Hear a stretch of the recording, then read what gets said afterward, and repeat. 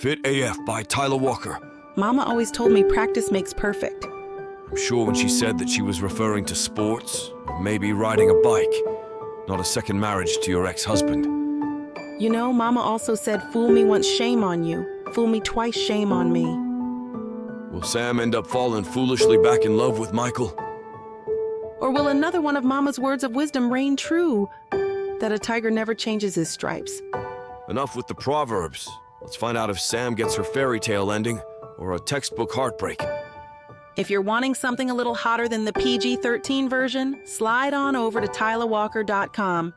Use code SAVE40 for 40% off. Sam's second marriage might be fake, but this deal is nothing but real.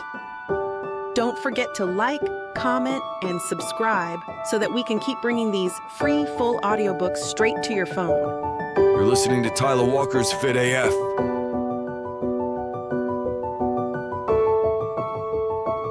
Chapter 1. Samantha. 1 year earlier.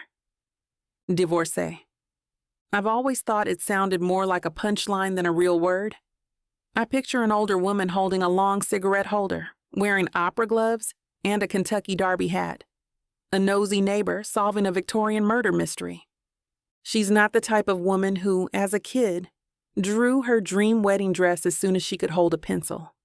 She's not a 28-year-old Yale graduate with a long career in modeling, who's building a promising start as an up-and-coming designer. For me, divorcee is not a word that should apply. And yet here I am, drinking a glass of rosé in my new bachelorette pad, staring at a manila folder of divorce papers that only need my signature to be final. I finally have a place I can decorate just the way I like it.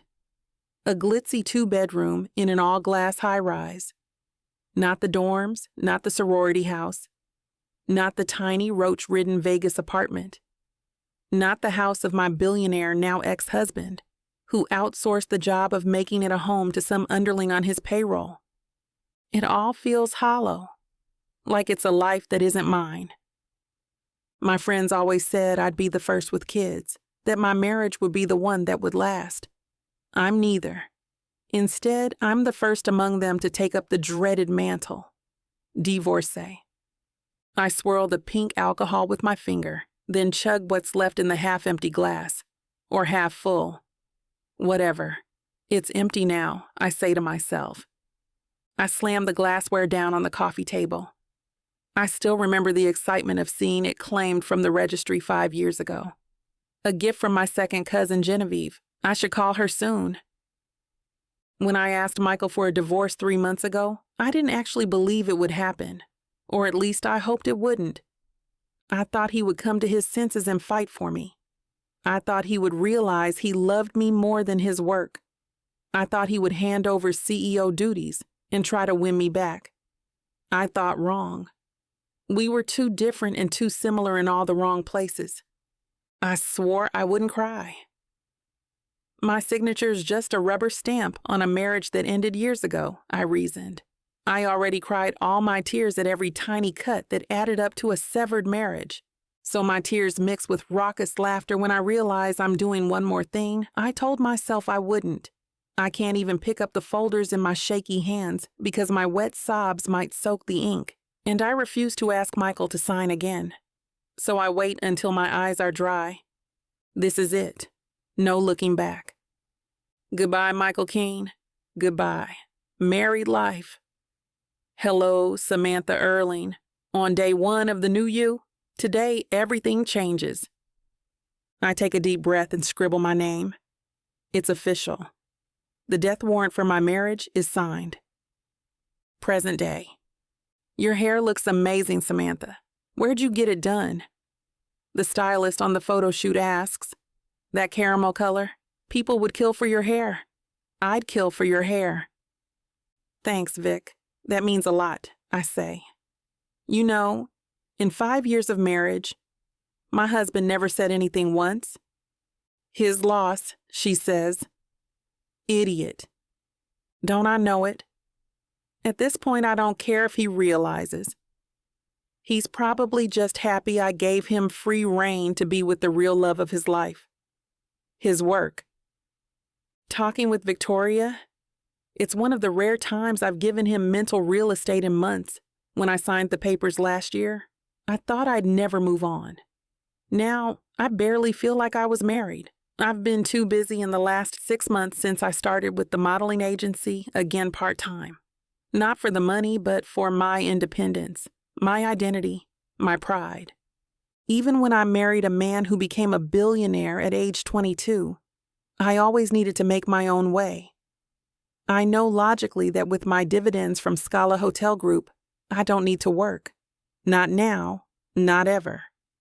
Once you get past a certain amount with interest, the bank statement is basically infinite. But I've never been one to sit still. We built the company together and split our shares, 50-50 in the divorce, and yet, I still need something that's just mine. Lift your chin up, Victoria says to me, bronzer in hand. God, those cheekbones. You look so much like Gigi Hadid. But black, right? I smile.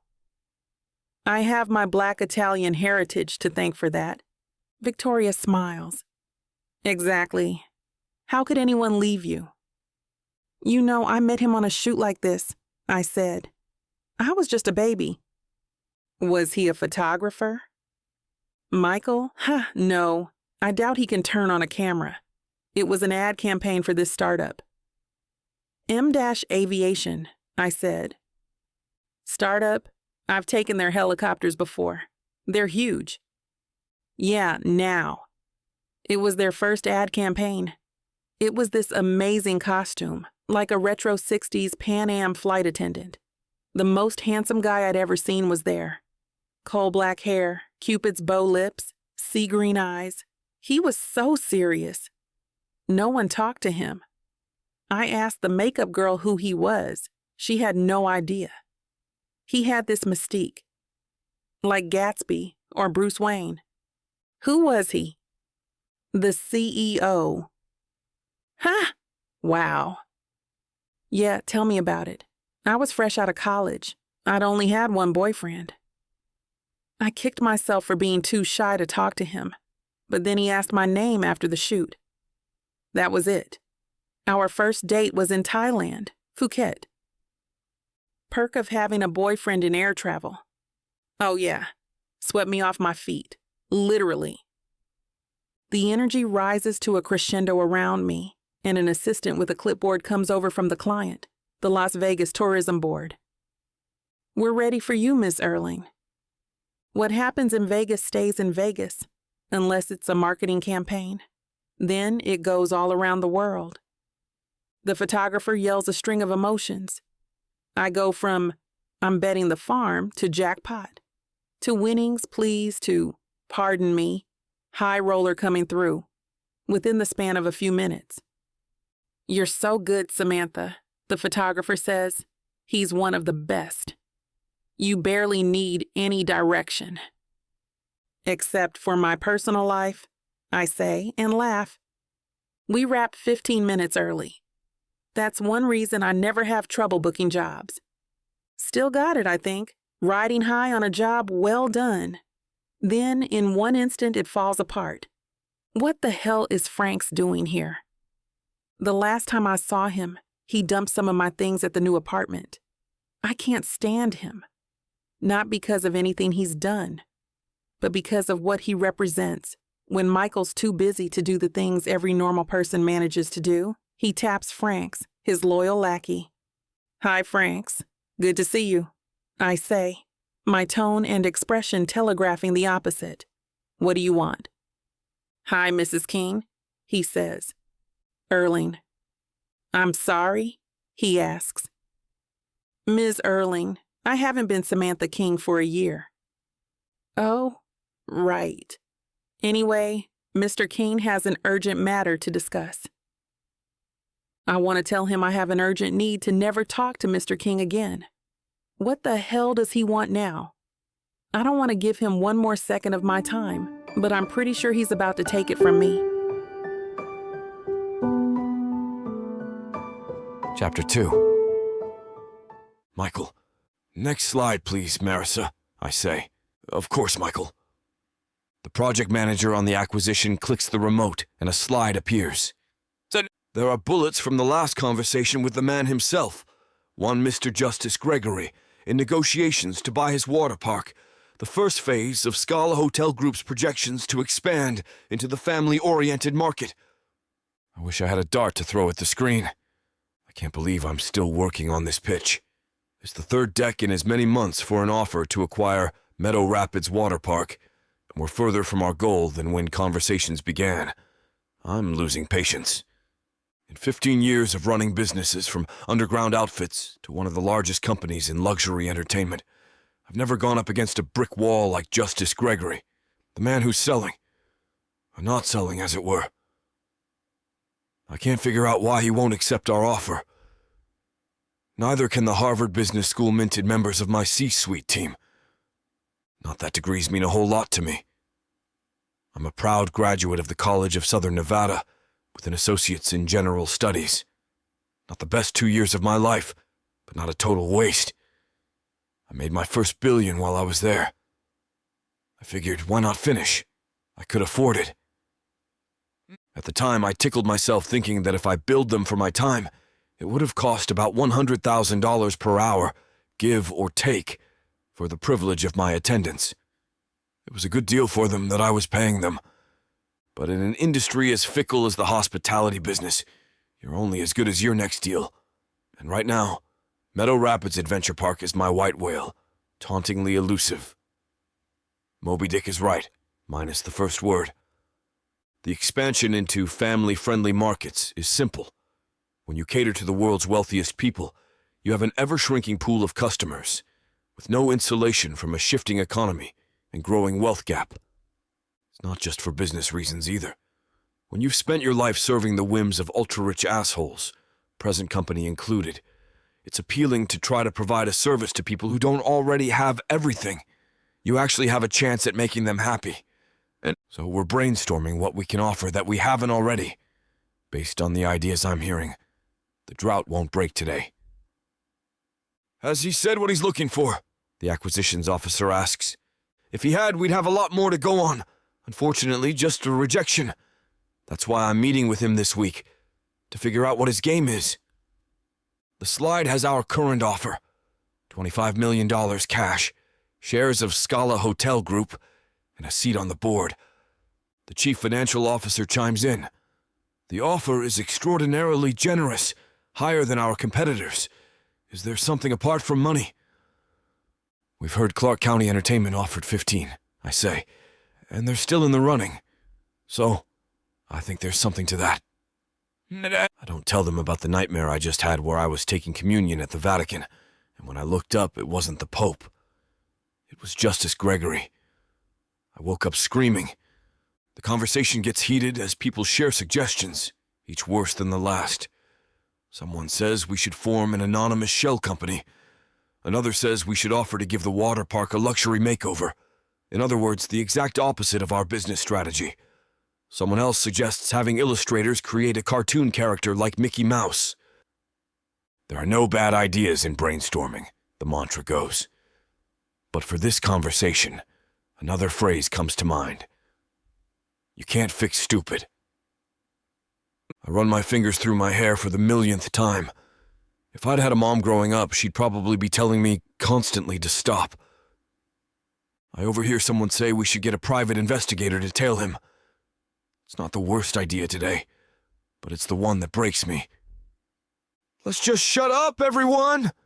This conversation is going nowhere, I yell. The room goes silent. I address the room more softly, now that some anger has gone.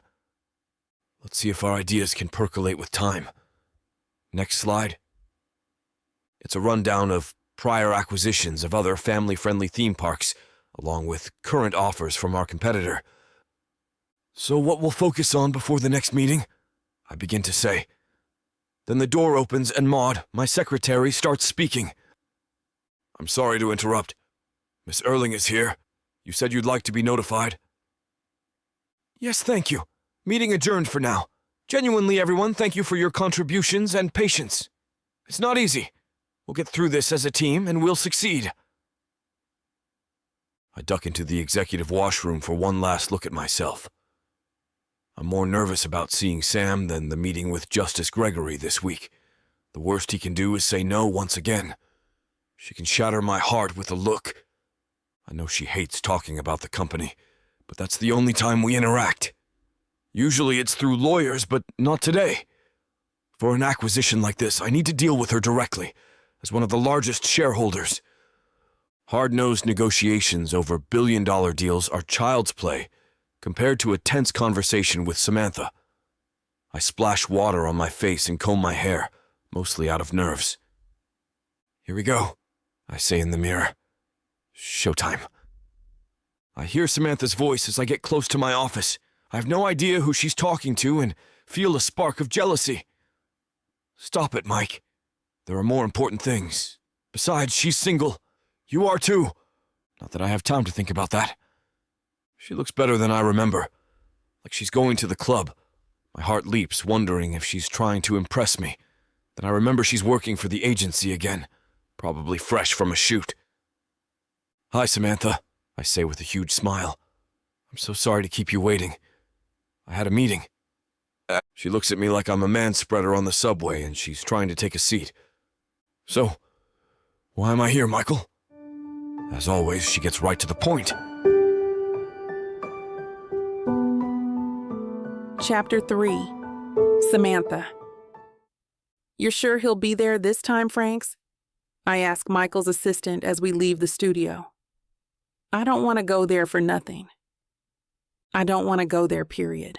Especially not for one of Michael's power plays.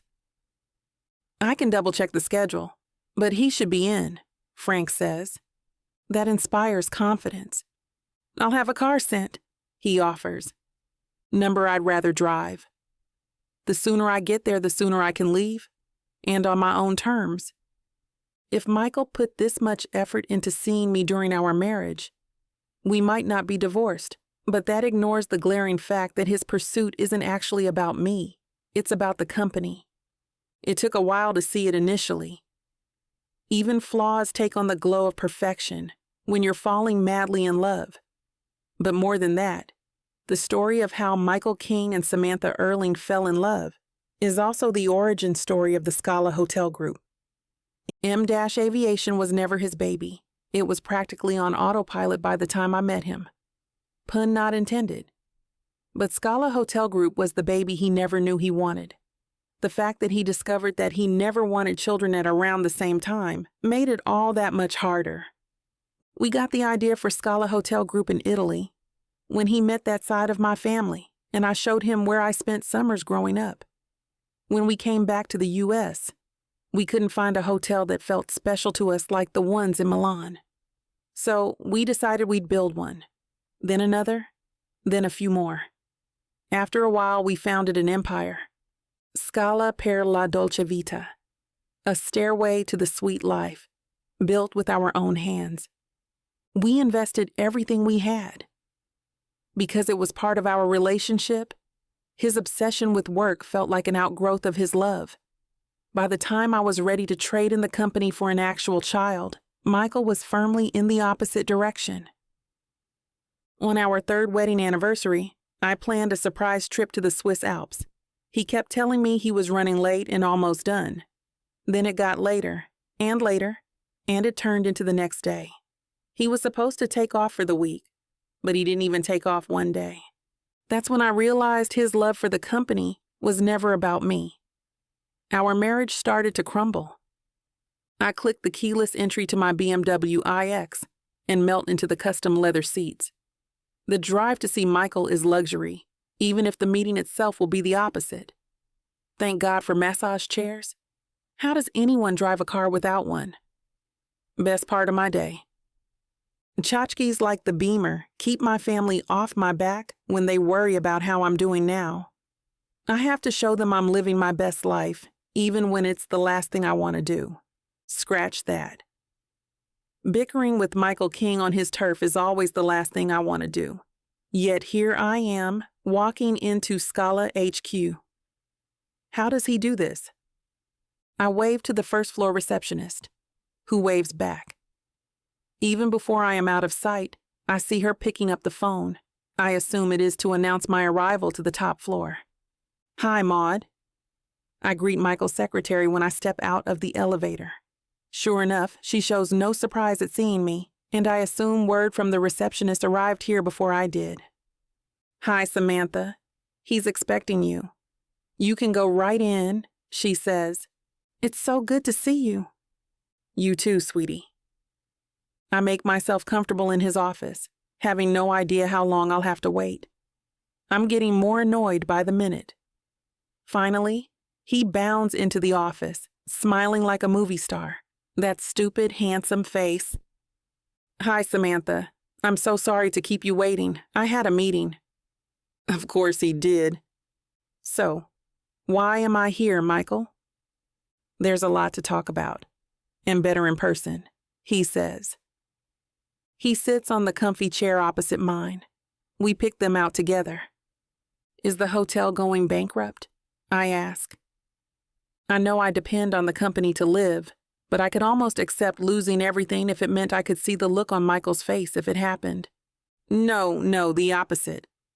We're expanding in a family-friendly direction, so we're about to go on a buying spree. Did I hear him right? Family-friendly? I want to laugh and pull my hair out at the same time. If there's one person who doesn't fit that bill, it's him. Okay, family-friendly. That's funny. But I didn't have to come here for you to tell me that. At least, I don't think I did.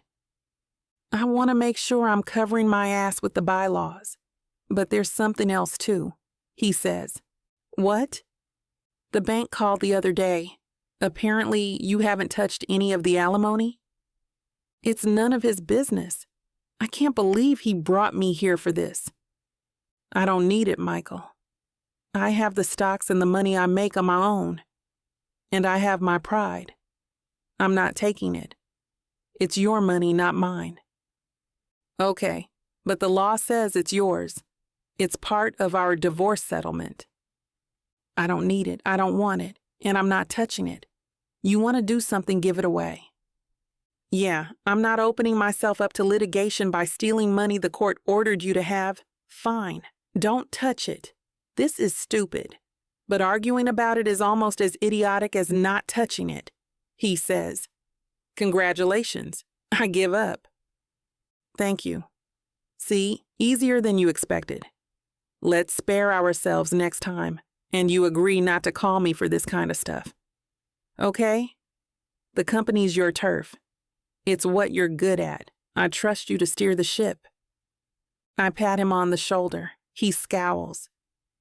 And, to clarify, not calling also means not calling your bulldog to summon me, I add. I turn and walk off without looking, practically gliding. I want to wave and snap my fingers. Once I get to the car, I'm deflated. My hands are shaking so hard I can barely open the door. The nonchalant act exhausts me. I thought I was ready to face him, but I'm not anywhere close. I won't be coming back here if I can help it. Ever. If I'm serious about adjusting to post-divorce life, I need to stop running to my ex every time he whistles. Chapter 4. Michael. My God. That woman is frustrating as hell. I bring her in to include her in this venture, and she bites my head off. Given it probably pissed her off more that I asked her about the alimony. But she still doesn't have to make me feel guilty for being good at my job. To her, it's like I put no effort into us working, but that's a pointless argument too. She has a way of spinning them to work in her favor. I sip my coffee as I sit back down in my chair. I shouldn't let her get to me like this. We're divorced, and I haven't seen her in almost a year. Yet Samantha seems to just gnaw at me continually. Maybe it was a bad idea to see her after all this time. I feel my face tighten with disdain as I think about how good she looks, how well she seems to be doing. She seems to have done a good job moving on without me.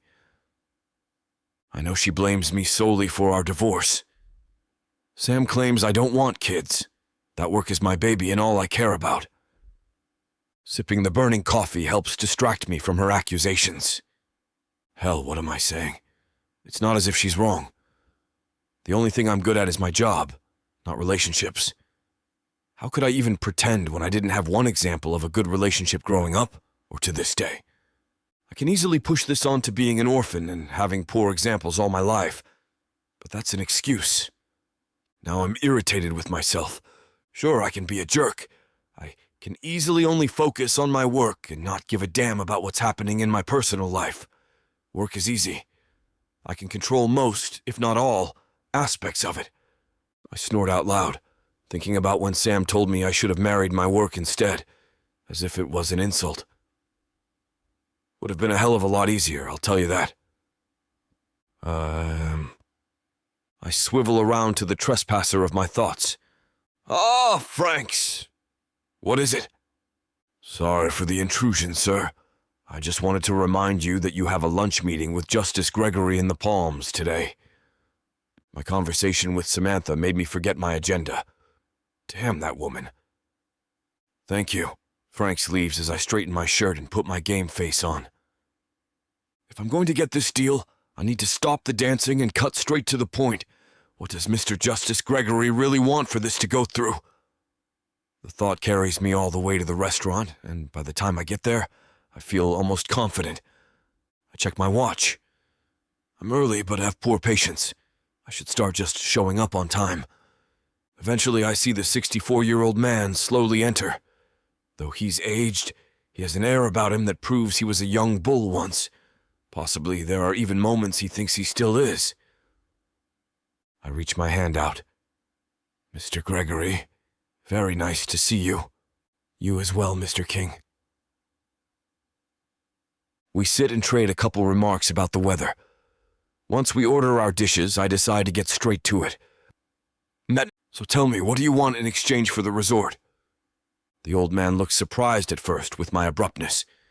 His face switches to business. He leans back as if waiting for the rest. I lean onto the table. Name your price. He chuckles and shakes his head. It's not about money. I know that's probably strange for someone like you to understand in this day and age.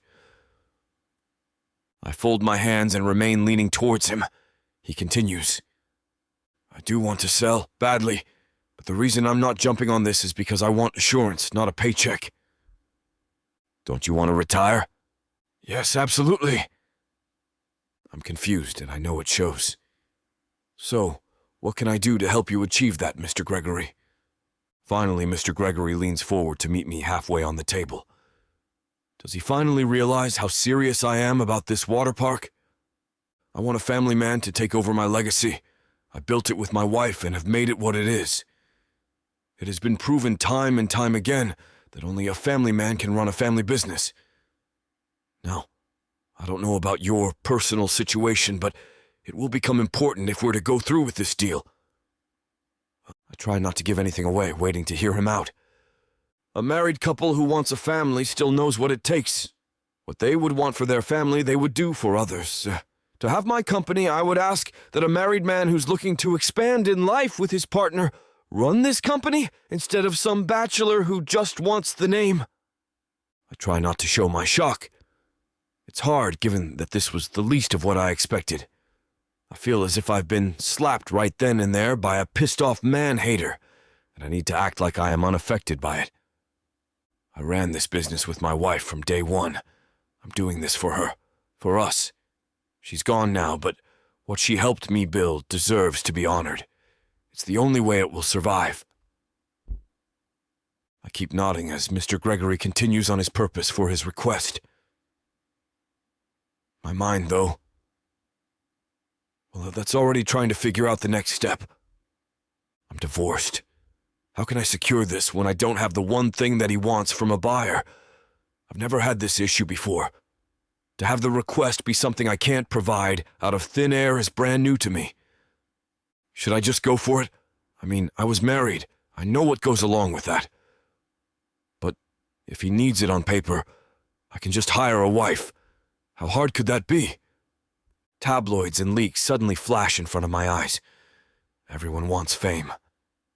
Who to trust would be tricky. Or I can ask someone who already wants a family, as well as knows the business and can gain from it. But do I really want a replay of today? I keep my face neutral as I listen to Gregory talk. My gut twists, knowing what the best play is. If I want this deal, I need to man up and ask my ex for a favor. Chapter 5. Samantha. An annoying buzzing sound fills the air. I glance at my phone, even though I have a pretty good idea who it is. Yep. Same person it has been for the last 5 days. My ex-husband. I don't get what he doesn't understand about never needing to contact me again. I feel like I had made that pretty clear last time we saw each other. The only exception is our business going bankrupt, and he assured me that isn't happening, so I made a promise to him, and more importantly, myself. I'm not going to see or meet with him anymore. I'm done with that chapter, or any chapter Michael was ever a part of. It was over long before the divorce. I don't see any need to go back there after coming all this way on my own. Plus, I have Fashion Week in 3 months. That will come up sooner than expected. And I have to be on my A game. No distractions, no exceptions. This is my dream. I'm not modeling, but rather a designer with my own clothes. Not only will I be in the same show as the new up-and-coming designers, but I'll have my own brand. I have to nail this. If I can showcase my style and ability, this may just be the big break I've been waiting for and working toward for so long. It may not put my family's doubts to rest, but it will sure as hell ease mine. Being locked in my studio the last few days has really gotten me in the right mindset. I have designs I've made before, but they definitely need to be fine-tuned if they're going on the runway. My label needs to stand out. I need to make a splash without going over the top, but I know I've got this. I feel confident that I know that line and can excel. I have to believe that. Samantha? In here. Girl, you need a mirror. You look like hell. I glance up from the bent position I've been holding over my outfit. I see Rose standing with her hip cocked, a cup of coffee grasped in one hand. How long have you been staring at that? I shrug and set it down. My eyes aren't quite adjusting to anything not pressed against my face. You better stop squinting before you get wrinkles. I'd like to think Rose is joking, but I know she's serious. I rub my face and slowly roll my neck out. What's up? Don't tell me you forgot about the private event we're going to tonight. You know, the one with the big-time designers and where you're my +1. She smiles teasingly. Oh no, not at all. Actually, it may have slipped my mind. I just get so caught up in my work, but Rose doesn't need to know that. I stand up and stretch, taking the coffee from Rose's hand. This is for me, yes? Yeah, figured you may need it before we get our makeovers. I take a sip and suddenly feel jittery. Not from the coffee, but the sheer excitement of a simple makeover and what the night may hold. I can't wait to be pampered. Gotta look extra fab for our little show and tell tonight. I wink at Rose, who giggles in reply. Yeah, because you need so much help in that department. Rose drips the sarcasm on. You could go like you are and still top most there. True, but not all. I smirk, flipping off my workroom light. Now, let me change, and we'll go get our glamour on. We want to get to the party fashionably late. Leaving at 6 p.m. allows us time to not be the first ones there, but to still not get lost in the majority of a crowd. We've got this down to a fine art by now. When we arrive, the party seems to be just hitting its swing as people slowly filter in, mingling with the ones already there. I allow Rose to lead the way since she's the one with the invite and connections. The magazine she works for has been great for not only her but me as well. I was beyond thrilled when Rose invited me to this exclusive party, even if I did almost forget about it in the meantime. Now that I'm here, though, I plan on taking full advantage of any people she introduces me to and designers I meet. My main goal is to leave a lasting impression in the best way possible. I'm impressed at how natural this all feels to me. Modeling definitely had a hand in my confidence in this environment. Now it's time to shine as a designer. Rose introduces me to a few people, and I simply start floating around and mingling. I'm trying to meet as many people as possible. This party is definitely not lacking in important connections for the industry. I'm in the middle of my best flirtatious laugh at an unfunny joke when my eye catches something. I almost choke. What the actual thing? Why is my ex-husband here? I recover gracefully but keep my eyes on him. He's looking around and spots me. I hold his stare glaring. Why is he here? Please don't tell me he came here for me. That's too stupid of a move, even for him. Yet, I can't help but become nervous. I hope to God he doesn't try to come talk to me. Damn. Michael's walking towards me. I graciously excuse myself from the group I'm talking with and try to not simply run out of the venue. I notice from the corner of my eye that he picks up his pace. Samantha! I keep walking, pretending I don't hear a thing. A group of people suddenly swarms behind me, encasing Michael. For once, I'm thankful for his youngest billionaire article in Forbes' magazine years ago and my unidentified connection to him. I hear one person question him about his divorce from his unknown wife, and another person speaks as if he's still married. If Michael did one thing right, it was keeping the public out of our private life.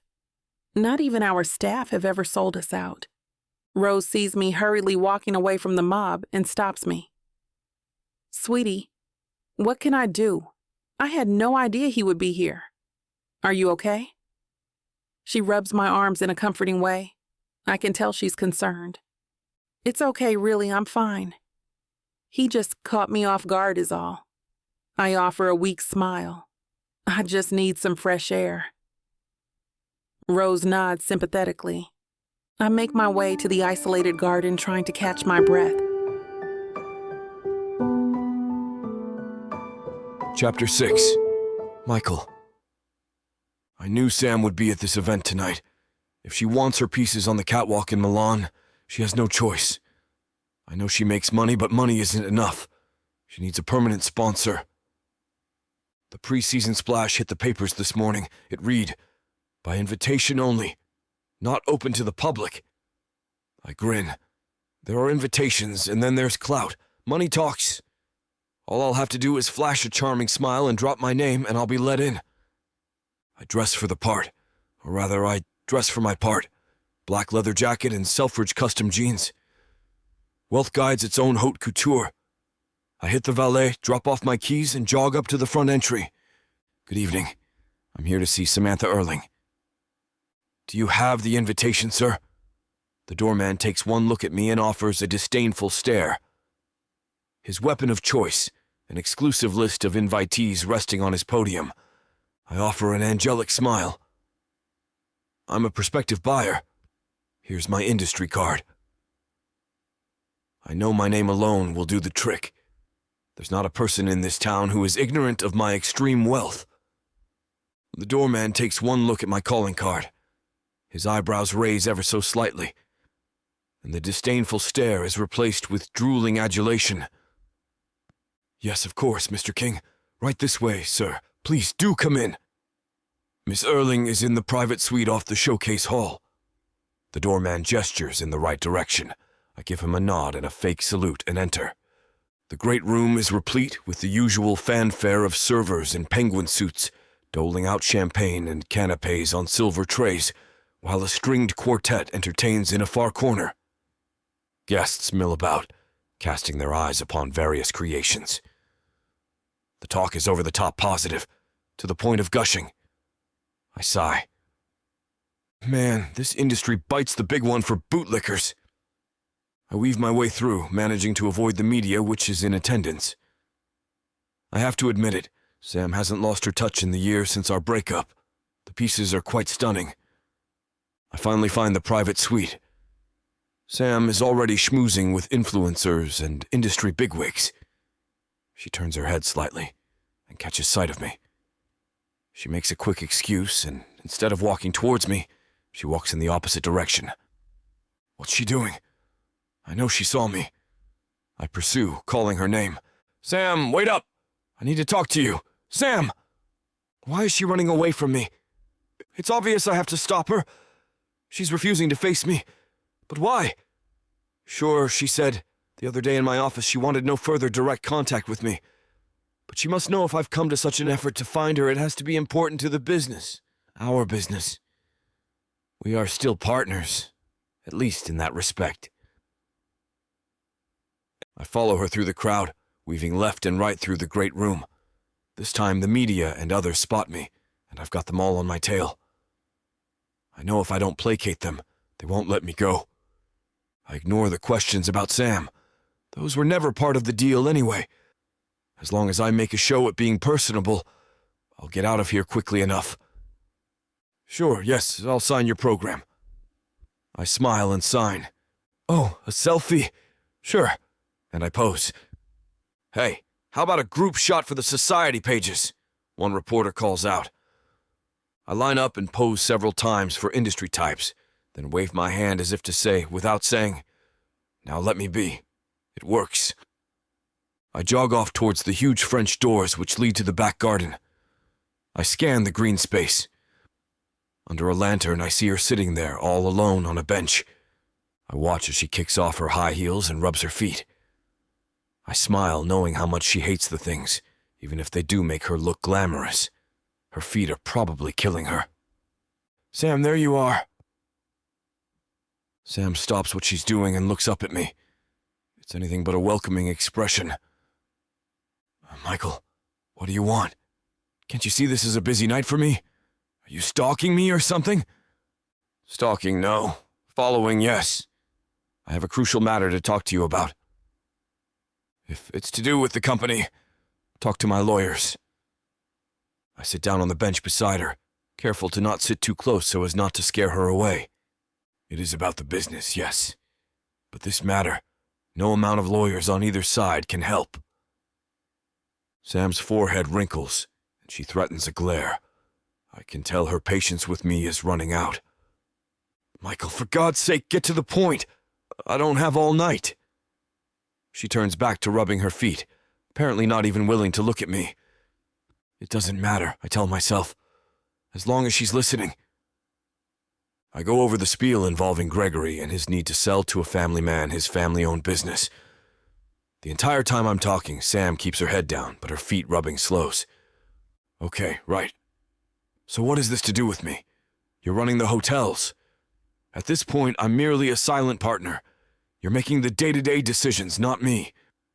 No, Sam, you don't get it. This guy won't sell to anyone but a family man, a married man. That's where you come in. Sam jerks her head up and strikes a disbelieving expression. Me come in? How? What has this got to do with me? Sam, you know how huge this deal is for the both of us. If it goes through, you and I will be set for life. I need you to pretend we're back together for the sake of the deal. Michael, have you lost the damn plot? In case you forgot, a year ago we signed what's called divorce papers. Irreconcilable differences and all that jazz. We are not a couple, not legally, not romantically. I ignore the obvious. This can be a straight-up contract. You tell me your price. Whatever it is, I'll fight tooth and nail to get it for you. Chapter 7. Samantha. Michael, you're unbelievable. Are you being serious here? My eyes are wide as saucers. I stare at the guy to see if this is some sort of joke, but Michael's expression remains firm and genuine. I honestly think he's lost his marbles. He pursues me to my event, the most important one before Fashion Week, to tell me he needs me to play his pretend wife for a freaking hotel deal. I'm dead serious, Sam. This guy will not even look at my PowerPoint presentation if he knows I'm single and have no desire to build a family of my own. I throw on my heels, jump up, and shake my head. Michael, I didn't even like being your legal wife.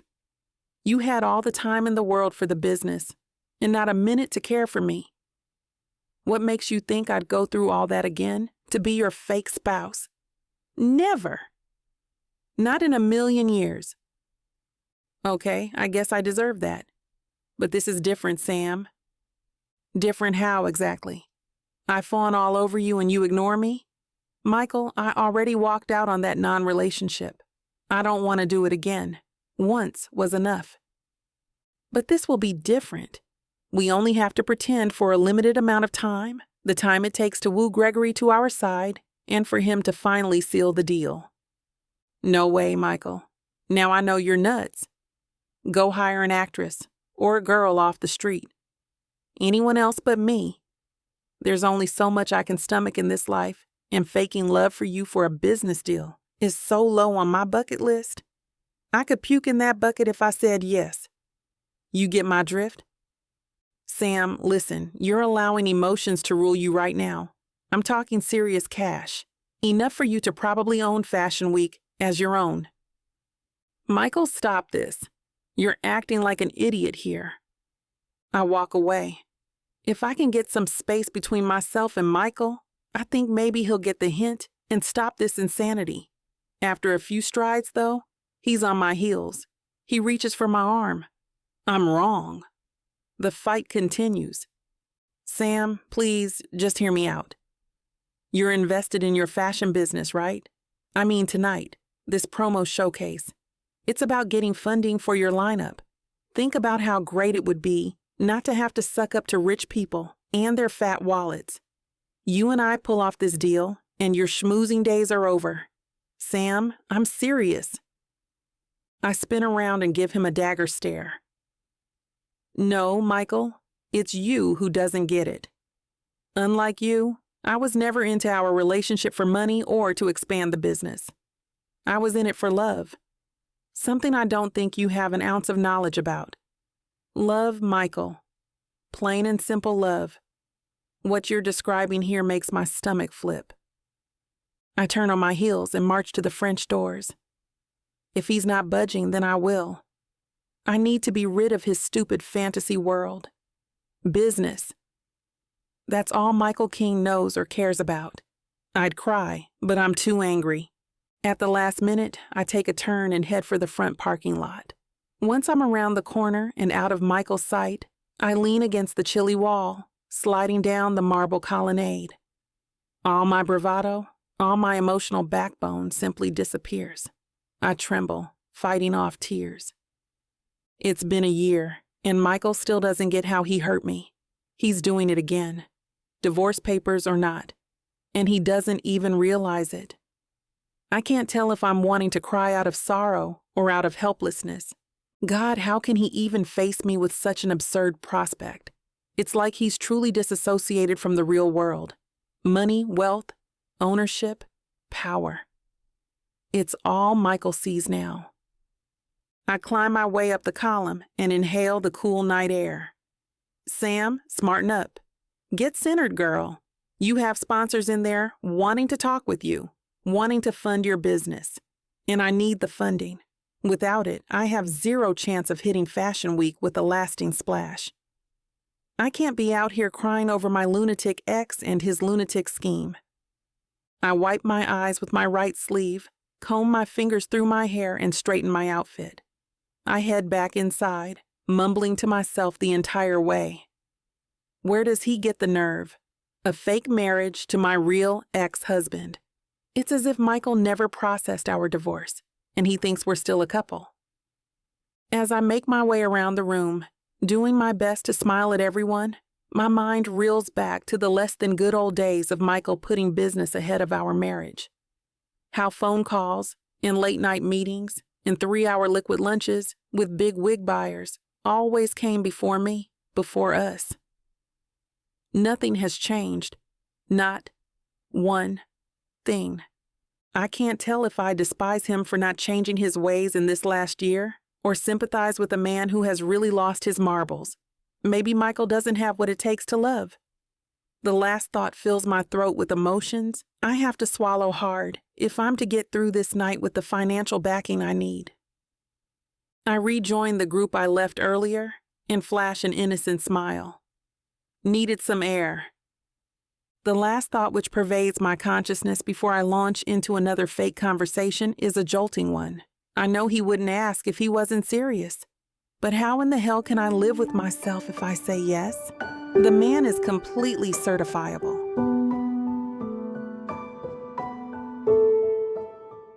I thought I was getting a fake marriage, but I didn't know my story was being told by Miss Tyla. This isn't just any fake marriage, now is it? No, you introduced me to the devil. Come on, girl, Jacob isn't that bad. Oh, I love Jacob. His family, on the other hand, Beggars can't be choosers, Nyla. You should be grateful I even let Jacob Stone look your way. I just wanted to save my granddaddy. Is that so bad? Why couldn't you let this be a normal fake marriage? Instead, you put me in a twisty story filled with money, betrayal, power, and lies. Let's not forget love. That's what keeps me going. But not gonna lie, Miss Tyla.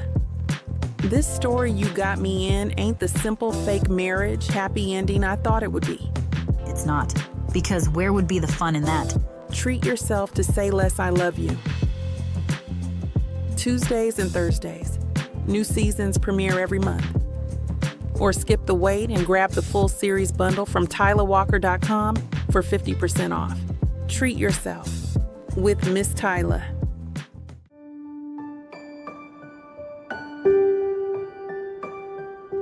Chapter 8. Michael. I watched Sam walk away. I know there's no use in begging any further. Once that girl digs in her heels, it's game over. I head to the front, grab my car from the valet, and head to Inferno. There, I know I can grab a drink with the guys and lick my emotional wounds. I park in the back and head through the secret vine-covered entrance. I give my jacket to the cloakroom girl along with a soft smile and a wink. Darren spots me right away and pulls out a chair. It's about time you got back into the dating scene. I saw you eyeing our new girl. Darren waves to a server to bring over my favorite, Jim Beam on the rocks. Nah. Hey man, I'm in no mood to pick up the cloakroom girl or any girl for that matter. Mick, it's been over a year since you and Sam divorced. Aren't you past all that now? I take a swig from the tumbler. If my mouth is full of liquor, I can't answer my buddy. I see Janus come over. He waves at me and takes a seat to my left, next to Darren. Darren, don't waste your breath. This guy's still hung up on Sam, which actually begs the question. Why the hell did you agree to divorce her in the first place? A blind man could tell you're head over heels in love to this day. Why let go of the one person you love the most? I put down my tumbler. It's empty anyhow. I sigh. She left me, not the other way around, guys. It was my fault. Sam needs a guy who can express his emotions, and I've never been that guy. So, throughout our marriage, I focused solely on the business and abandoned her.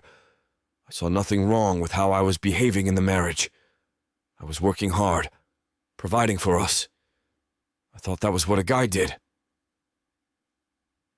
Jeez. Okay, that's harsh, man. Sam's a nice girl. You made a huge mistake there. Money is important in a marriage, but not that important. You take love and caring out of that equation, and you'll be eating dinners alone. Jonas waves at the server for another round. I sigh. Yeah, I know. But back then, I didn't know how else to deal with Sam. My growing up years, they were hard and emotionally harsh. I never learned to, open up like a woman needs. After the divorce, I questioned whether I really know what true love is. The server brings a tray full of tumblers. We three sit and sip and think. To my credit, Sam knew me well before we got married. I continue, putting down my glass. I mean, it was my business dealings which provided the lavish lifestyle we had. I could tell she loved living the high-class life in Vegas. I thought that would be enough. But after all my late nights and business trips, she wanted more. I saw it. I knew what she needed. I just couldn't give her what she genuinely wanted. an attentive husband, and children, a complete family. Mick, man, that's brutal or plain sad. You're a fighter in the business world, but still. Janice adds, and I cringe. Janice, I'm just not husband or father material. It's as simple as that. I take a couple big swigs on the gym. It goes down smooth, and the liquor dulls my senses to the point my shoulders go limp, and my thinking slows along with my breathing. Damn, I like Jim Beam. Okay, so why the doldrums, especially tonight? Asks Darren.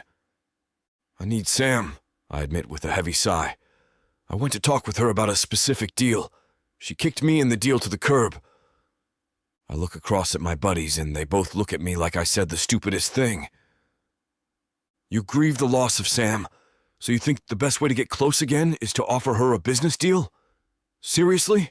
Wow. Mick, you're worse off than I expected. Darren shakes his head and takes a swig. Man, what were you thinking? Janice chimes in. In order to seal this lucrative hotel deal, I need Sam to pretend to still be my wife until the contracts are signed. It's not a huge ask, right? I already know the answer, but it's the whiskey talking now. Janice gives me a skeptical look. No, wrong, this plane won't fly, look at you. Your love for this woman is whole. It's complete. How are you supposed to pretend something like this and think you two won't be hurt again? Okay, fair point, I admit. But I need her on my side to make this deal. Why can't she see this? It's going to benefit us both if it goes through. Because she has a brain, Mick, Janice quips. Holy hell! She knows doing this you two are playing with emotional fire. Nobody will come out of this gig without being hurt for a second time. Get with the program, man. This ain't a happening deal. Okay, whatever you said, I acquiesce. Plus the fact she's not up for it. I tried every way I could think of to convince her. It's a no-go. Just then, I receive a text from Franks. Hey, boss. Mr. Gregory met with Alan Hart. Hart is on the hunt if you don't seal this deal. I scowl. Hart has long been my biggest competitor, and the thought of him snatching this doll makes my blood boil. I send back a thumbs up. The best I can do given the current circumstances, and tell the boys. Darren looks grim, but Janice smiles. Hey, doesn't Sam hate Alan with a passion? You could use this to your advantage, you know?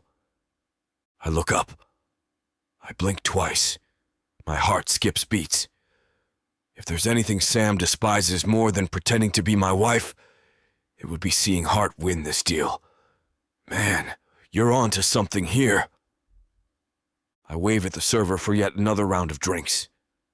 This time it is more celebratory than sorrow drowning. As the guys eagerly talk amongst themselves, I ponder what Janice said. I know Sam hates Alan's guts, and she has a just cause. That loser sexually abused her best friend, and the attack landed the poor girl in a mental hospital. There's nobody Sam hates more. Hey, Mick, come to think of it, why is Hart interested in a family-oriented hotel water park anyway? Exactly, my man, thank you. You're a genius. I tear out of Inferno. Chapter 9. Samantha. I open my eyes. It's the doorbell. I look at my nightstand. The clock reads 1:15 to the crack of dawn. Who in the hell could be here now? I get up, throw my robe on, and pad to the door. I open it to see Michael standing before me. I slam the door but cannot shut it thanks to Michael's boot over the threshold. I need to talk to you. I need to go back to bed. No. Sam, I mean it. If you don't let me in, I'll stand on your porch holding a sign. A sign. I give him a side-eye glare. It's in my car. I'll go get it if... I snort. You've got 3 minutes. Get in here already before you wake up the entire neighborhood. I'm stunned by his forcefulness, but it's par for the course. Going by how he interrupted my showcase night. More than enough time, thanks. I open the door and he steps in. Without saying another word, he hands me a file. I sigh.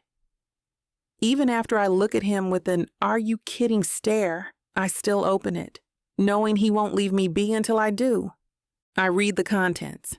I'm pissed. No, I'm enraged. I can feel my cheeks growing hot with anger. What the fresh hell is this? I finally cry. Is this true?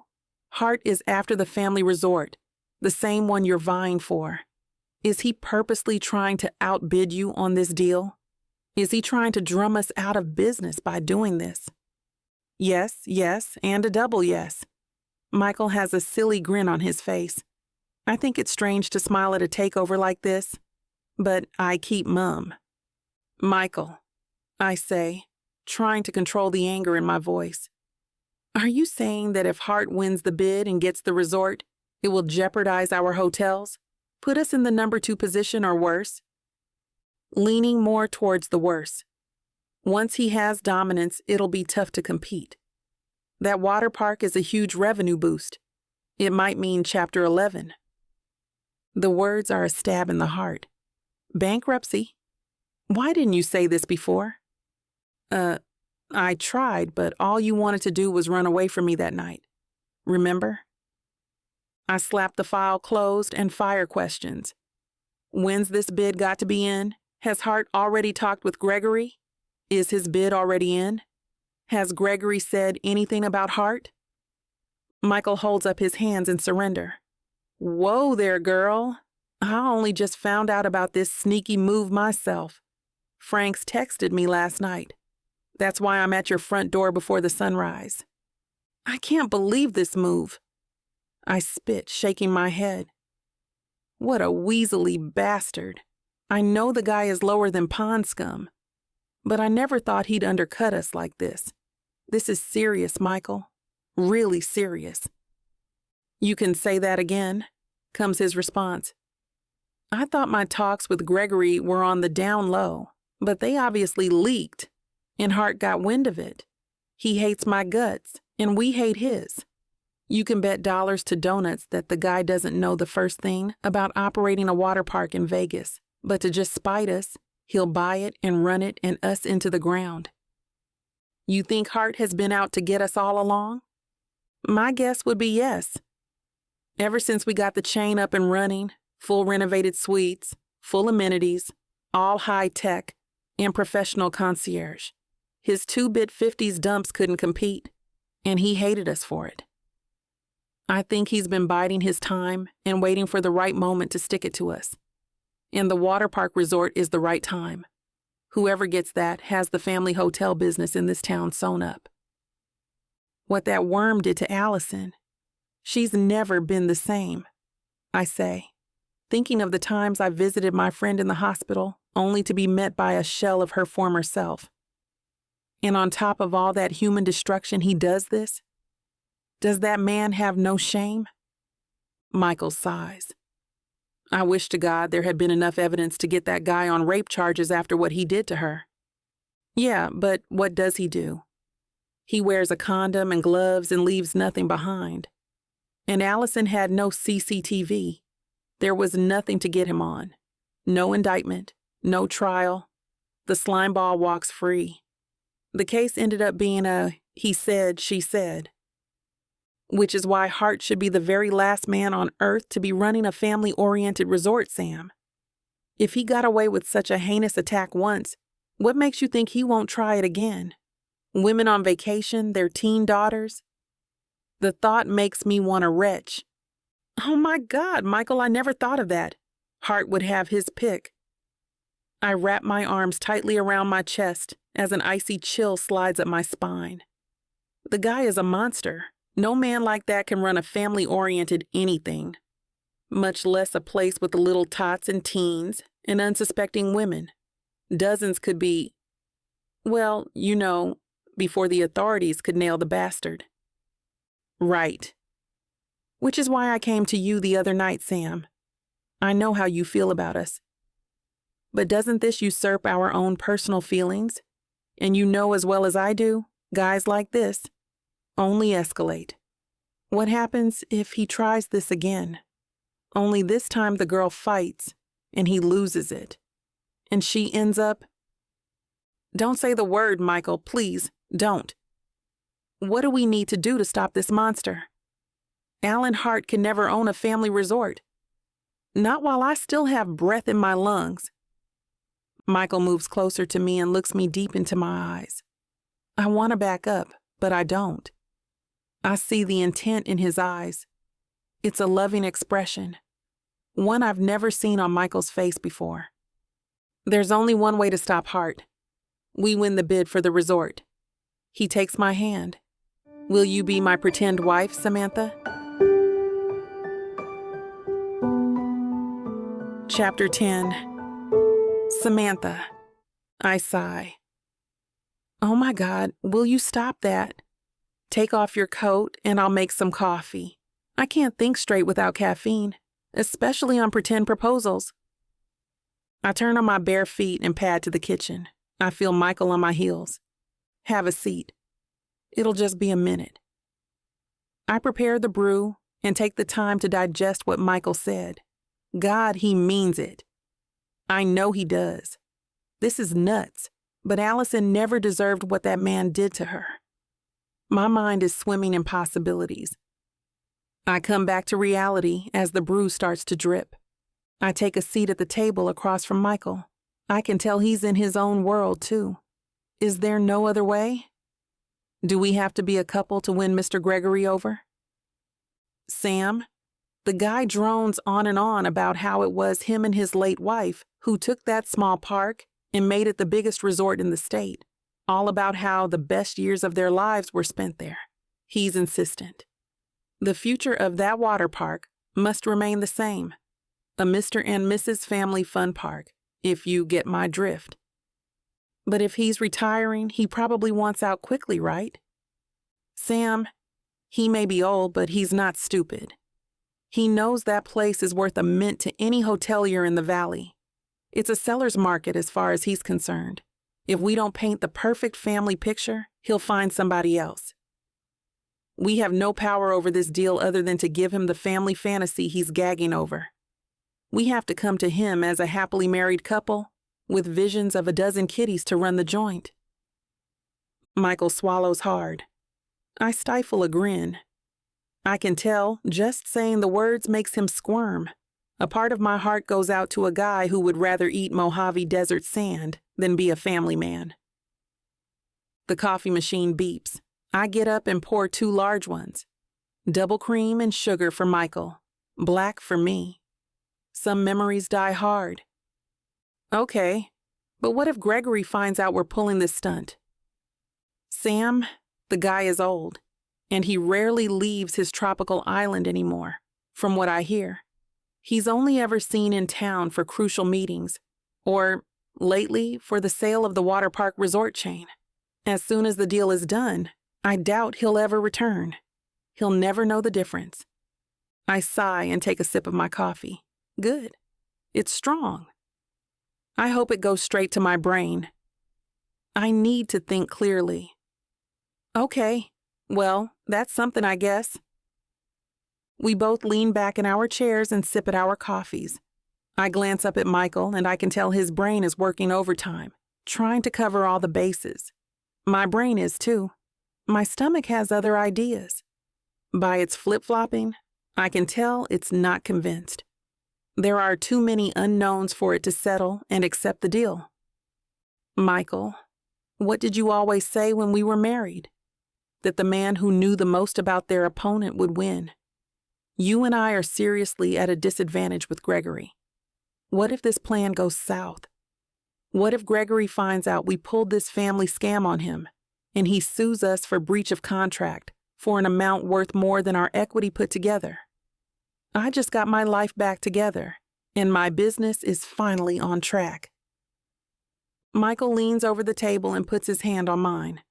I can't lie and say it's a surefire deal. There's risk involved. The problem has been Gregory's recluse lifestyle. Normally, I know everything about my opponent before I sit down at the negotiation table.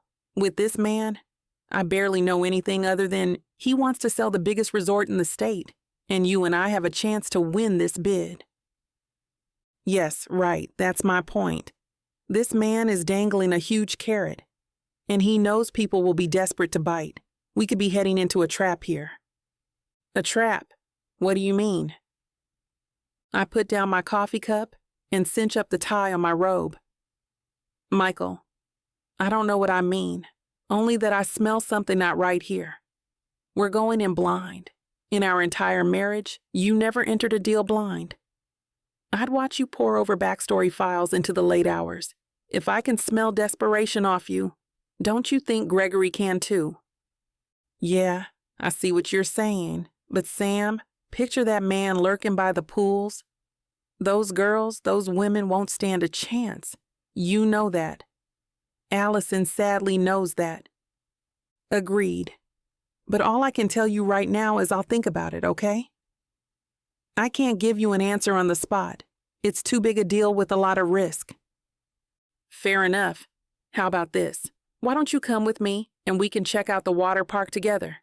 Seeing the place in person might help you decide. It might help me too. You're right about one thing.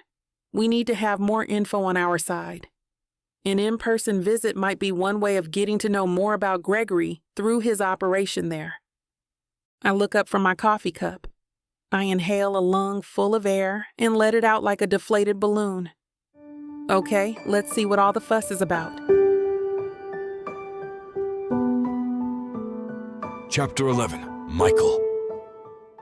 After my morning's meetings and a quick lunch, I drive back to Sam's house. On the way, my stomach is doing its fair share of flip-flopping. I can't tell if it's the risk of the deal or me going out with Sam again. The snooping trip strangely feels like a date. I chastise my mind for even conjuring the word. Before I have a chance to get out and knock at her door, I see her with purse in hand, waiting for me by the side of the road.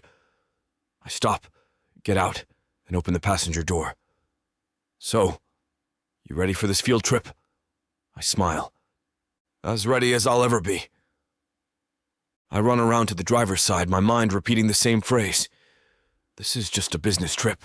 Just a business trip. I imperceptibly nod my head.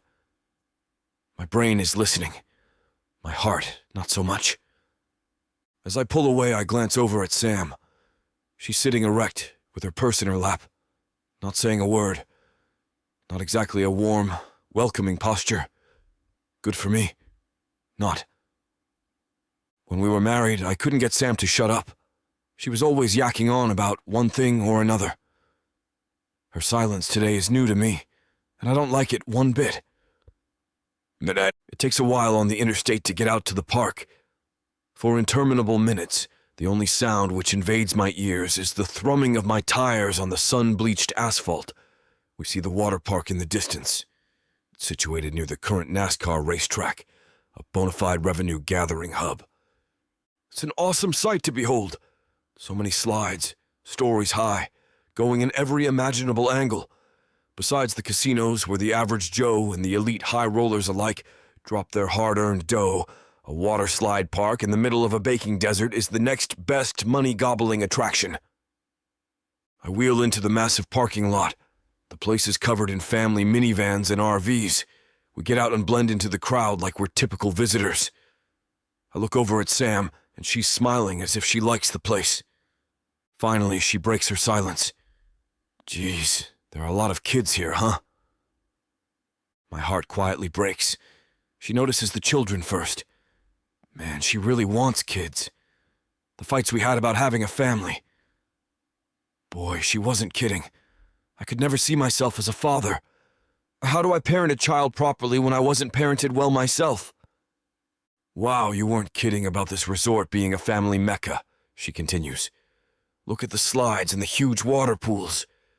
And look, from the top one they have seating with water misters where you can overlook the racetrack. Cool. I pay the attendant for 2 tickets, and we walk through the turnstile. I can tell Sam immediately feels right at home among the vacationing families strolling around the gardens, patio areas, and the pools. I, on the other hand, feel like a fish out of water. A child runs out in front of us and slips and falls on the wet pavement. No one comes to his rescue as the little boy cries. As if by instinct, Sam scoops him up, bouncing him on her hip and starts singing fairy tale songs to the upset toddler. I stand back and look in awe. To me, it's like Sam just picked up an alien body. I have no clue what to say or do. It dawns on me how natural she is with the boy. He soon stops crying, and she has him giggling before I know it. Wow, how does she do that so naturally? And how does she know those kids' songs? It's like she's born to be a mother, and instead, she ends up with me, the opposite of fatherly love. No wonder she divorced me. As I'm staring with disbelief at Sam and her caring ways, a hand lands on my shoulder. I spin around. Mr. King? What are you doing here? You didn't tell me you were dropping by. How wonderful. And who's this lovely creature by your side? It's Justice Gregory, owner of the water park. My mouth drops and no words escape. What is he doing here? My God, if I didn't have bad luck, I wouldn't have any luck at all. Hello, Mr. Gregory. So wonderful to see you here. I stammer. Oh my God, he's seen Sam. What should I say? What do I call her? Sam stands in front of me and offers her hand to Gregory. Oh, Mr. Gregory, I've heard so many good things about you and your wonderful resort. I insisted on Michael bringing me out so I could see it for myself. I'm Samantha King, Michael's wife. Thoroughly enchanted to meet you, Mrs. King. I'm very happy to see there's a family behind the man after all. Gregory laughs. Then Sam laughs, and I bring up the rear of the laughter train, trying not to choke on my tongue. Mrs. King? Oh my God, she said it. The actual words. Does this mean she's agreeing to be my pretend wife for the deal? She can't take it back now, right? Right, Mike? Geez, I feel sick. Please don't hurl chunks in Gregory's pools. Oh, Mr. Gregory, in Vegas, you know it's good business to keep your best card for the last. I wink and side-eye Sam, praying she won't hit me for the misogynistic comment. Sam wraps her arm in mine and squeezes it so tightly I stifle a wince. Yes, Michael keeps me under wraps far too much these days. But I just said to Michael this morning I'm not going another minute without seeing this family resort for myself. And boy, am I glad I did. This place is simply wonderful. Isn't it wonderful, dear husband of mine? Wonderful. Simply wonderful. I nod. Sam squeezes my arm more. I flash a toothy, if albeit painful, smile. Painful or not, I guess Sam is all in on this crapshoot. How about that? Chapter 12. Samantha. Yes, Mr. Gregory? Michael croons. I thought it was about time my wife saw the place for herself. If we're to make a go of it, as you and your wonderful family did all those many happy years. Quite right, Michael, the old man responds, and I can see that he's beaming. Men may have the brawn, but we need a woman's eye on a place to take it from functional to fantastic. I don't think this place would have come together half as good as it did if my missus hadn't been here leading the charge. I swing the child to my other hip. The boy who had slipped on the pool cement continues to laugh and babble in my arms. Is this your little one, Mrs. Kane? Jack, where did you get to? I've been looking all over the place for you, comes a woman's voice, and I turn to see the boy's mother running towards me. I hand over the boy and hope to hell I don't get screamed at. No, Mr. Gregory, I say hurriedly, hoping to placate both him and the mother.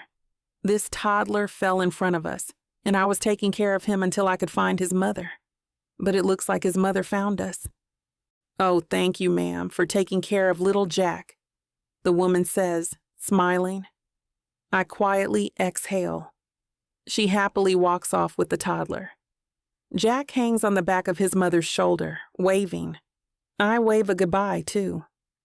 Ma, you are good with children, Mrs. King. I get such personal satisfaction seeing a family enjoy the place, says Mr. Gregory, and I feel somehow I managed to fool both of them. Nothing compares to that experience, you know. My better half passed away several years ago, and I miss her every day. She and I never could have children, you see. We tried, of course. We even looked into adoption, but neither was to be. So now you see why I cherish this place and want to see it continue in the same vein. Children are gifts from heaven, and that's all there is to it. My serene smile melts.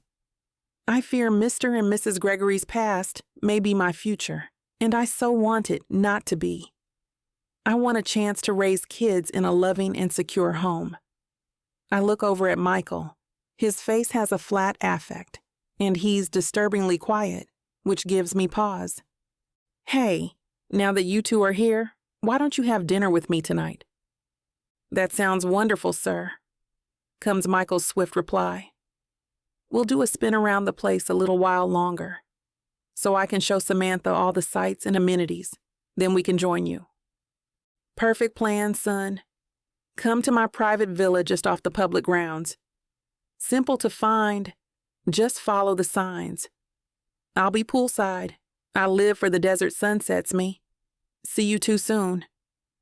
Mr. Gregory offers a jaunty wave and walks off toward his quarters. I look at Michael, and we both inhale as if we have been holding our breath the entire time.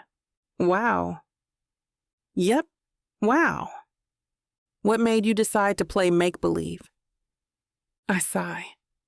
How can I sum up the impulse that took over in that moment?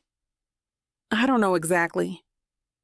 Mr. Gregory is such a nice man, and this place is terrific, and the thought of Hart having it makes me physically sick. In for a penny, in for a pound, I guess. No turning back now, I add with a smirk. Mikael's eyes light up. So, you're on board? We are married? Pretend married, yes. It'll be a limited engagement, pardon the pun. You like it, don't you? Michael waves his arm across the water park vista. What's not to like? I reply. My business brain is whirring. This is an off-season, midweek, and the place is packed. I can imagine the ticket sales at peak times, and the construction is far better than what I expected. No Reno needed. Only further development. If we play our cards right, this can become the largest resort within easy driving distance of Las Vegas. In short, it's a literal money-making machine, Michael. Simple as that. And can you imagine what would happen to the place if Hart got his paws on it? He replies. My eyes widen and I fume. The last thing I want is a monster like Alan Hart to get his claws into this place, grooming the unsuspected for his fetish desires. He'd drag it down to rack and ruin in under a year. Michael gives me a look, but suddenly he smiles. Wait here, he says.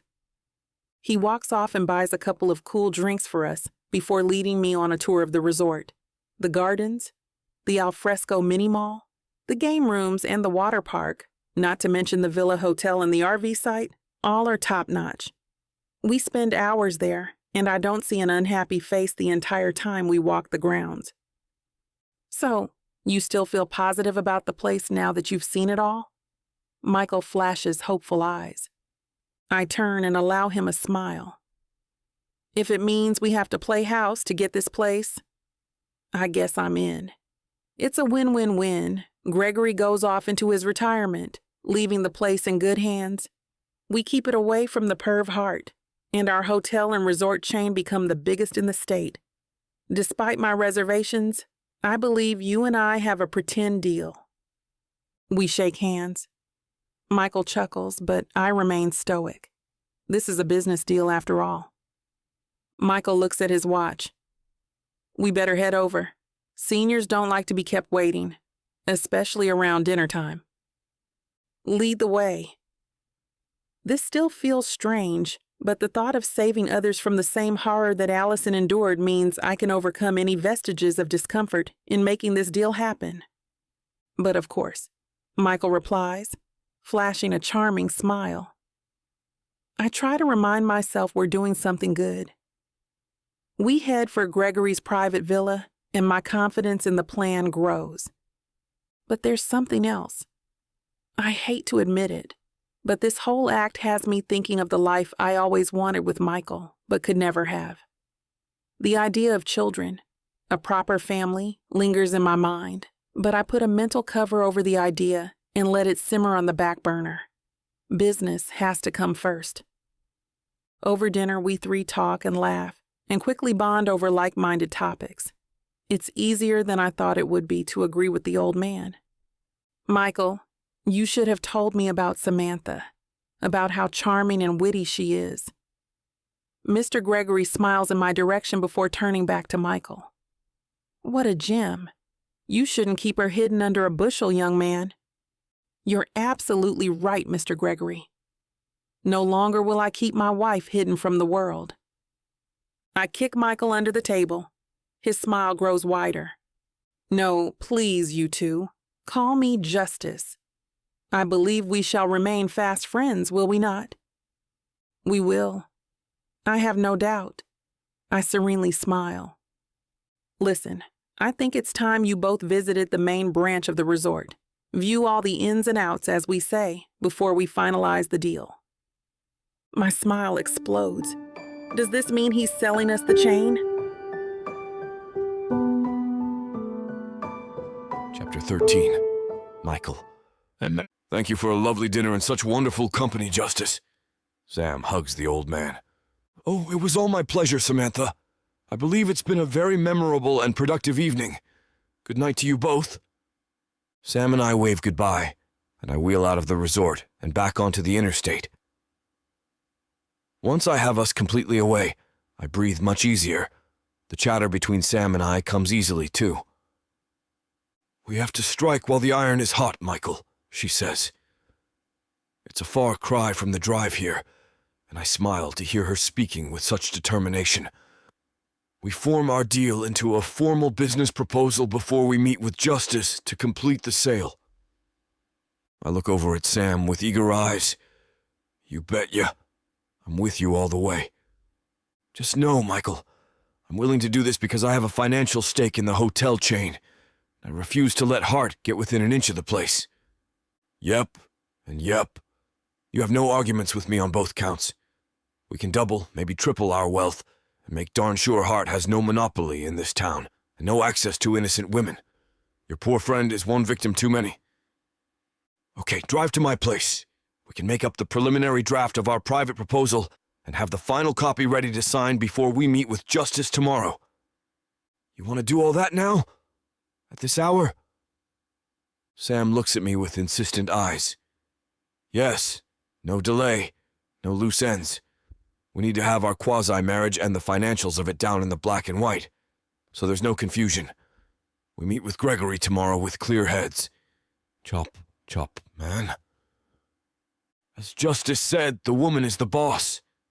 I laugh and head towards Sam's place. Around her dining room table, we hash out the details of our quasi-marriage proposal and the related financials. Sam injects behavioral caveat after caveat, inserting more boundaries between us two, cementing the idea this is strictly business and nothing else. I smile throughout and initial every addendum, and I ignore my bleeding heart. Looking across at Sam, I see an expert businesswoman, and not the innocent young girl who always had a smile for me, no matter the subject.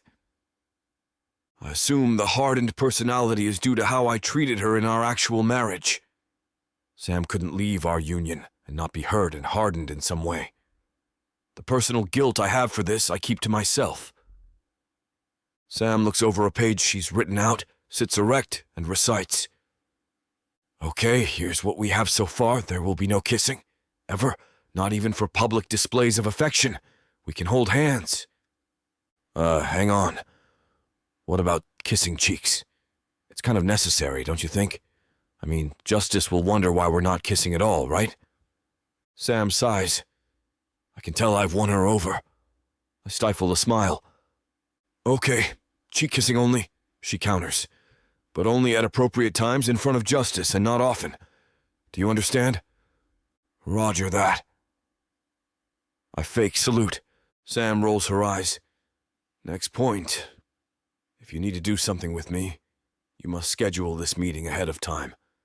You and I will not be living together for the duration of this fake marriage, so scheduling is vital. Hang on, wait a sec. We have to live together. Not coming and going from the same house. We could be seen coming and going from different homes by people Gregory knows, and that could cause serious questions, create doubts. Way too high a risk, Sam. I appreciate your point, but listen, you can move into my place. But to make this union sit easier, we can always sleep in separate rooms. The place is so large, nobody would ever be the wiser. Right. That works at home. But Justice wants us to spend time at the Premier Resort. We'll have to be in the same room then, and there's no way I'm lying in the same bed as you. That's a bridge too far. Fine. I exhale. I'll sleep on the sofa. I'm sure there will be one. I hear the main resort rooms are quite lavish. Okay, that's settled. Next point. No overt touching. No hands to backs. No rubbing shoulders. No cuddling at all. We can sit beside one another, of course, but keep a few inches apart. No thigh touching either. Fine. 2 robotic ships which pass in the desert night. I frown. And last but not least, no pet names. Man, I hate that stuff. I get justices from another time and place. But call me Samantha or Sam. No sweetie, no honey, and no bride. Nothing gooey, okay? Those fake endearments turn my stomach. Okay, ixnay on the Cuddle Bunny routine. I gotta say, Sam, you're really stripping the color out of this skit. Good. Then the proposal is going according to plan. I've added the financial ownership percentage and shares allotment details at the bottom. Simply initial every line. I'll do the same. Get the draft worked to its final document by early tomorrow morning so we can sign and have it out of our hair before we go any further. I nod. I look at Sam, and she's the same lovely girl I fell in love with all those years ago. But her cold nature, so cut and dried, leaves me sad. Like this new woman killed the girl. She hands me the draft pages. I take them and quietly sigh. I don't know what I was expecting beyond this, but maybe something more. Something with some heart. I'll have the finals ready to sign first thing. Good night, Samantha. Good night. I get in my car. As I see Sam closing her door, I place my forehead on the steering wheel. My soul is heavy. On paper, we'll win, but at this moment my gut hits the floor, and I feel like a loser in all of this. I mumble, "It's a game. Only a game. You can do this. Think big picture, pal." Yes, a game, but to what end and to what irreversible hurt? You think you can catch me? You think you can tame me? Oh, I know I can. And you know it too, baby. I gotta tell you, you're not the first to try. But don't worry, baby. I'll be the last. With sass like that, maybe I'll be the one that needs to tame you. Let's cut to the chase, big boy. What you selling me? Your appetite is big AF. I have just the thing that'll satisfy you. Oh, really? And what's that? Over 120 hours of romance audiobooks. Brought to you by Tyla Walker Romances in the Big AF audio bundle. 120 hours? That sounds amazing. Your knees won't work afterwards if I do my job right. Don't make promises you can't keep. Well, I can keep this promise. Because these audiobooks are unabridged with all the spicy scenes that will make you put your earbuds on. You know, Tyla can get freaky because she marked the bundle down by 69% for a limited time. I can't wait to take this bundle for a ride. Visit TylaWalker.com and get this audio bundle. Just don't start listening if you're going to be cooking dinner. Because you might just forget to feed your family. TylaWalker.com. Escape your life with Tyla.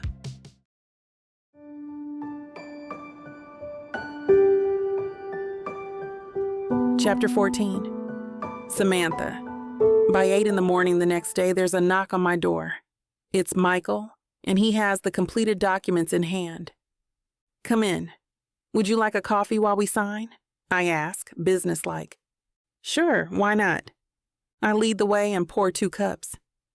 Michael gets out the 2 copies and 2 pens, and side by side we initial and sign on the dotted lines. Our fake marriage and business proposal for the purchase of the resort is complete. I finish signing before Michael, so I lean back and sip my drink. I can't believe I'm doing this, climbing into another, if albeit fake, relationship with this man.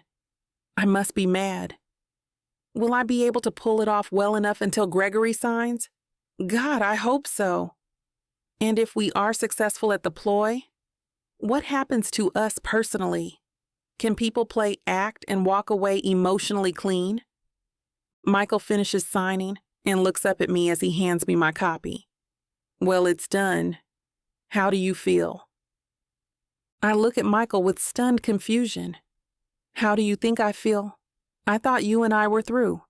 It wasn't easy when we parted, you know? I'm not telling the whole truth, of course. I was an emotional wreck when I left Michael. I won't give him the satisfaction of knowing how weak I was back then.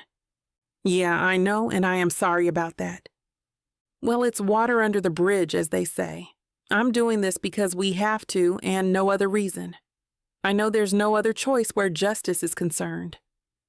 He wants happy families to sell the place. We'll give him happy families. I just hope. I hope so too, Sam. You don't have to say another word. So, did Justice get back to you? Are we headed out today? Justice got back to me. He set us up for arriving on Sunday. Will that be okay with your schedule? You said to schedule in advance. Addendum 5, wasn't it? Michael smirks. You're hilarious. Yes, that's fine. Pick me up here around 9. I raise my eyebrows, silently asking Michael if that's all. He takes the hint. He swigs back the last of his coffee, shoves his copy of the contract in his portfolio, and heads for the door. No goodbyes this time. He leaves. I close the door. The deal is done. Now the waiting begins. A day and a half later, I get a text.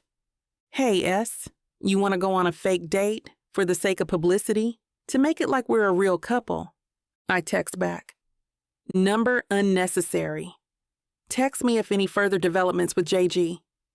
I ponder Michael's text. Wasn't it he who told me Gregory doesn't go out much in public and won't care about our activities or how the public perceives them in the real world? Why is he changing his mind about this? Thankfully, the rest of the week goes by without further ludicrous invitations from Michael. Only facts about the deal when they're necessary. I focus on my design work and on the prep for Fashion Week, and the stress of what he and I are trying to do with Gregory subsides. I feel like myself again, a strong, independent businesswoman, and it feels good. Sunday morning finally arrives. I spend the early hours packing. From Michael's subsequent details about Justice, I know he plans on us being out there for an entire week, so it means day and evening wear, pool, and leisure wear. When I fall into the fantasy, packing is exciting. When I burst the fantasy bubble, my actions seem so pathetic. Oh, to be packing for a trip with someone you love. Now that would be perfect. I wonder if such a future will ever be in the cards. I lug the 2 suitcases and my carry-all down the stairs. I'm out of breath. I need to grab a coffee and my checklist. I leave the bags in the foyer and head into the kitchen. I catch my vision in the hall mirror. Breezy white blouse and exotic print palazzo pants and white sandals. Tropical, tasteful day wear. I think that'll do the married trick. I glance down at my hand, and the look makes my eyes pop. Gosh, no wedding ring. I panic for a second. Did Justice notice I had no band on the other day? If he did, he said nothing. Have an excuse ready. You had it out for repair, maybe. Geez, freaking close call there, girl. I race back upstairs and dig through my jewelry box. I know it's here somewhere. Oh God, please be here. Yep, there it is. The engraved 24-karat and titanium band Michael put on my ring finger all those years ago. I kept it. I didn't sell it. I roll it in my hand and wonder why. Butterflies fly in my gut when I slide it on. Great, now I'm a living lie. I hit the kitchen, grab a coffee, and wait for Michael to arrive. In between sips, I can't help but think. This is way more of a scheme than either of us wanted to do. I know Michael doesn't lose sleep beyond signing the deal. We barely pull off pretending to be friends these days. At least I made it clear as per expectations. Money and heart revenge. Plain and simple. Michael shows up before noon. Hi, you ready? Yep. We're taking your car? Only to the helipad. Justice ordered a helicopter for us so we can get a bird's eye view of the place. I exhale. Fine, lead on. On the flight, we don't say a word. We use the rotor noise as an excuse to stay mum. Luckily, it takes no time at all to arrive at Gregory's premier resort outside of Henderson, Nevada. The once small hamlet is now a tourist mecca with its picturesque vistas, man-made lakes, and pristine beaches. The pilot gently lands the craft. As soon as we disembark and are away from the rotor wash, Michael grabs me by the arm. I stiffen and jerk my head. What? Sam, you can't treat me this way. I'm your husband. Remember? With a deadpan expression, I remind him. Fake husband. I'm as good as real in this scenario. No cold shoulder routine in front of justice. Unless the old codger has gone invisible, I think we're in the clear here. I yank my arm back. Don't worry, I won't jeopardize the deal. I know what I'm doing. I walk on. Chapter 15. Michael. Man, what is wrong with this chick? Sam is ignoring me to the point of being hostile. She's not thinking clearly. Doesn't she realize this kind of vibe can reach justice, and that doubts and questions are sure to follow? Sam's way out of line. I, along with the pilot, carry in our bags. I see Sam walking way ahead of me, but I make no move to catch up. Maybe some distance between us will settle her emotions well enough so we pass muster with the old man. God, I hope so. We need this deal. The old man in question suddenly appears, and I feel my heart skip a beat as he greets Sam. Welcome, welcome. Mikasa is Sukasa, as they say. I'm close enough to Sam to hear her reply. Oh, Justice, it's so lovely to be with you again. She sports a warm smile and gives the man a loving hug. I see her play acting, and I'm stunned. Talk about instant switching gears. I stifle a laugh and force my lips to not betray me. This chick should get an Oscar for that performance. And before I can swallow that show, Sam runs back to me and tucks her arm into mine. Wow. Okay, if I didn't know any better, I'd say all bets were off on the addendums. Wasn't no touching one of them? Justice laps it all up as believable, but one look in her eyes and we're swapping daggers again. But she started this fiasco, and I'm happy to play along. As a revenge piece to resistance, I wrap my arm tightly around her waist and flash my own vile look. Try to break free. You'll regret it.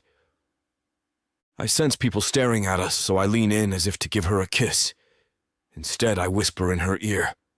Cut it out, Crabby, people are watching. I finish my warning with a kiss. A cheek kiss. Proposal contract. Page 2, Section 1. Addendum 3. And a wry smile. I feel her jerk back ever so slightly. I hold her waist even tighter. She splashes a loving smile on her razor-blade straight lips, and we play happy families as planned. I face Sam and lovingly tuck a strand of hair behind her ear and whisper, Play nice. Be a good girl for your hubby. Sam smiles with gritted teeth and whispers her own less than sweet nothings in my ear, none fit for a family audience. Her drunken sailor verbiage makes me laugh out loud. Sam throws me more dagger eyes and I brush them off. I feel like reciting the Sticks and Stones kitty poem, but I restrain myself. Instead, I bring her in for a close hug and nuzzle her ear. I know it'll drive her nuts. It does. I chuckle. She fumes. It's great. As we stroll across the grand foyer, we have our own private conversation. It's anything but loving and warm. Certainly not from a storybook where the prince and princess live happily ever after. Sam spits. If you don't put inches between that hand of yours and my back this instant, I will body check you right into the pool. She smiles. I reply, in my own sickly sweet way. If you don't stop those killer eyes, I'll go to the gift shop and slap some sunglasses on them. I serenely smile back. Sam rebounds. One more ear nuzzle and I swear I'll go Mike Tyson on you and rip off your lips. She blows me a fake kiss. I volley. Before you rip off my lips, can I have one last kiss? Sam's face flushes with anger. She's pissed. I smile gleefully and retort. This game might be fun. I won the first match. Who knew? I finally let go of her waist and she sidesteps away like I'm a deadly bug.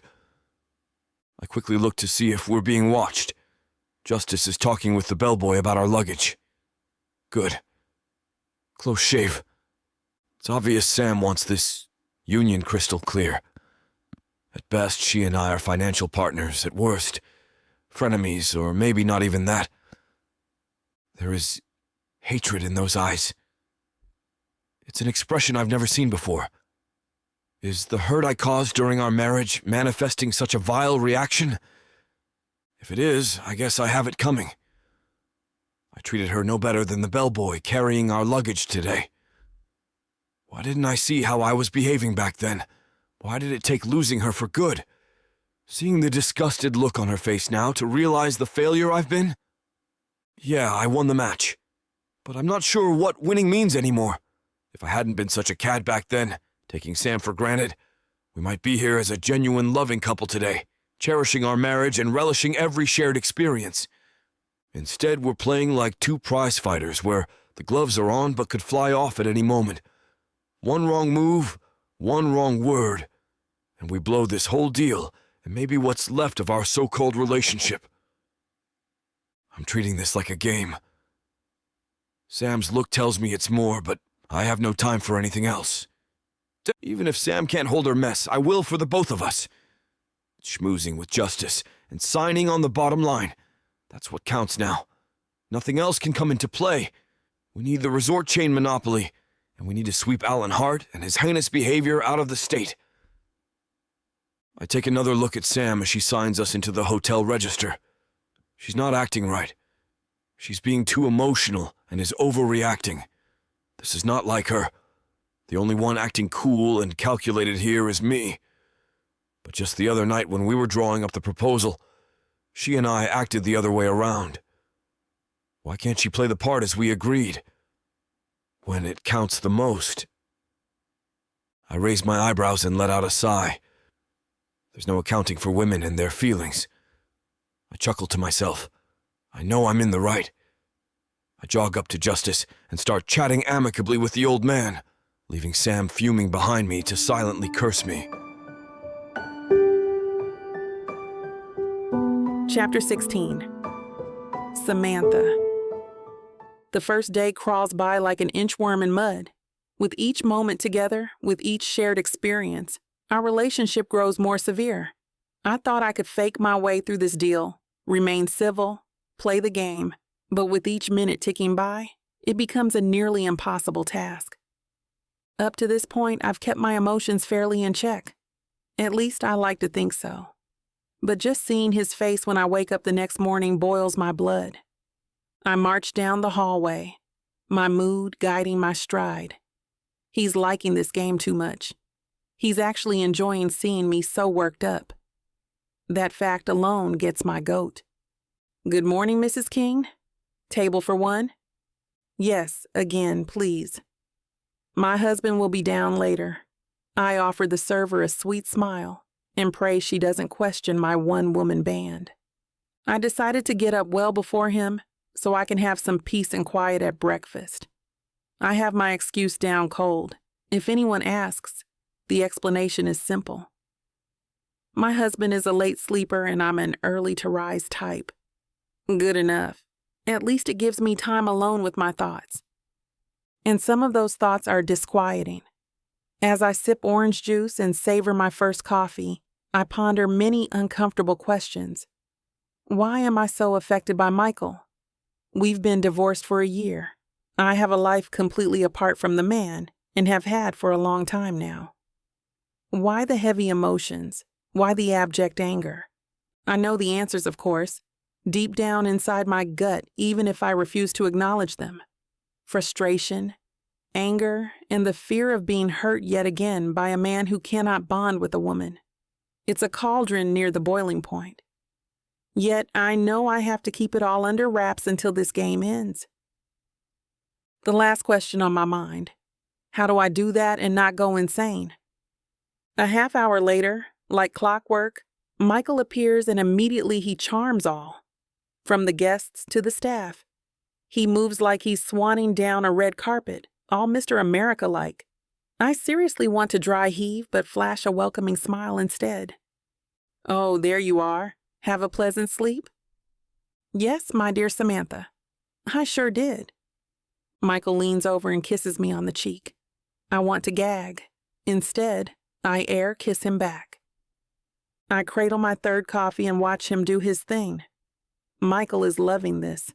He's all satiny smooth and relaxed with these people, and especially with Justice, while I suffer in silence, smiling sweetly like a dutiful wife.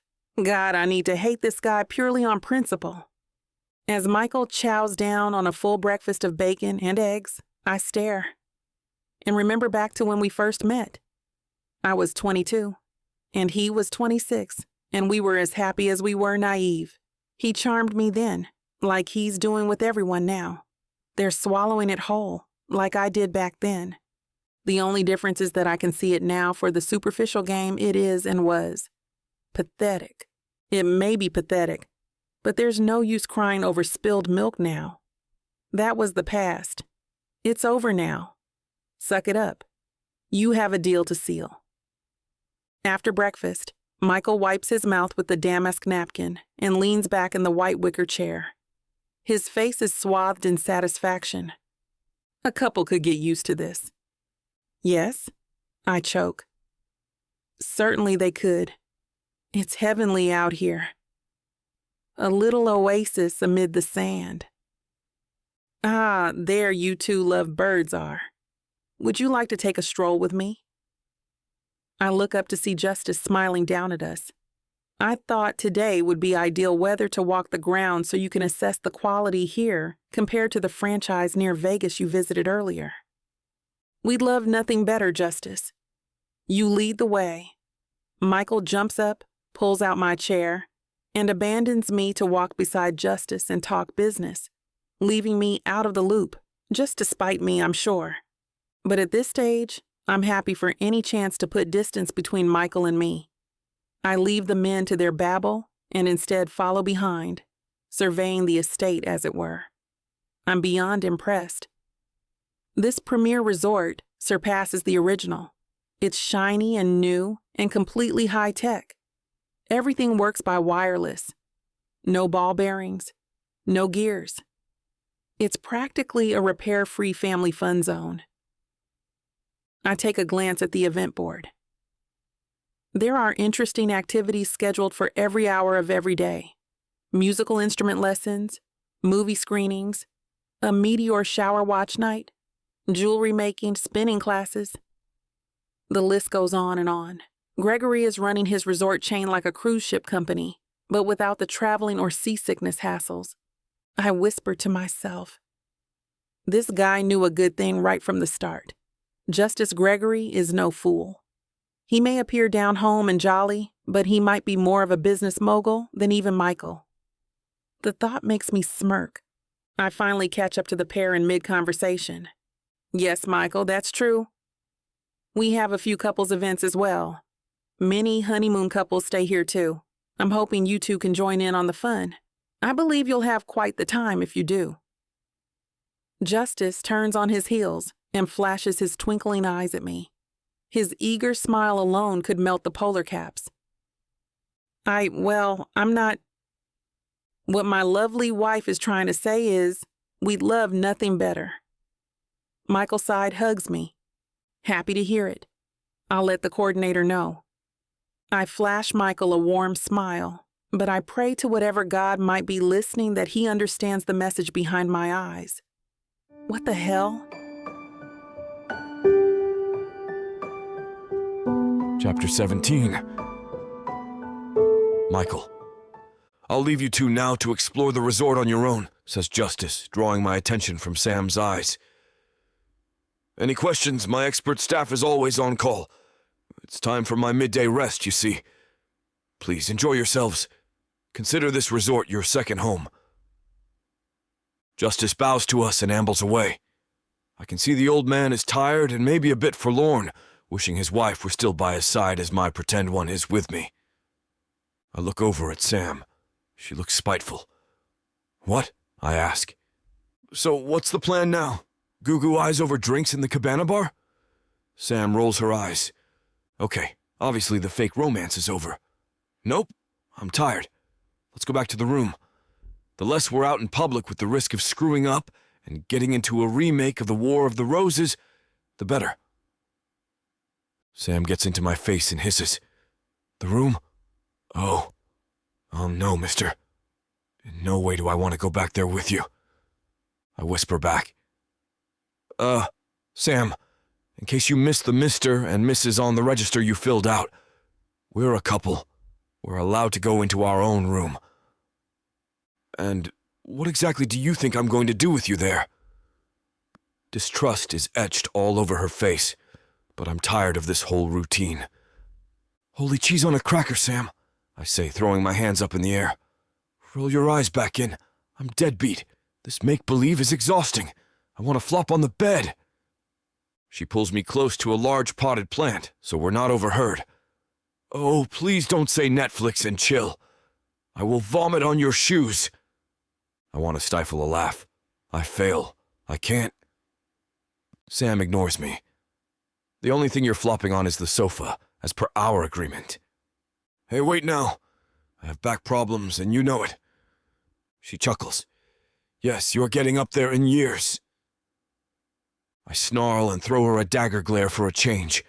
She knows my fear of growing old is a button for me. And by God, she pushes it anyway.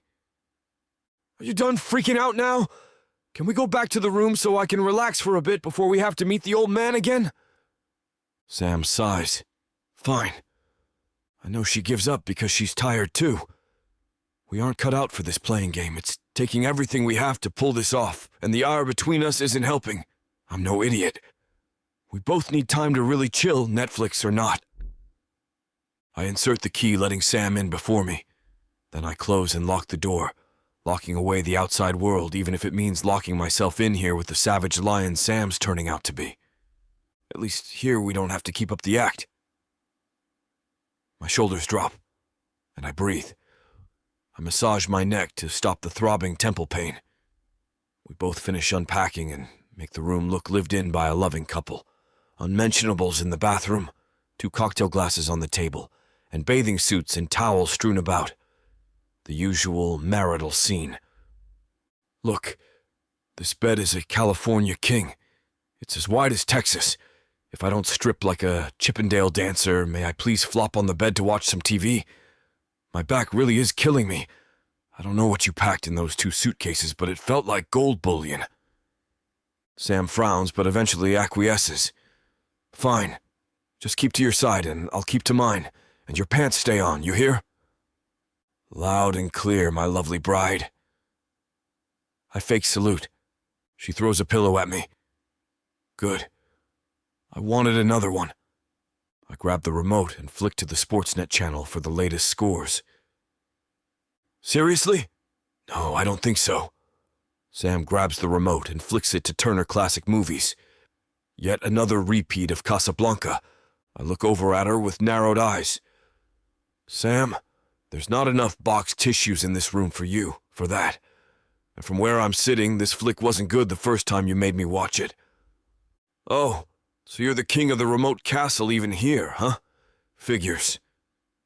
Sam throws the remote down on the bed and crosses her arms. Listen, if you want this B-rate tearjerker, fine. Watch it on YouTube. You brought your tablet. You have the technology. Wow. You know, Michael, you're a real knight in shining armor. I was going to be gracious. I've changed my mind. She grabs for the remote. Oh, no, you don't. This remote is mine. I roll onto her side and grab the remote at the same time she does. And instead of letting go, she holds on like her life depends on it, jumps on the bed and straddles my legs. Before we know it, We're limb deep into a WWF wrestling match for the TV wand. And if truth be told, sports scores or WWE flicks to either of us are life-threatening. In between puffs, groans, and reaches missed, we throw barbs. You didn't even wipe the remote before you touched it, fool! Sam puffs out. Right. I forgot how paranoid you are about germs, Mrs. Howard Hughes. Fraidy cat much? I grunt, pulling my arm away from hers. And you didn't even fold down the coverlet. We could be lying on God knows what? She flaps both her hands at me, trying her best to grab the TV remote. Doofus. You're not lying on the coverlet, but on me. Now, unless you've decided I've got walking Ebola... I grab her waist to stop her from fidgeting. The action stops us cold. Silence reigns. We realize what we're doing, what we're feeling. The heat, the sensation, the tension between us soars. Neither one blinks. Our chests heave and fall from the fight. I look at her plump, melanated lips. I wonder if they still taste the same, like juicy apples in summertime. I wonder if her hair smells the same too. I feel her thighs tight against mine. It's like the first time I felt her against me, like she belongs nowhere else. The man in me wants to roll her onto the bed and take what I know is mine, what is ours and always has been. I tighten my hold on her waist. I rise up. Michael! Michael, what are you doing? I blink and blink some more. I come to my senses. I feign reason, but I can't see, hear, or sense anything in this world but her warm body next to mine. And I'd give the world never to let go. Chapter 18. Samantha. Breathe. Yes, breathing is important. He's still holding me.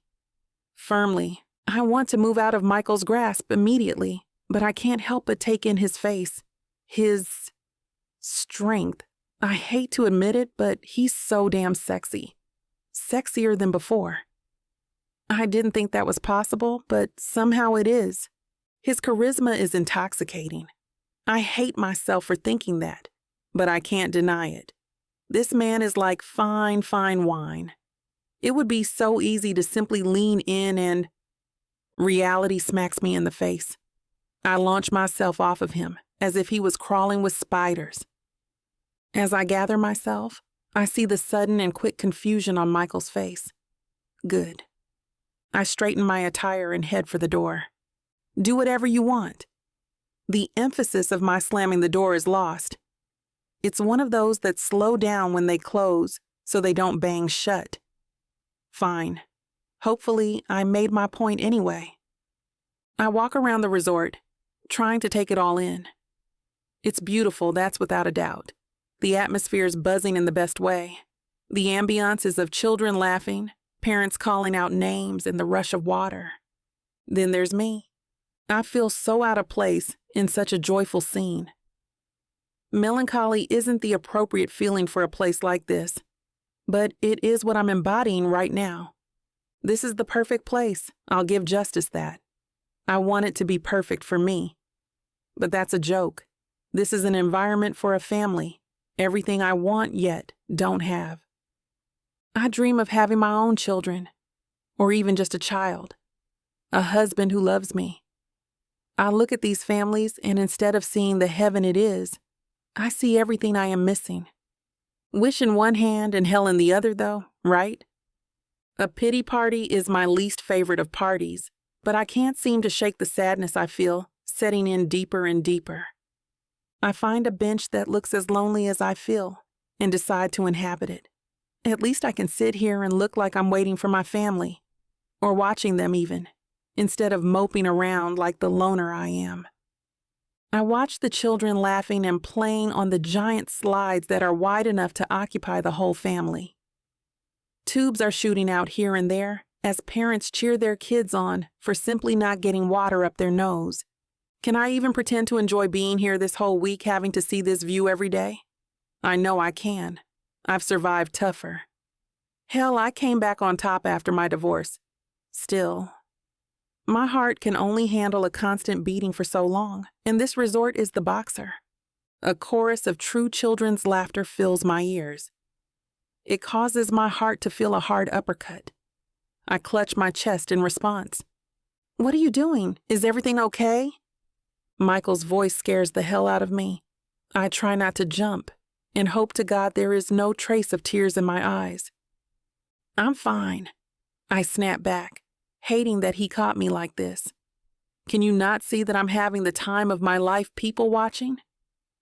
I know it comes off bitter but serves him right. What a dumb question to ask me. "Do you want to go and join them?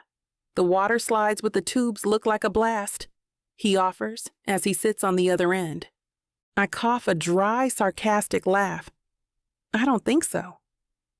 Michael continues to look at me. What does he want me to say? I roll my eyes. I mean, what's the point? It's for families, not single people. Michael folds his hands and faces out towards the pools. "You know, you can still enjoy things alone, Sam." I raise an eyebrow and glare. He just doesn't get it. "That's not what I want, Michael." My frustration is evident as I hiss the words through gritted teeth. I cross my arms and lean against the bench. I don't even care if it looks like we are fighting. We are, and the truth is, couples fight. Silence follows my little outburst. We sit, staring out at the resort. Two exes pretending to be married who aren't even friends. What a sight. Michael remains silent. The quiet starts to seem loud between us suddenly. I start feeling awkward, almost guilty for my outburst. He was just trying to make me feel better and check on me initially. Oh, keep it together, Samantha. I'm not going to allow myself to feel anything but numbness towards him. That's how you make sure you don't get hurt. All feelings shut off. If I lash out, it's because he deserves it. I'm about to remove myself from this situation when he finally breaks the quiet. "Do you want some ice cream?" How dare this man? He knows how much I absolutely love sweets, specifically ice cream. I don't answer right away, as if I'm thinking about it. I don't want him to think he can always just win me with desserts. I mean, it's not like I'm going to say no, but he can wait a moment.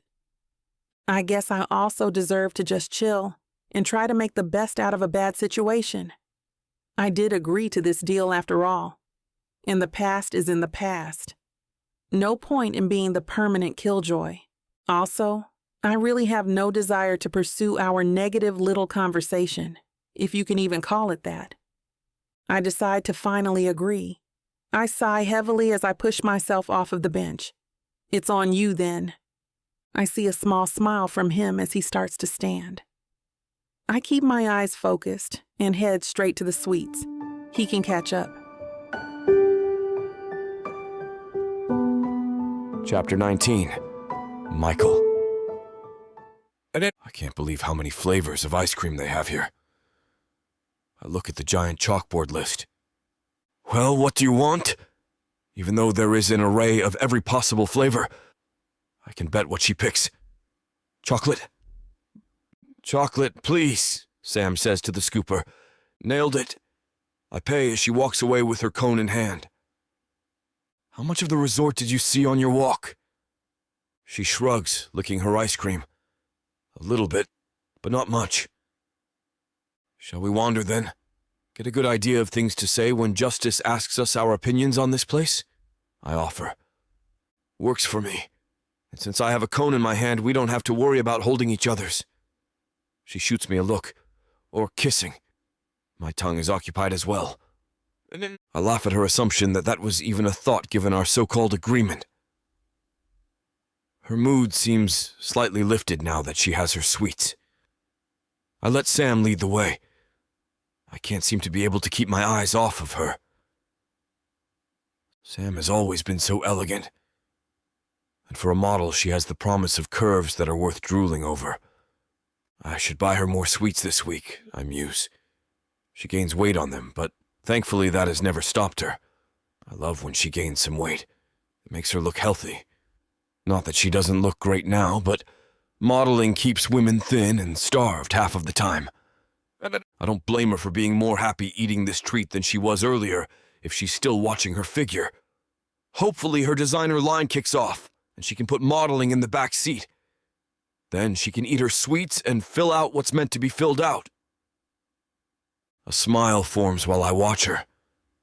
Then, as quick as it happened, my smile turns into a thin line. I guess it really doesn't matter what I think. I don't actually have a say anymore about her looks or career choice. I glance at the ground to tempt my eyes to anything besides her body. I notice her kicking at her own feet and trying to stretch while we walk. Sam keeps sighing and pulling at her sneakers. I know she has always hated shoes, not just the high heels either. It's part of the reason she prefers being barefoot at home. She tries to nonchalantly adjust her footing. It seems like maybe they are rubbing her ankles wrong, or maybe they are too tight around her long toes. Are those hurting your feet, Sam? She turns to look at me, and for a second I think I see something approaching gratitude. Thankfully, the resort is full of benches. She moves to the closest one and sits. A sigh of relief escapes her lips. Yes, but it's okay. I just need to sit for a second. I have an idea. Wait here for a minute. I'll be right back. I remember seeing a gift shop not too far from where we've been walking. I know there's a couple around here. I'm sure they have to sell some type of footwear that's easier on her feet than the Converses she's wearing. Spotting one of the stores, I head in, hoping they have something. Visors, sunscreen, bathing suits, cheesy t-shirts. Flip-flops. Remembering her shoe size, I go to grab a pair. They're pretty cheap and may cut into her toes, but they should give her a break. Before I leave, I notice further down the wall are slippers. Bingo. I know for a fact she loves slippers. They're right next to being barefoot for her. I put the previous shoes back, grab a pair of slippers, and head to her rescue. Sam's still sitting where I left her, swinging her feet. I come around and show her the prize. She looks surprised. You got slippers? I nod. Shock fades as a smile takes over. Thank you. There it is. Actual gratitude. It comes out softly, almost endearingly. Sam goes to take off her shoes, but I kneel down to help her. Stop, Michael, you don't need to do that. I smirk up at her. Trust me, it's easier if I do it. I start to work her laces. You still tie your shoes in an unnecessarily complicated way. I chuckle. I look back at her and notice that she's gone stiff. Suddenly, I feel her hands on my shoulders. The next thing I know, I fall right on my ass. Why did you push me? Her face is pale, and the joy I saw earlier is gone. Her mouth is thin. I don't understand what I did to piss her off so bad from one moment to the next. What are you doing? She vehemently whispers. I was just trying. Well, stop trying. Sam tucks her feet underneath the bench. Justice isn't here, so just stop it. I remain sitting on the ground. Her brown eyes are cold, but I'm genuinely hurt. I want us to get along, that's all. Can't we at least be friends? She now goes completely silent, but her glare speaks volumes. I push myself off of the ground. Sam finally decides to speak to me as I dust myself off. There's no need for this. It's unnecessary when no one is looking. These little... She waves her hand in the air as if grasping for a word. Little things aren't needed without an audience. They are absolutely necessary, I retort, trying to ease my bruised pride. What if someone reports to justice about our squabbling and whatnot just because we assume he's not looking? I mean, come on, Samantha. We are on his turf, after all. These are all his employees. Her lips purse. I can tell she knows I'm right. People can be taking pictures at all times and catch me in them, or what just happened. Her mouth pinches. She finally opens it. Before she can argue my justifications, a staff member approaches us. Excuse me, Mr. and Mrs. King? We both look at the employee. Yes? Mr. Gregory is asking for you both. It is time for dinner. Ah, thank you. I offer my hand out to help Sam up. When she begrudgingly meets my eyes, I raise my eyebrow at her. I know my look says it all for me, but if I could, I would definitely use the moment for an "I told you so." Sam slaps a smile on her face and takes my extended hand as we follow the employee in silence.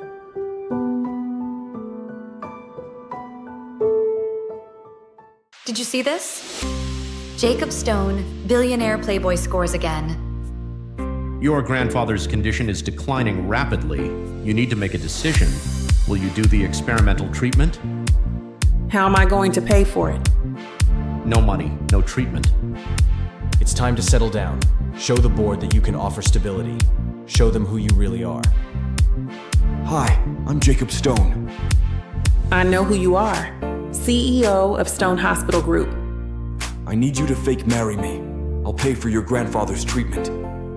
Fine, I'll do it. I'll marry you. Please spare me the romantic nonsense. We both know why you're really here. Gold digger. It was fake at first, but then I fell in love with you. But to save you now, am I going to have to break your heart? You're going to have a lot more problems than just your grandfather's health. I thought I loved Jacob Stone, but before I marry him,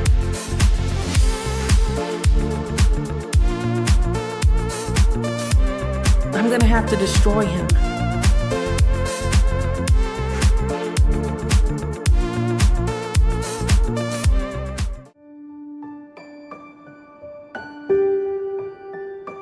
Chapter 20. Samantha. We remain silent as we walk through the resort, hands clasped despite the fight we just had. I take the opportunity to mull over what Michael said. I guess we can be friends. There's no harm in that. I've already agreed to this ploy, so I may as well make it easier on the both of us. Plus, I don't really feel like being outdone by him. If he can play friendly, then so can I. Justice or no justice, I promise silently to be civil, or at least do my best. We approach the building. Michael leans into my ear, whispering, "You better sport your game face. It's going to be a long night." I flash him my best smile and reply, "Of course." I refuse for him to be the better person here. We're instructed to meet Justice on the rooftop. Once we get to our venue, the sight is more breathtaking than the resort itself. I feel Michael smirk at my dropped mouth. I don't even try to hide my amazement. Dusk is fading as darkness takes its place. The resort has a beautiful glow that doesn't seem to impose on the onsetting night sky. It's beautiful. "Ah, Mr. and Mrs. King, what do you think of the view?" I walk over and kiss Justice on the cheek. "It's absolutely stunning. You can see the whole resort and beyond. What an oasis."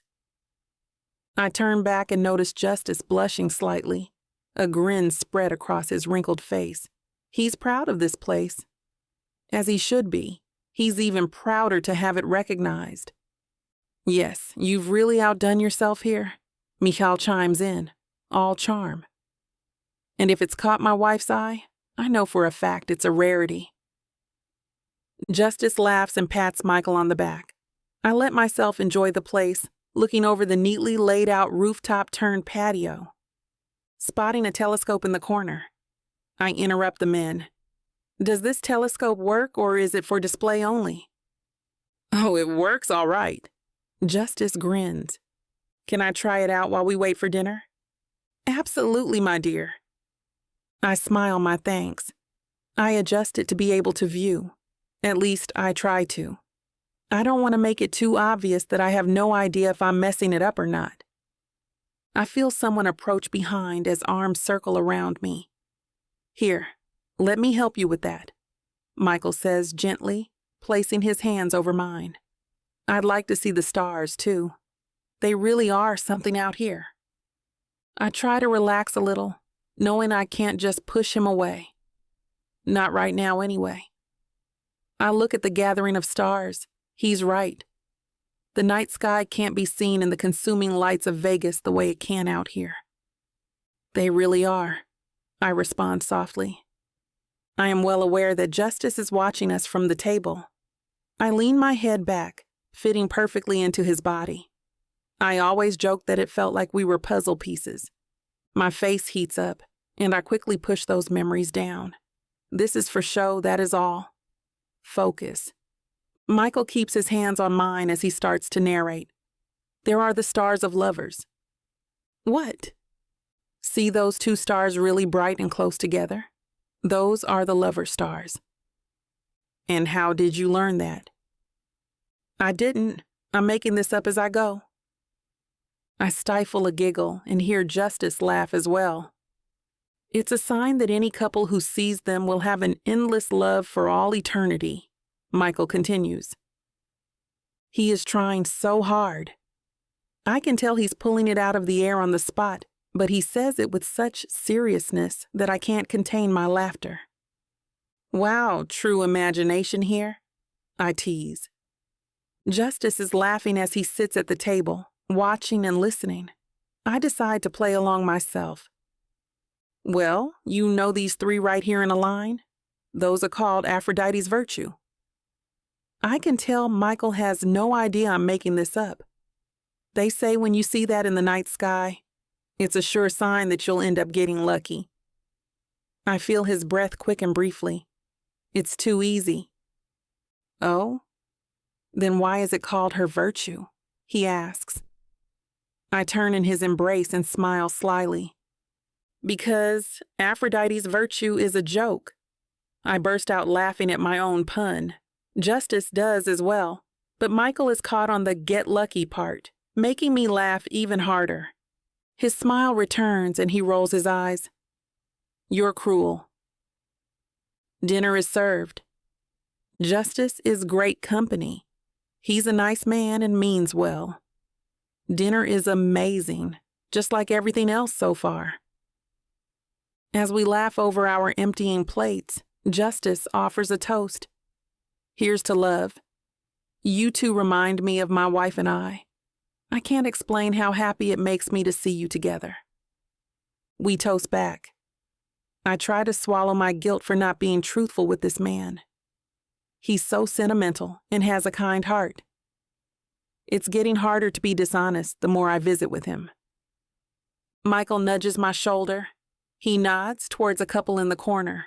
The woman is feeding the guy, acting all in love.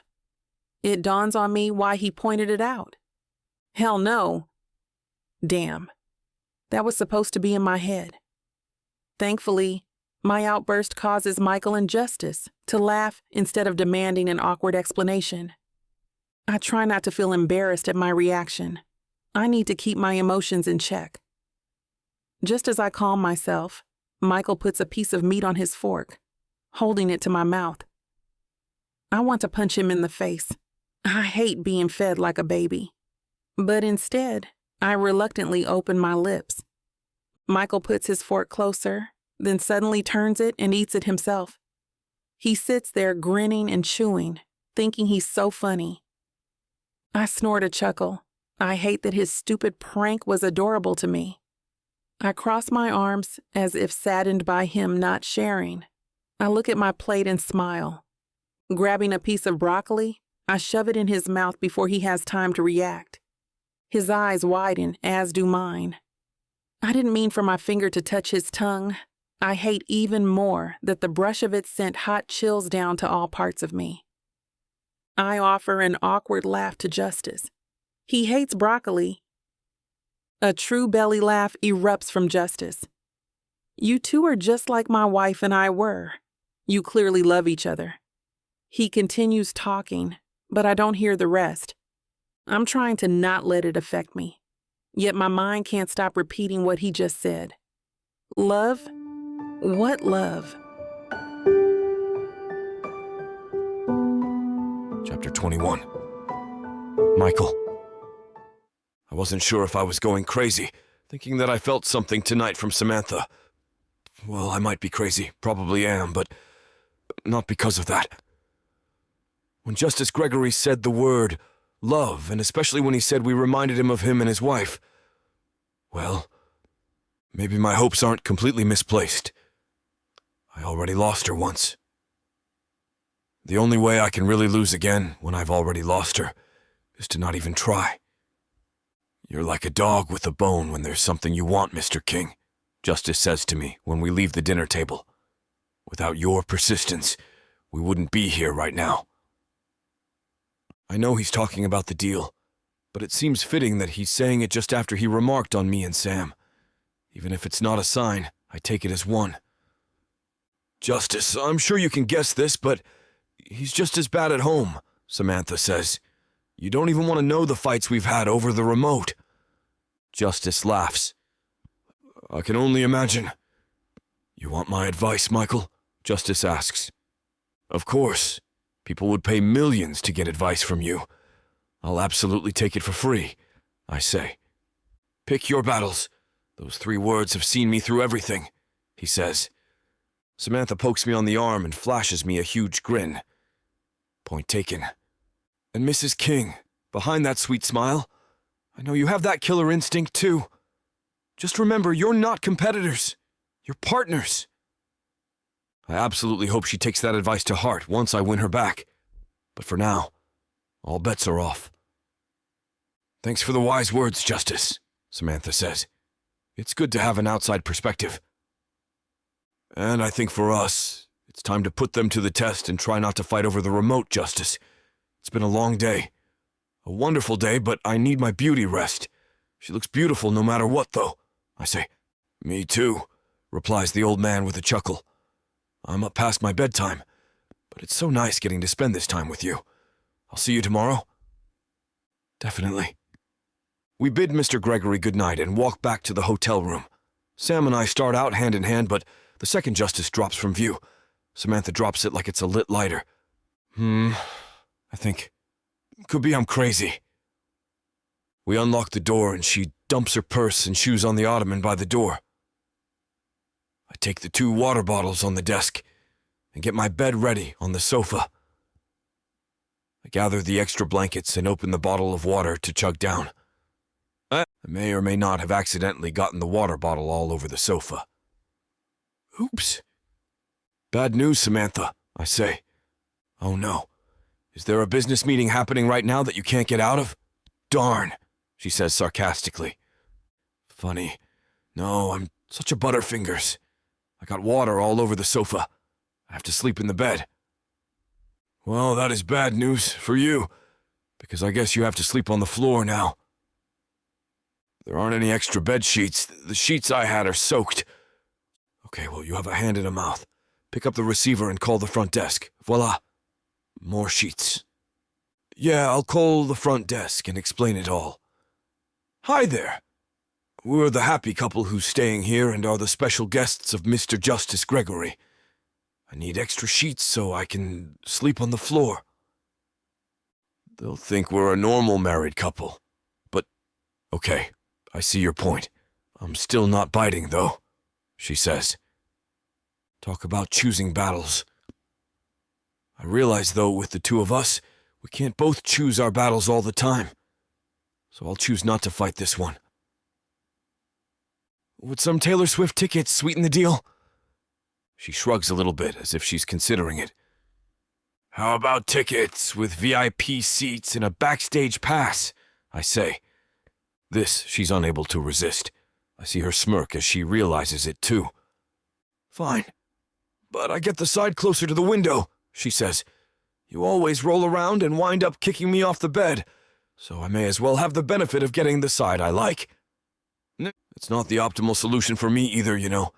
There's some stuff I want to forget about our marriage, but the snoring like a freight train is one thing I've been unable to black out. She crosses her arms and scowls silently. I can tell she's starting to get really pissed. Look, at least with snoring, you only have to deal with the noise. With your farts, if the sound doesn't kill you, the smell will. That's right, I said it. You fart. Wait, what? I do. I'm mortified. I'd be less embarrassed to find out I strip naked in the middle of the road on Ambien at night. Yes, you do. Why didn't you ever tell me? I probably wanted to just pretend it was all a dream, she says, smiling and mockingly holding her nose. It smelled so bad, Michael. I had to go lock myself in the bathroom and set a timer until the bomb had cleared. Wow. You think you know a guy, I say. Really? I do? I'll record it for you, she says, and pats my arm. I hang my head, thinking about this horrible newfound self-knowledge. I think I prefer the reality where I didn't drop canisters of mustard gas in my sleep. Okay, I'll take the side closer to the bathroom. My natural habitat, I'm learning. She snorts, and we hop into the bed like we're the parted Red Sea. We put a towel down the middle as a dividing line. I turn out the light since I'm closer to the switch, then drop back down. I can't believe I'm a sleep farter. I guess that makes her a fart martyr. I meditate on this fact and other disquieting things, trying to lull myself to sleep. But I can't. I'm too restless. I try, but I just can't. 10 minutes pass according to the clock. Why is time moving so slowly? Samantha, are you asleep? Chapter 22. Samantha. I slowly open my eyes and glare at the wall. Is there even a point in my answering this question? What could have possibly happened for him to decide that he wanted to bother me? Will he take the hint and go to sleep if I'm quiet enough? A deep sigh fills my ears. Hopefully, he'll leave me alone if I answer his question and just give him what he wants. I roll my eyes and respond snidely. Yes, I am asleep. What does he even want? He chuckles heartily, and I feel a compelling urge to throw a pillow at him. If it lands just right, he might leave me alone. I take a deep breath. So? Michael drags out the word, his voice full of amusement even in the dark. I tighten my headscarf as I retie it, slicking loose curls into my high bun in the process. Ugh! I turn around, glaring at him through the dark in a humiliating attempt to look menacing. Clearly, I am not sleeping. I turn again, this time on my back, staring up at the ceiling and wondering what he wants. I know we've been really caught up in this whole fake marriage thing. He begins, his voice suddenly thoughtful. So I never really got to ask. How have you been? How's life been treating you, Sam? Taken aback, I allow the silence to fill the room as I try to think of a proper response. My fatigue causes my wit to leave me to fend for myself. Part of me wants to tell him where to stick his question. The other part is happy he's finally asking about me for a change. Life has been good to me. I keep the reply simple. Giving too much away will remind me of everything we never had. In this situation, giving into that feels like chaos. Tell me more. Michael looks at me, his voice commanding but soft. Well, I did a shoot a few months back. That really did a number on me. I think of the disaster and shake my head a little. Nothing went right in that photo shoot. I pause as I feel Michael shift around. The outfits did not fit at all, and the shoes were impossible to walk in. Let's not even talk about posing in them. All the models, myself included, kept falling. I laugh, taking a quick glance at Michael. Still, it was a great day. A few scouters for other companies came onto the shoot, and my career has been skyrocketing. I realize now that I wasn't even close to hitting my peak as a model. I experiment with my hair in shoots a lot more too. They don't always straighten it. I get to actually wear my curls. I reach up absent-mindedly, touching my hair through the silk scarf. And the label is going really well, I continue. I mean, it's not where I want it to be yet, but it's making me happy to finally be the one creating for a change, like I always talked about. My voice falters. We aren't supposed to talk like this anymore. I feel my chest ache, and my heart slows. Loneliness always greets me at the worst of times, as I realize that genuine, deep connections are difficult to find in this day and age. I almost miss this. Someone listening as intensely as he does, with the random moments of attentiveness and laughs that always fall right on cue. So how about you? I counter. It's the least I can give him, I guess. Life been good. It's my turn to look over at him. Well, you know. He looks at me through the dark, but my eyes have adjusted by now, and I can almost see the thoughtfulness in his face. What was it you used to say? Oh, right. I love my work more than you, working day and night. He chuckles as he quotes a phrase I nagged at him all too much in the past. I almost want to ask if he's seeing someone. Knowing the divorce has been rough on me, I decide it's best not to. I guess he has a similar thought process because moments later, he meets my gaze. Are you seeing anyone? A smile that I'm sure looks just as awkward as I feel graces my face. Nope, no one. I mean, no one else. I laugh self-consciously at our strange little arrangement. I don't have the time, you know. Not with Fashion Week around the corner. I feel him nod. I am proud of you. I know you can do it, Sammy. I scrunch my nose at that old nickname of his. I always thought of it as cringy. It makes me sound like a fish. He breaks the silence again. What's the industry like? Who is dating who? What scandals have there been lately? He wiggles his eyebrows, causing me to erupt in laughter. His laughter follows, and I turn, hitting him with a pillow playfully. We are not doing this, I say in response to his question. No, just no. Absolutely not, because I know you. When you meet these people again, what I tell you will be the only thing on your mind. He pouts at my words, bringing out his biggest weapon yet, puppy dog eyes. I throw my head back, laughing harder. Please?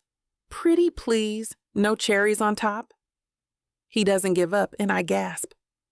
I hope you know that I actually like cherries now. I cross my arms and turn my nose up with a dramatic scoff. Yeah, right. He scoffs back, and sounds of joy once again fill the room. Michael always had this way of putting me at ease. And for just a moment, I forget why we even got divorced at all. With him, I can talk the night away. Soon we're facing each other, giggling as though nothing has changed between us. I wonder, does he miss me in the way that I miss him? Before I can answer this, another thought interrupts me. Are we becoming friends, or are we slipping into more dangerous territory? Chapter 23. Michael. Samantha's fresh-faced glow over breakfast reminds me of how she looked that morning 6 years ago when we first met. A morning that so easily could have never happened. M-Dash's marketing officer was supposed to be on that photo shoot, but a bout with the flu changed her plans. We were such a lean startup, raking in money with a skeleton crew. So I was on deck to staff the pictorial. I have to leave for Thailand, so I'm just in and out, I told the photo crew as soon as I arrived. But that caveat was before I locked eyes with the face of the campaign. I didn't know her name, but somehow I understood that she was about to change my life. I saw my future in front of me, in a sky-blue retro pencil skirt suit, a pillbox hat, Art Deco M- pin, and the sweetest smile I'd ever seen. Oh, I'll stay for just a bit longer to make sure the proofs look okay, I told the photo crew when they reminded me of my trip. Thailand can wait. Talking to this girl can't. When the shoot ended 3 hours later, I finally seized my chance to talk. I'm Michael, I said. Could I take you for a quick coffee? I was sure she was used to creepers at every turn, but I knew that if I didn't talk to her, I'd regret it for the rest of my life. I'd really like that, I remember her saying. Are you staff from the shoot? Something like that. What's another 45 minutes, I thought. I own the airline, I'll leave when I'm ready. Even after 2 hours, we didn't want it to end. So I wasn't completely honest, I told her. A look of dread filled her face, wondering what con I'd roped her into. I'm not a production staffer. I'm the M-CEO. I want to stay talking, but I have a meeting in Thailand that I'm going to be late for if I don't leave, 10 minutes ago. Oh, wow. Okay, she said, stunned. So, I'll see you when you're back?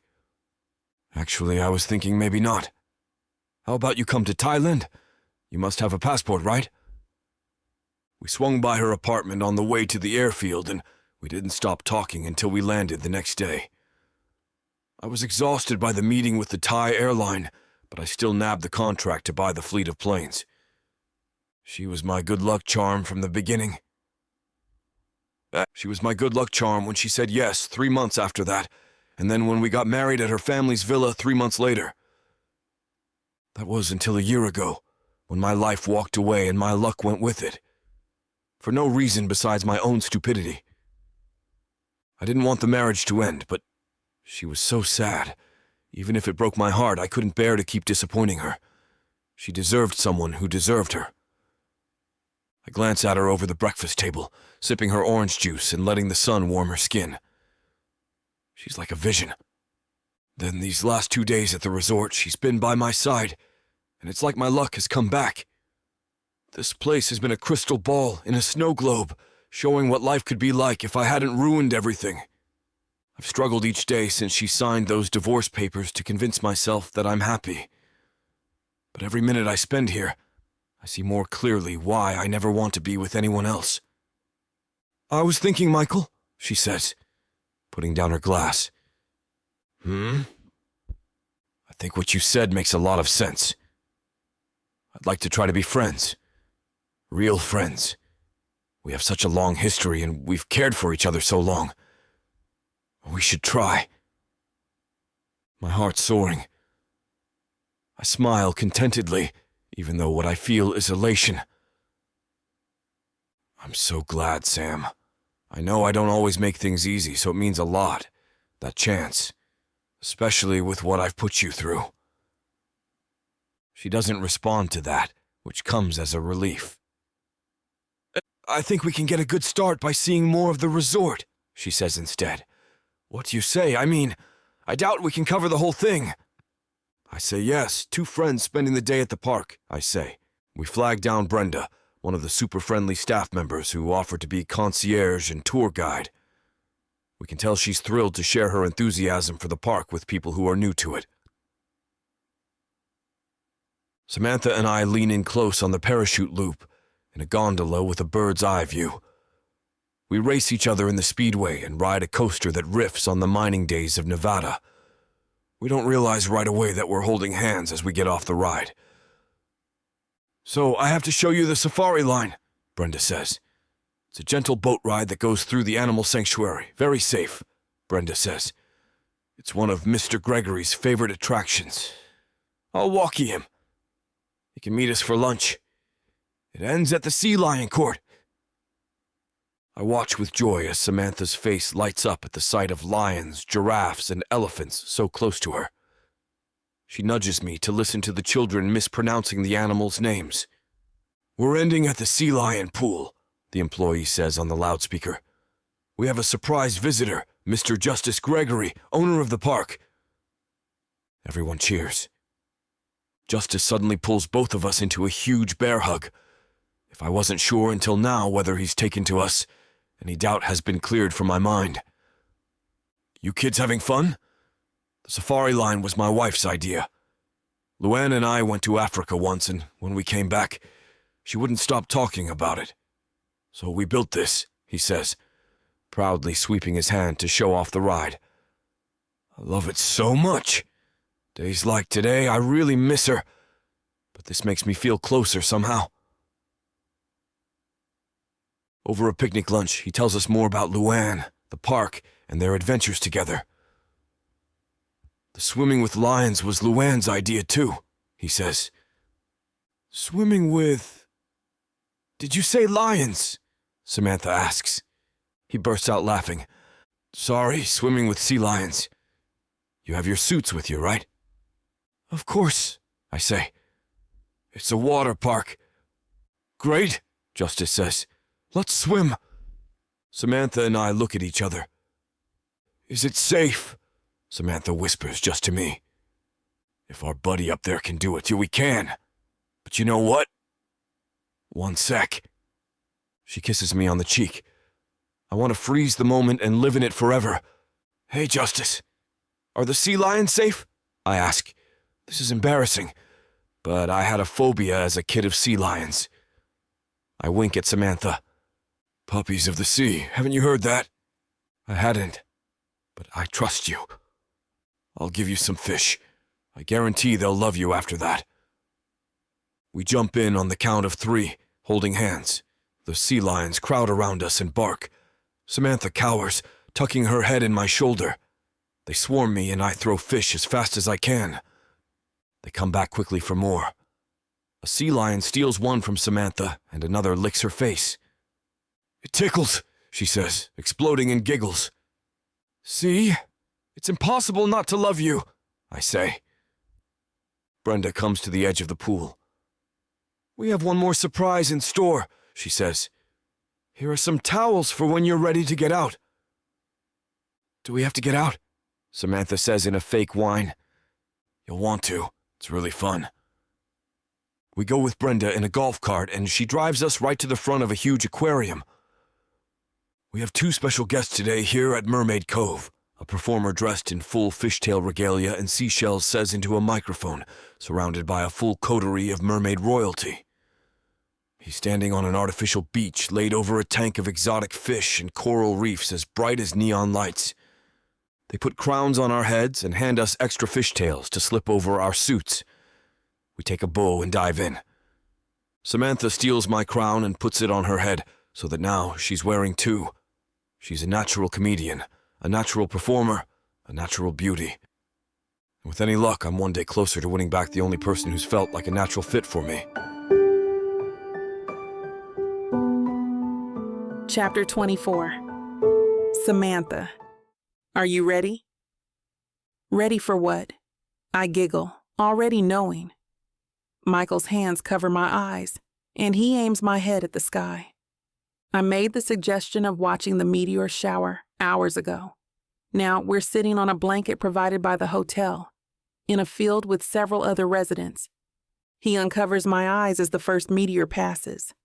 I gasp, leaning back on my palms. Michael pulls me into him, and I rest against him as he points to another meteor. There is no way to describe the beauty of the universe. It really is beautiful, isn't it? My eyes stay on the sky, not once daring to look away, but I feel Michael gazing at me as he answers. The most beautiful. Hours feel like minutes, and before I know it, the shower is over. People come around, collecting the blankets, and Michael grabs my hand to help me up. I brush the grass off of my jeans, leaning down to grab my bag. Let's go check out the shops, Michael says suddenly.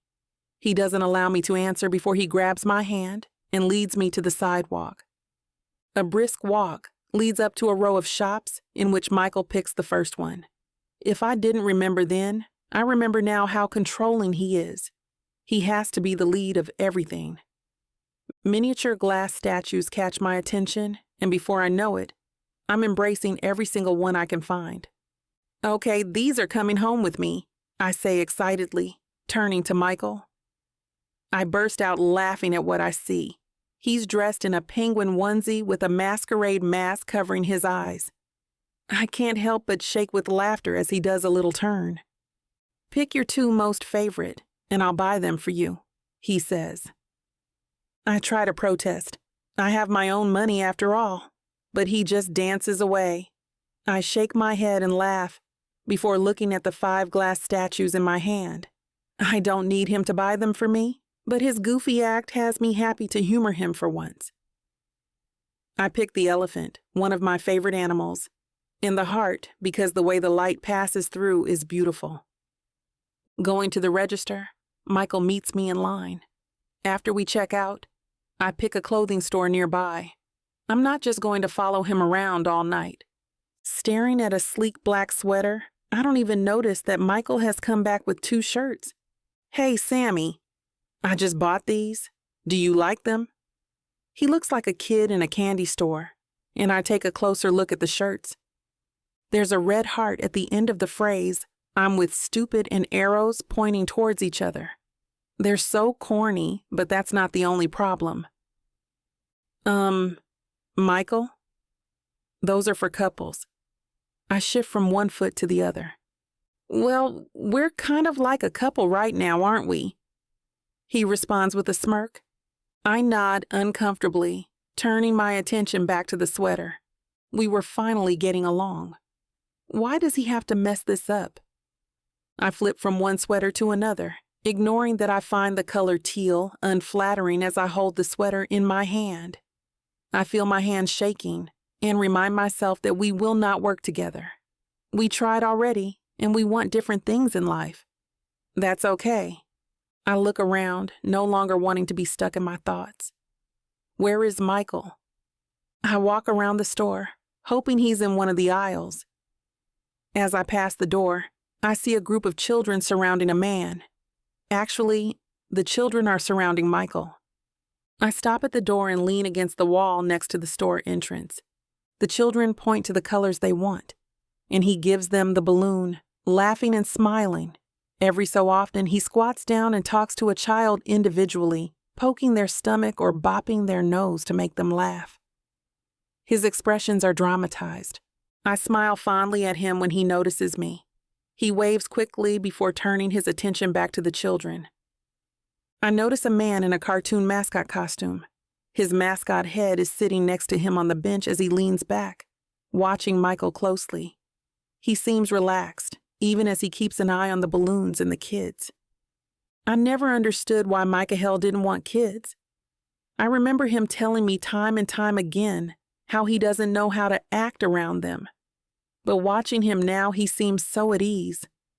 He's so gentle and patient with them and holds so much care in his actions, his words, his eyes.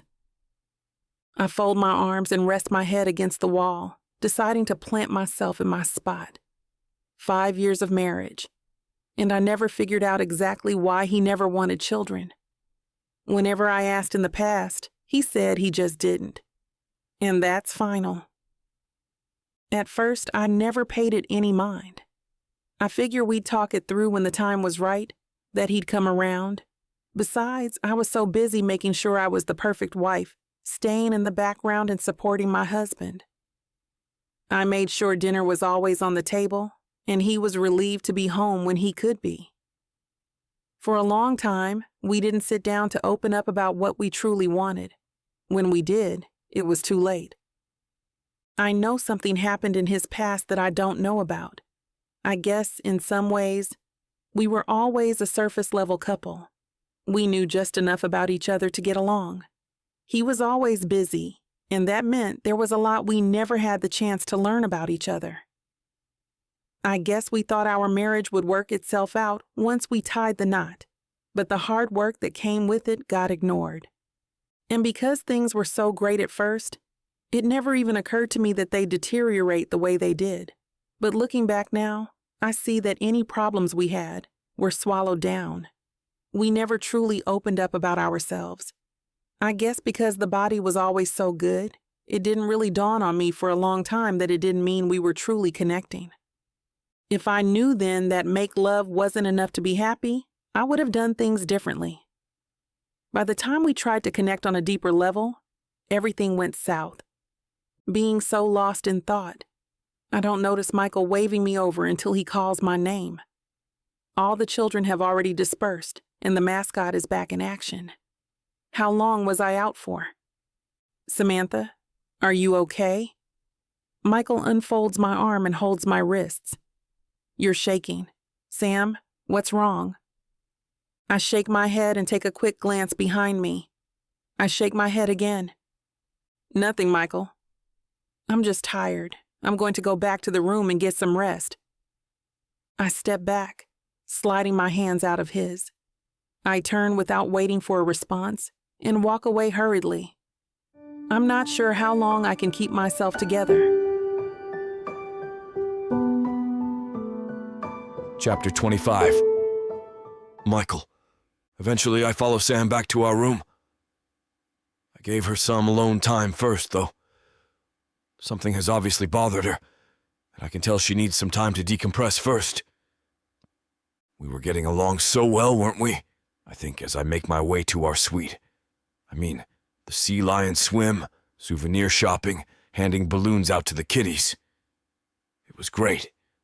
Then she simply disappeared. I open the door and find her sound asleep. I quietly slide onto my side of the bed, not touching the boundary she made, and soon sleep finds me too. The next morning I wake up with a start. I roll over. As usual, she's already up and gone. I quickly pull on a white band shirt and black jeans to join her for breakfast out at the Terrace restaurant. It's a cloudless day in the desert. Sun is already high in the sky. The temperature will hit over 100 by noon. Maybe the jeans were a bad idea. The thought slips from my mind as I catch sight of Sam, though. There you are. I figured as much. I smile and take the wicker chair across from Sam. Yeah. I saw you sleeping so soundly. Didn't have the heart to wake you up, she replies softly. There's a sad look in her eyes, though. You're pretty quiet for the AM if I remember rightly. The morning is usually your time to shine. What's on your mind? Sam hesitates for just a split second before answering. Oh, I guess I'm tired from yesterday. Swimming and all that. She looks down and stares at her coffee. No, I'm sensing more here, I reply, and I can't help but frown. Considering how yesterday went, aren't we okay? Did I do something wrong? Put my foot in it somehow? I wave at the server for a menu. I finished my breakfast, so if it's okay with you, I'm taking off for a swim, she says quickly, standing up from the table. It's too hot today to be anywhere else. I look up from the menu, surprised Sam is in such a rush. Sure, of course. Maybe we meet up for lunch then? I asked Justice if I could look over the books today. Right, she says with a curt nod. Okay, lunch. You can let me know what you find in the financials. Without another word, Sam picks up her bag and walks off toward the main pool and patio. Despite the strained air between us, I can't help but sit back and admire the view. The lacy white cover over her bathing suit accentuates her dark brown skin, and she walks as if floating on air. Samantha is a beauty to behold, inside and out. It would be a perfect picture if she weren't so troubled. From my breakfast table, I can see Sam disrobe, tying her curls up before she slides into the crystal blue water. After a few languid laps, she hops on a blow-up pink flamingo pool float and soaks in the sun. I can tell she's in her element. The worry lines etching her face simply melt away, and for once she looks content, tranquil, at peace. I smile. Why can't she look that way around me? Did I ruin our marriage so badly all she can do is be uptight and upset in my presence? I sigh, sip my coffee, and eat my meal. It goes down my gullet like lumps of sand. It takes most of the morning to analyze the resort chain's books. Everything is in order as I knew it would be, and the chain is doing better than I expected. With a skip in my step and a whistle on my lips, I search Sam out. It's easy. She hasn't left the pool and patio area. I walk up to the bathing beauty. My presence casts a shadow over her face. Her eyes open and she puts a hand over them. Oh, you're back. How did it go? Her face holds a flat effect. I sit down on the chaise next to her and wave at the server for 2 more of what Sam's drinking. Turns out to be pina coladas. I'm game. Everything is in the healthy black. We should celebrate. I flash a wide smile. Good. Straight, thin lips, no reaction at all. I lean forward and whisper. Sam, what's going on? You're not yourself. I just confirmed to you this place is a commercial gold mine. And all you say is straight-faced good? Michael, it's nothing. It's just a lot has been going on, she replies, not looking at me. Going on? I frown. I thought we'd put our animosity behind us. What else could be bothering her in a place like this? What is it? Is there anything I can do to help? I take a sip of the coconut concoction, thinking the searing desert heat and this sugar drink are upsetting my stomach. Or maybe it's Sam's know-nothing mood. I'm fine. Or rather, I'll be fine, she replies, eyes closed to the sun and to me. Don't mind me. Okay, but listen, I whisper, trying to keep the annoyance out of my voice. We're supposed to be acting like a couple in love here, not two people heading for a divorce. Your attitude is screaming the latter. People will think there's a problem between us. Not good, we haven't made the deal yet. Sam sits up, stares directly at me, and whispers. I said I'm fine, Michael. Back off. I lean in and hiss. No, I won't back off. You're jeopardizing this trip, and believe it or not, I actually do care. Care about what or who exactly? Never mind. Don't answer. I said back off. I do a quick survey of the patio. I see the odd staff worker and guest looking our way, so I cut the talk short and change the subject to lunch. You hungry? It's lunchtime. Sam sighs. Yes, I could eat. Sam rises, and we walk back to the terrace where we know there's always a cool cross breeze and the ever-present watermeisters, which make midday in the Mojave bearable. We both order cold plates of fresh fruit, vegetables, and assorted deli with potato salad and large iced teas. The meals are wonderful, but neither of us enjoys it much. Each morsel is swallowed with great heaps of tension. Over a creme brulee custard and a glass of chilled white wine, we sit back and try to take in the sights, as we don't know what to say to not start a fight. Thankfully, Justice spots us, waves, and comes over. Ah, there you two are. My secretary said you had finished with the books, and I figured you'd be dining by now. How is everything? Hello, Justice. Won't you join us? Sam pastes on an instant smile. Actually, it's rather the other way around, you see. I came to ask you if you'd like to take a helicopter ride with me to survey the grounds. I know you saw a bit of the property coming in, but my pilot can spend more time aloft so you can get a better assessment of the place. Samantha, are you up for a flight? I ask with a hopeful smile. Yes, that would be wonderful, she replies sweetly. Let me change. I'll meet you both at the helipad in a few minutes. Sam walks off, heading for our room. I'm relieved. Her reaction seems more genuine than forced. Maybe this will break her funk. I hope so. The flight goes spectacularly. Justice points out spots of interest. Sam and I smile and laugh at the tiny dots having a blast in the water park. Sam relaxes a bit, and that makes me smile all the more. Maybe the ice has broken. Maybe she's finally enjoying herself with me. Back at the helipad, I help her out as Justice talks with the pilot. I'm sorry, Sam. I don't explain. I sense she needs the words more than an explanation. Sam smiles and nods. Justice walks over.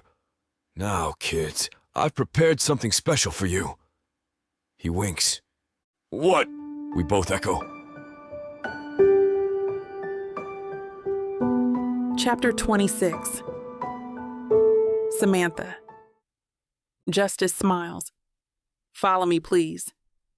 I eye Michael curiously. He only shrugs and follows Justice down the walk. Taking a deep breath, I follow suit. I try to let my annoyance with myself and him from earlier today roll off of my back. He apologized, even though I was being testy with him. He didn't actually do anything wrong this time, and I feel a small stone of guilt settle in my gut. I know I'm not handling this onset of feelings well. Instead, I'm lashing out from a sense of self-preservation. I can do better. The sun is almost gone. Justice approaches an elevator. He brings us to the enormous rooftop garden and restaurant. Empty but for us and the staff. There are tea lights and candles, as well as a musical ensemble. It is the real deal. The whole garden is decorated beautifully, and it's all for Michael and me. A romantic, isolated dinner in the cool night air. I can't let this atmosphere add to my confusion. I take a deep breath, gathering and controlling my emotions. I hope you two enjoy your evening. Justice bends in a slight bow. He's grinning from ear to ear. Doing this for us seems to make him incredibly happy. Oh, Justice, This is just too much. You've already done more than enough, I say, hoping that he doesn't understand the real reluctance behind my words. Justice simply shakes his head. This is nothing. I'm just happy I can do something for such a loving relationship. You two deserve it. I feel the guilt from the previous night build back into my chest. If my wife and I had been lucky enough to have children, they'd be about your ages, he says, smiling kindly. I can't do this for them, so I'm more than happy to do this for you both. I'm speechless. What do you say to something like that? Definitely not number. He's done this for us purely out of the goodness of his heart. Justice offers one last smile before closing the gate, leaving Michael and I alone. Michael is quiet this whole time. I look over at him. He's standing there in the candlelight, just as rugged and handsome as ever. I can do this. Just breathe. His smile is genuine. We walk to our table and he pulls my chair out. What a gentleman, I tease. His smile grows. I want him to know that I'm going to enjoy this night. For Justice, but for me as well. I can take a mental break and simply relish all this.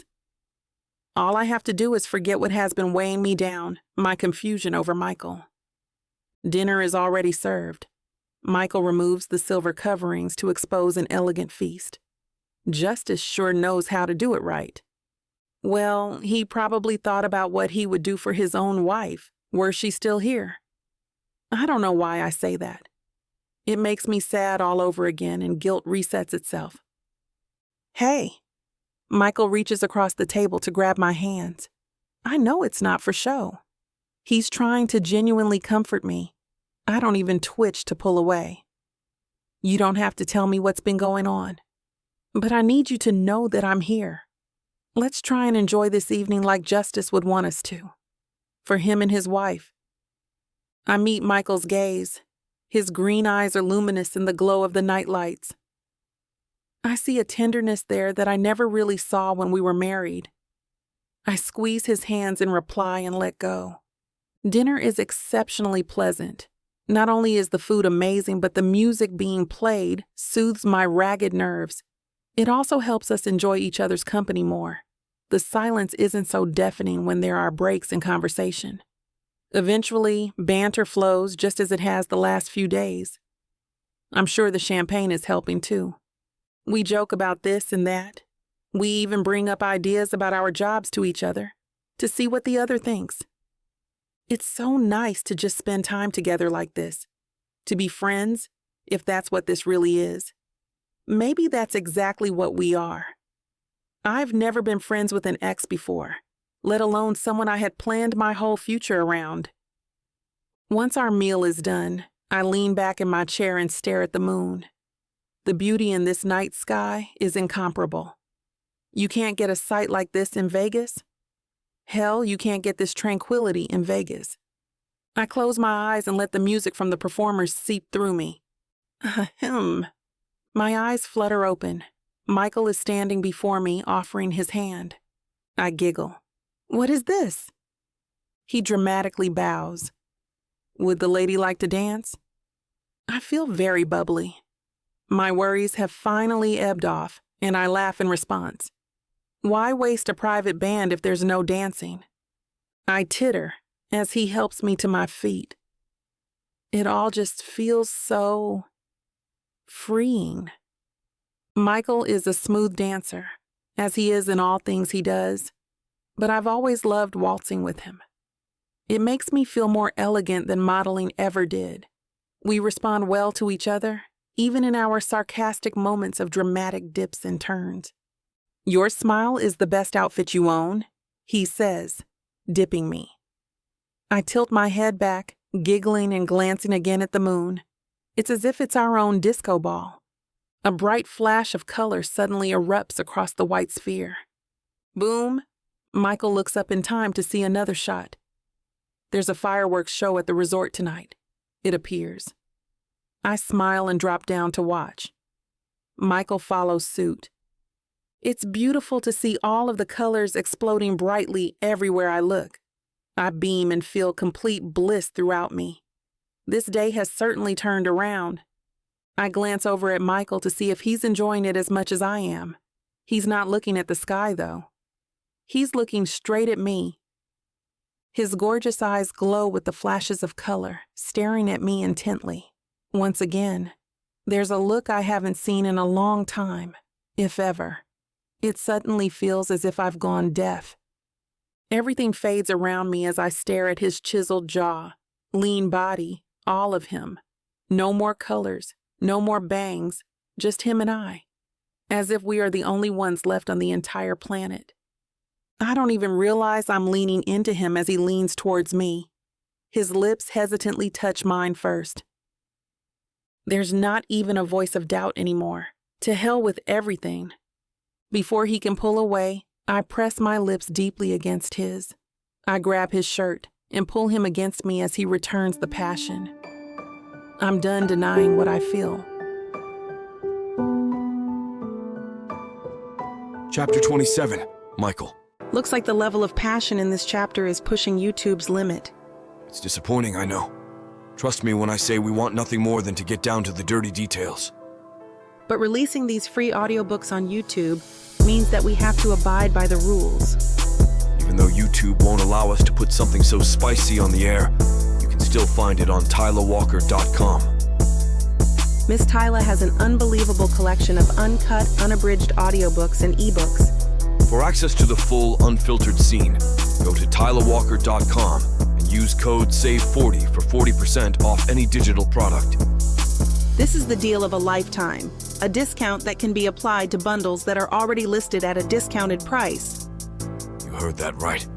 It's time for you to treat yourself. With Miss Tyla.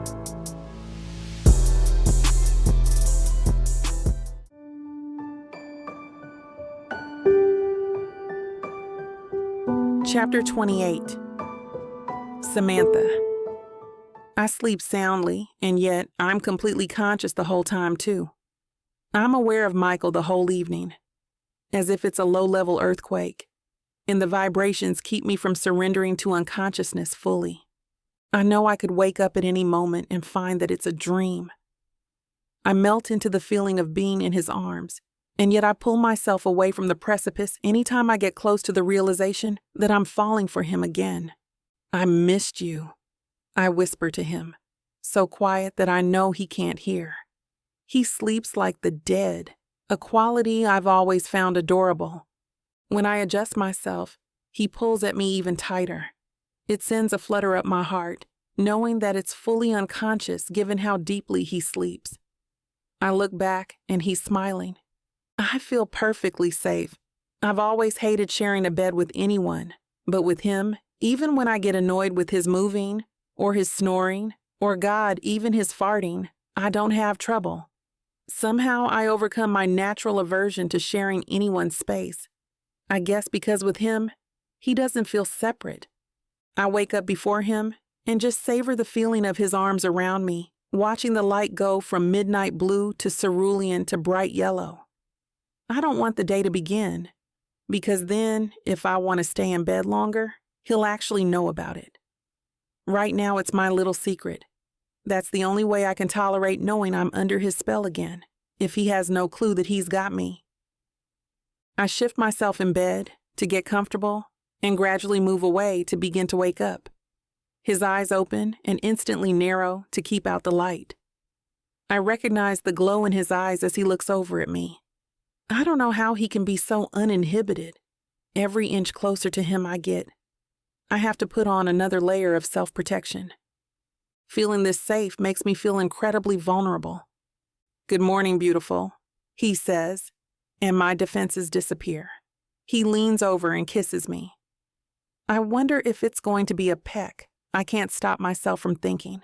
As familiar as it is, it's all so new. The rules of the divorce were clear and simple to navigate.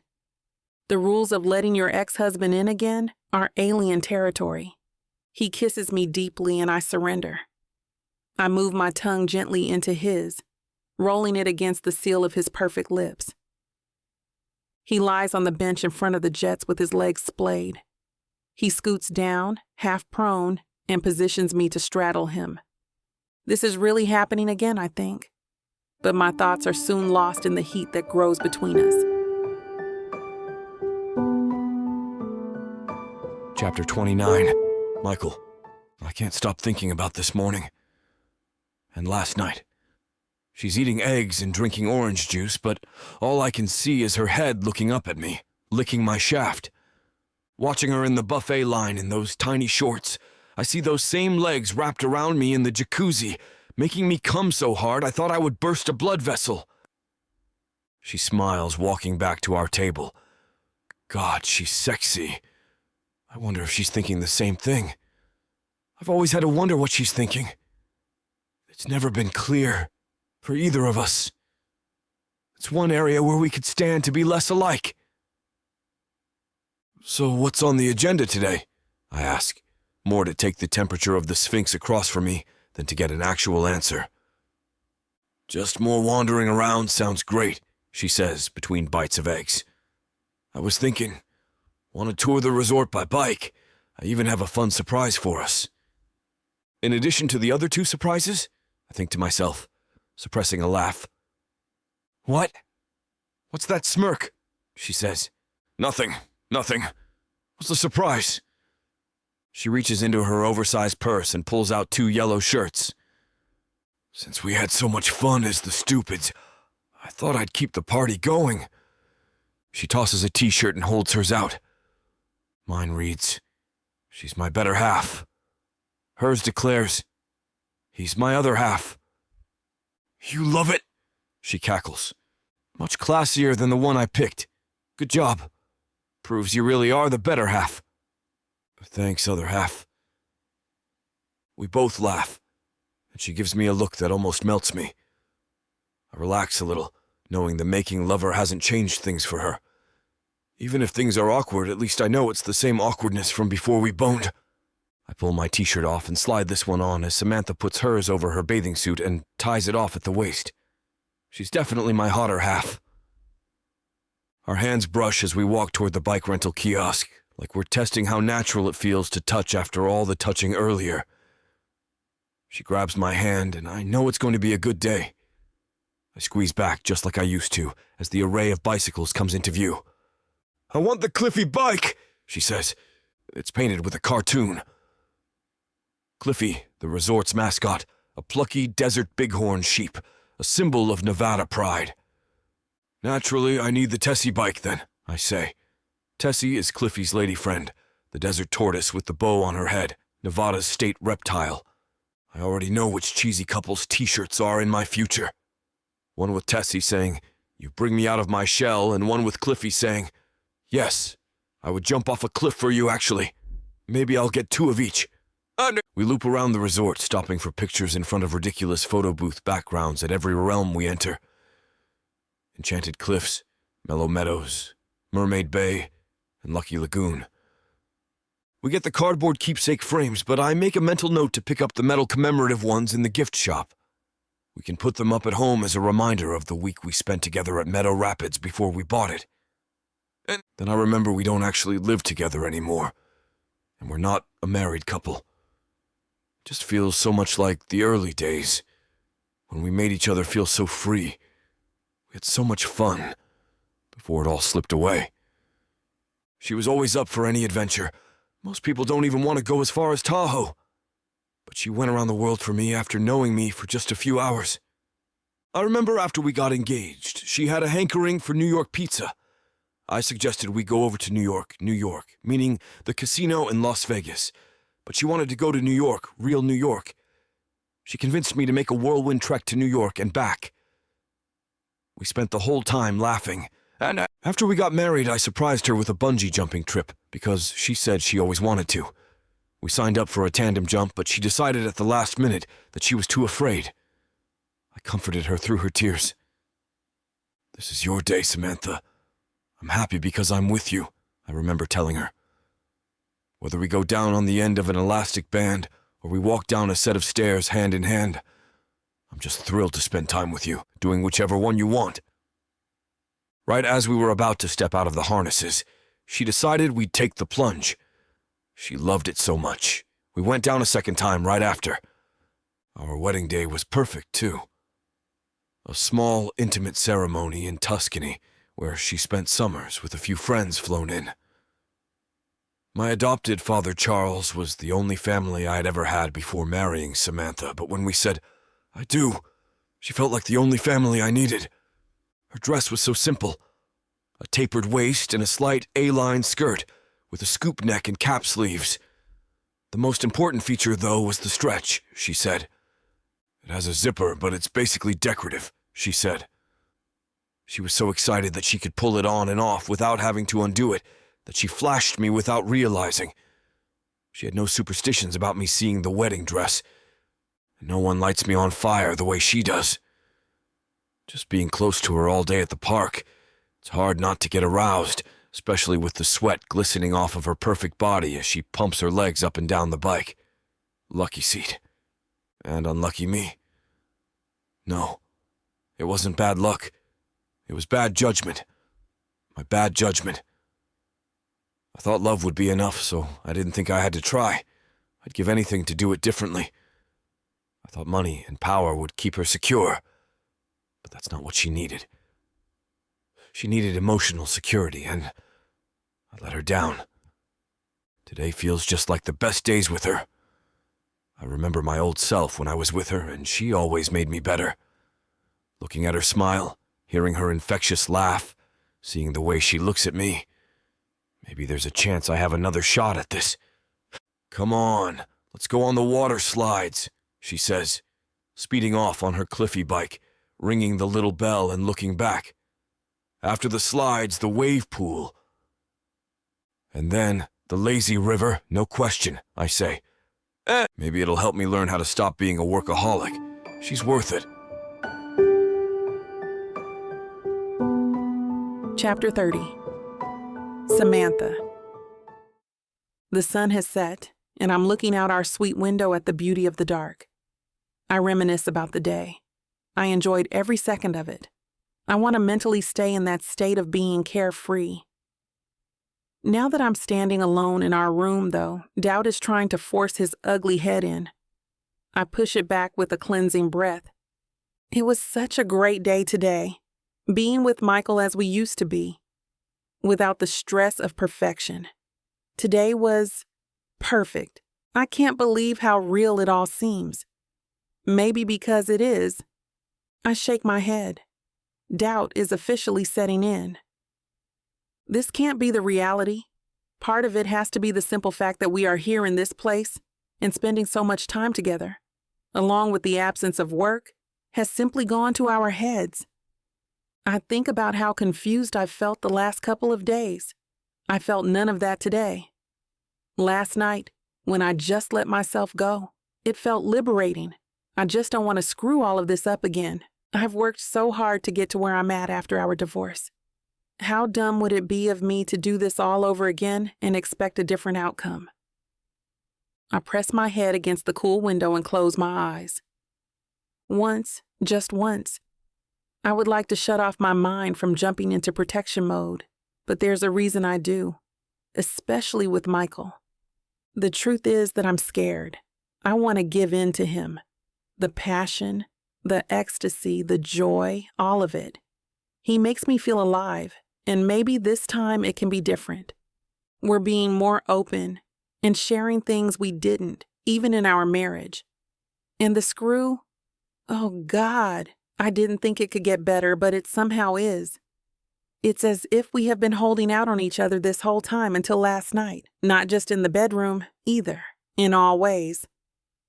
I open my eyes back up and stare out over the resort. Today reminds me a lot of the beginning of our relationship and marriage, a time before we worked so hard to be perfect for each other. What if we had just realized that we didn't need perfection, but simply one another? Could that have saved us? Then another unwanted thought pushes its way in. What if this is only a fling? I haven't really given us much thought in terms of what all of this means.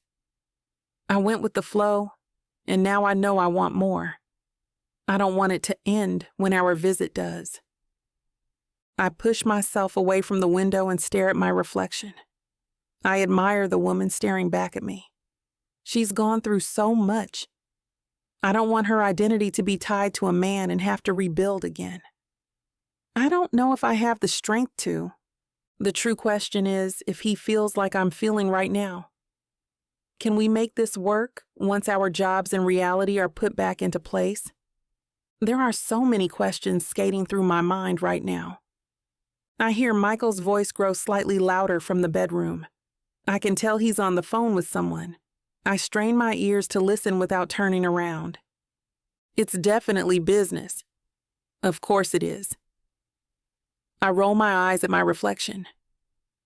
As I keep listening, I can tell it sounds like an emergency. Hopefully everything's okay and it won't set him back. I let out a heavy sigh. My shoulders slump. This is his reality. Work. No matter how I try to make it all go in my head, his current conversation is the wake-up call I need. I was trying to be hopeful earlier. I can see that now. In all honesty, I don't think I can make this work again. I'm still too tired from fighting against his mistress, work, before. She always had the upper hand on me. My odds aren't optimistic. Chapter 31. Michael. Sam sound asleep. Looking over her beautifully bare brown skin, I can't help but smile.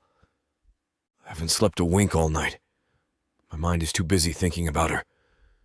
About us. I'm not losing her again. I can't. The time we've spent together on this trip has been a reminder of every reason I fell for her. It showed me that she still is the woman I met all those years ago.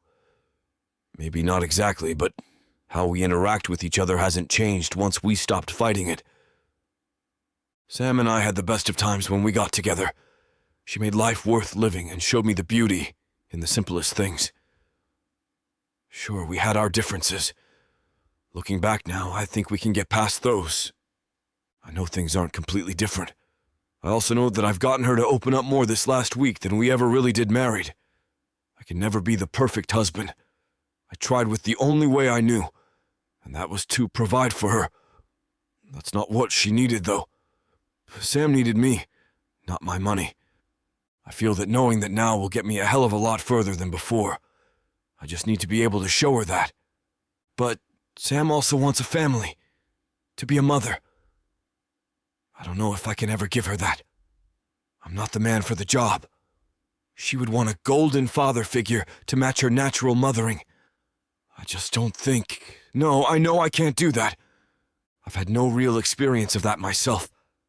How can I ever even pretend to know what I'm doing? I'd screw that kid up so bad. Then Sam would hate me even more with no chance of getting her back after that. I watch her slow breathing and resist the urge to push her hair back. I don't want to wake her. Maybe she could show me how to be a parent, how to care like that. If we can find common ground, I'd be willing to learn. For her. First things first, I need to officially win her back. Not just in bed. Not just for the week, but for the rest of our lives. I feel like maybe I am off to a decent start. The cold shoulder has waned, and now she's here. Lying in bed with me when the thought a couple days ago was enough to make her want to vomit. I hope she doesn't want this to be a one and done. I need to show her I want more, and I'm serious about her. If I can find out where her mind is, I may have a shot. I just need to figure out what she really thinks of me, and what she truly felt was our demise before. Sam rolls over, facing me with her whole body. She stretches slightly, her eyes flickering open. A sleepy smile spreads across her face as she catches me staring at her. "You look pensive," she says, sleep heavy on her tongue. "What are you thinking about?" I chuckle at her directness. Just how beautiful you are. Waking up without a trace of anything and still outshining the sun. She gives a breathy, light laugh in response. I lean over and kiss her slowly. I let my tongue part her mouth as it slides over her own. She arches her back slightly, and I take the invite. The rest of the day continues with the same energy as the morning. Sam and I venture around the resort holding hands and being very much a couple. It feels like our honeymoon all over again. I buy her some sweets, which she mockingly pouts about. They make me fat, she complains, not letting that stop her from eating them all. No, if anything, it makes you juicy, and I like that, I reply, smacking her plump ass. She giggles and tells me to stop. A cute little game of chase comes from it. She almost slips on some wet pavement, but I catch her arm right before she goes down. Here, hand me your shoes. She looks at me curiously. Just do it. She slides off her Converse shoes and hands them to me. Okay, now you're comfortable for the rest of the day, as well as better equipped for the slippery walks. I can't walk around barefoot. Yes, you can. It's a water slide resort, Sammy. I test out my fawn nickname for her again and notice she doesn't even make a face this time. Instead, she smiles. You make a great point. Our day continues like this, and it makes me more than hopeful. I want to be as sweet as I can. Show her the man she fell in love with in the beginning, that he's still there and making a hell of a comeback. While we walk around, she links her arm through mine and leans against it. I can't contain my smile. Even though today has been promising, I still can't blame her if she chooses to not come back to me. I failed her in a lot of ways, and I need to own up to that. She's been clear in our arguments about the things I did wrong, and I can't deny that. Today and every day is about making it right. I'm determined to impress her and be the man she wants. I just need to remember to never stop doing just that. For dinner, Justice decides to join us. It's a pleasant surprise. I've grown to really enjoy this man's company, no pun intended. How has the resort been treating you two? Sam and I both beam at each other. Not 1 ounce of acting is needed. It's been fantastic, she answers. Good. You two seem to have been thoroughly enjoying yourselves. We are. Thank you so much again for this, I chime in. I hope I'm not intruding by joining you for dinner. I wave his worry away. No, not at all. It's a pleasure.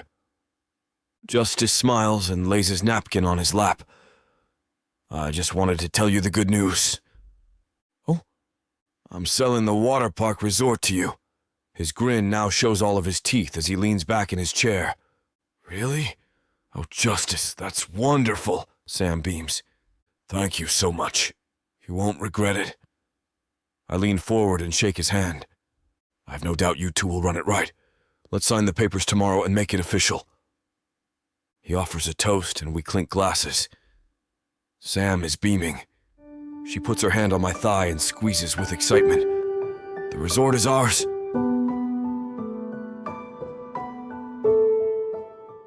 You won't know what hit you, baby. I'm going to take you, break you, and make you mine. And when I'm done, you're... Now hold on just a minute. What? I got something to say. What's the meaning of this? Now you may be some fine-looking white boy, Got that right, baby. It takes hard work. and you might got the money, Fat stacks, baby, to spoil you with. but that doesn't mean I'm going to give it up to you without a fight. A fight? You want some limp wilting flowers? Go to historical romance, baby. But you want sassy and spicy strong black queens that tame their alpha male bad boys? I think our listeners do. Then you go on and look at Miss Tyla's Bougie Brides and Billionaires audio bundle. 50 hours of me whispering the most romantic things in your ears. Fake marriages, alpha male billionaires, strong black women, steamy scenes that will make your eyes roll back. And everything wrapped up in a happily ever after that will put you in an afterglow. Use code SAVE40 to get 40% off this bundle and any other digital product in Miss Tyla's store. Unabridged and uncut. Just like you, You're gonna have to find out. Tyla Walker Romances. Escape your life with sassy romance.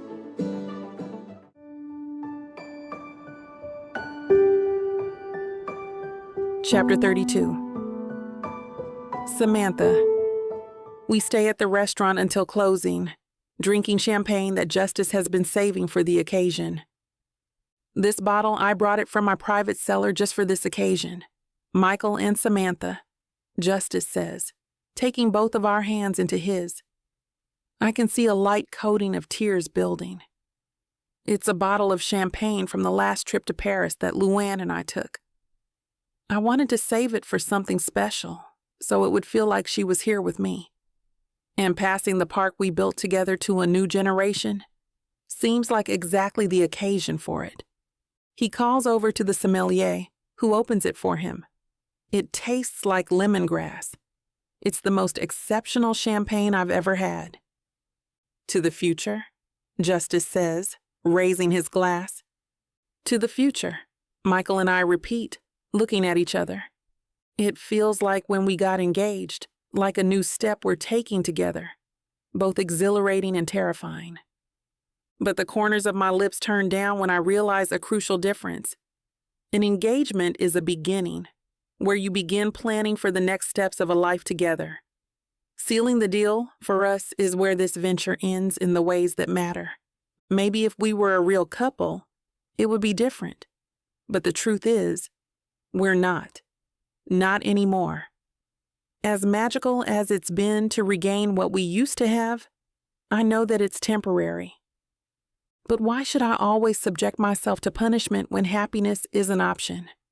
Even if it's short-lived, we're together now. The champagne is flowing, the night is beautiful, and I'm with one of the sexiest men I've ever met who I once thought I would spend my life with. What's one more night? It will break my heart for it to end no matter what. I may as well enjoy the perks while it still lasts.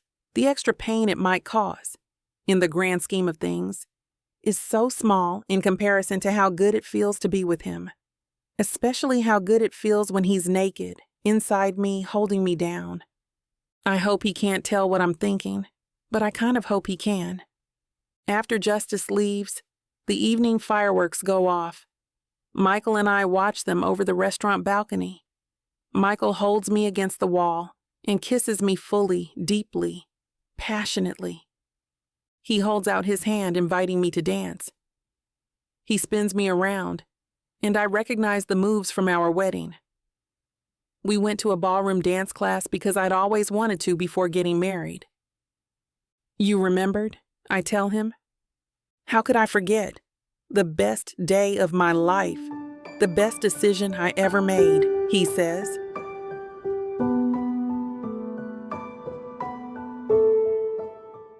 And that's where we're going to put a pause on pleasure. Looks like the rest of this chapter is just too naughty to put on the air. As much as we'd love to share every little detail, we've got to stick to YouTube's guidelines to keep these free audiobooks coming. They've got some rules about what we can show, and we wouldn't want to risk losing the chance to bring you more content. As frustrating as it is to build the tension only to be interrupted, Miss Tyla always knows how to make it up to you. You can find the full, uncut scene over at tylawalker.com. With an entire library of unabridged audiobooks and ebooks, Miss Tyla's collection is waiting for you. If you use code SAVE40, you'll get 40% off any digital product, even on bundles that are already discounted. So don't let the fun stop here. Head over to tylawalker.com and treat yourself with Miss Tyla.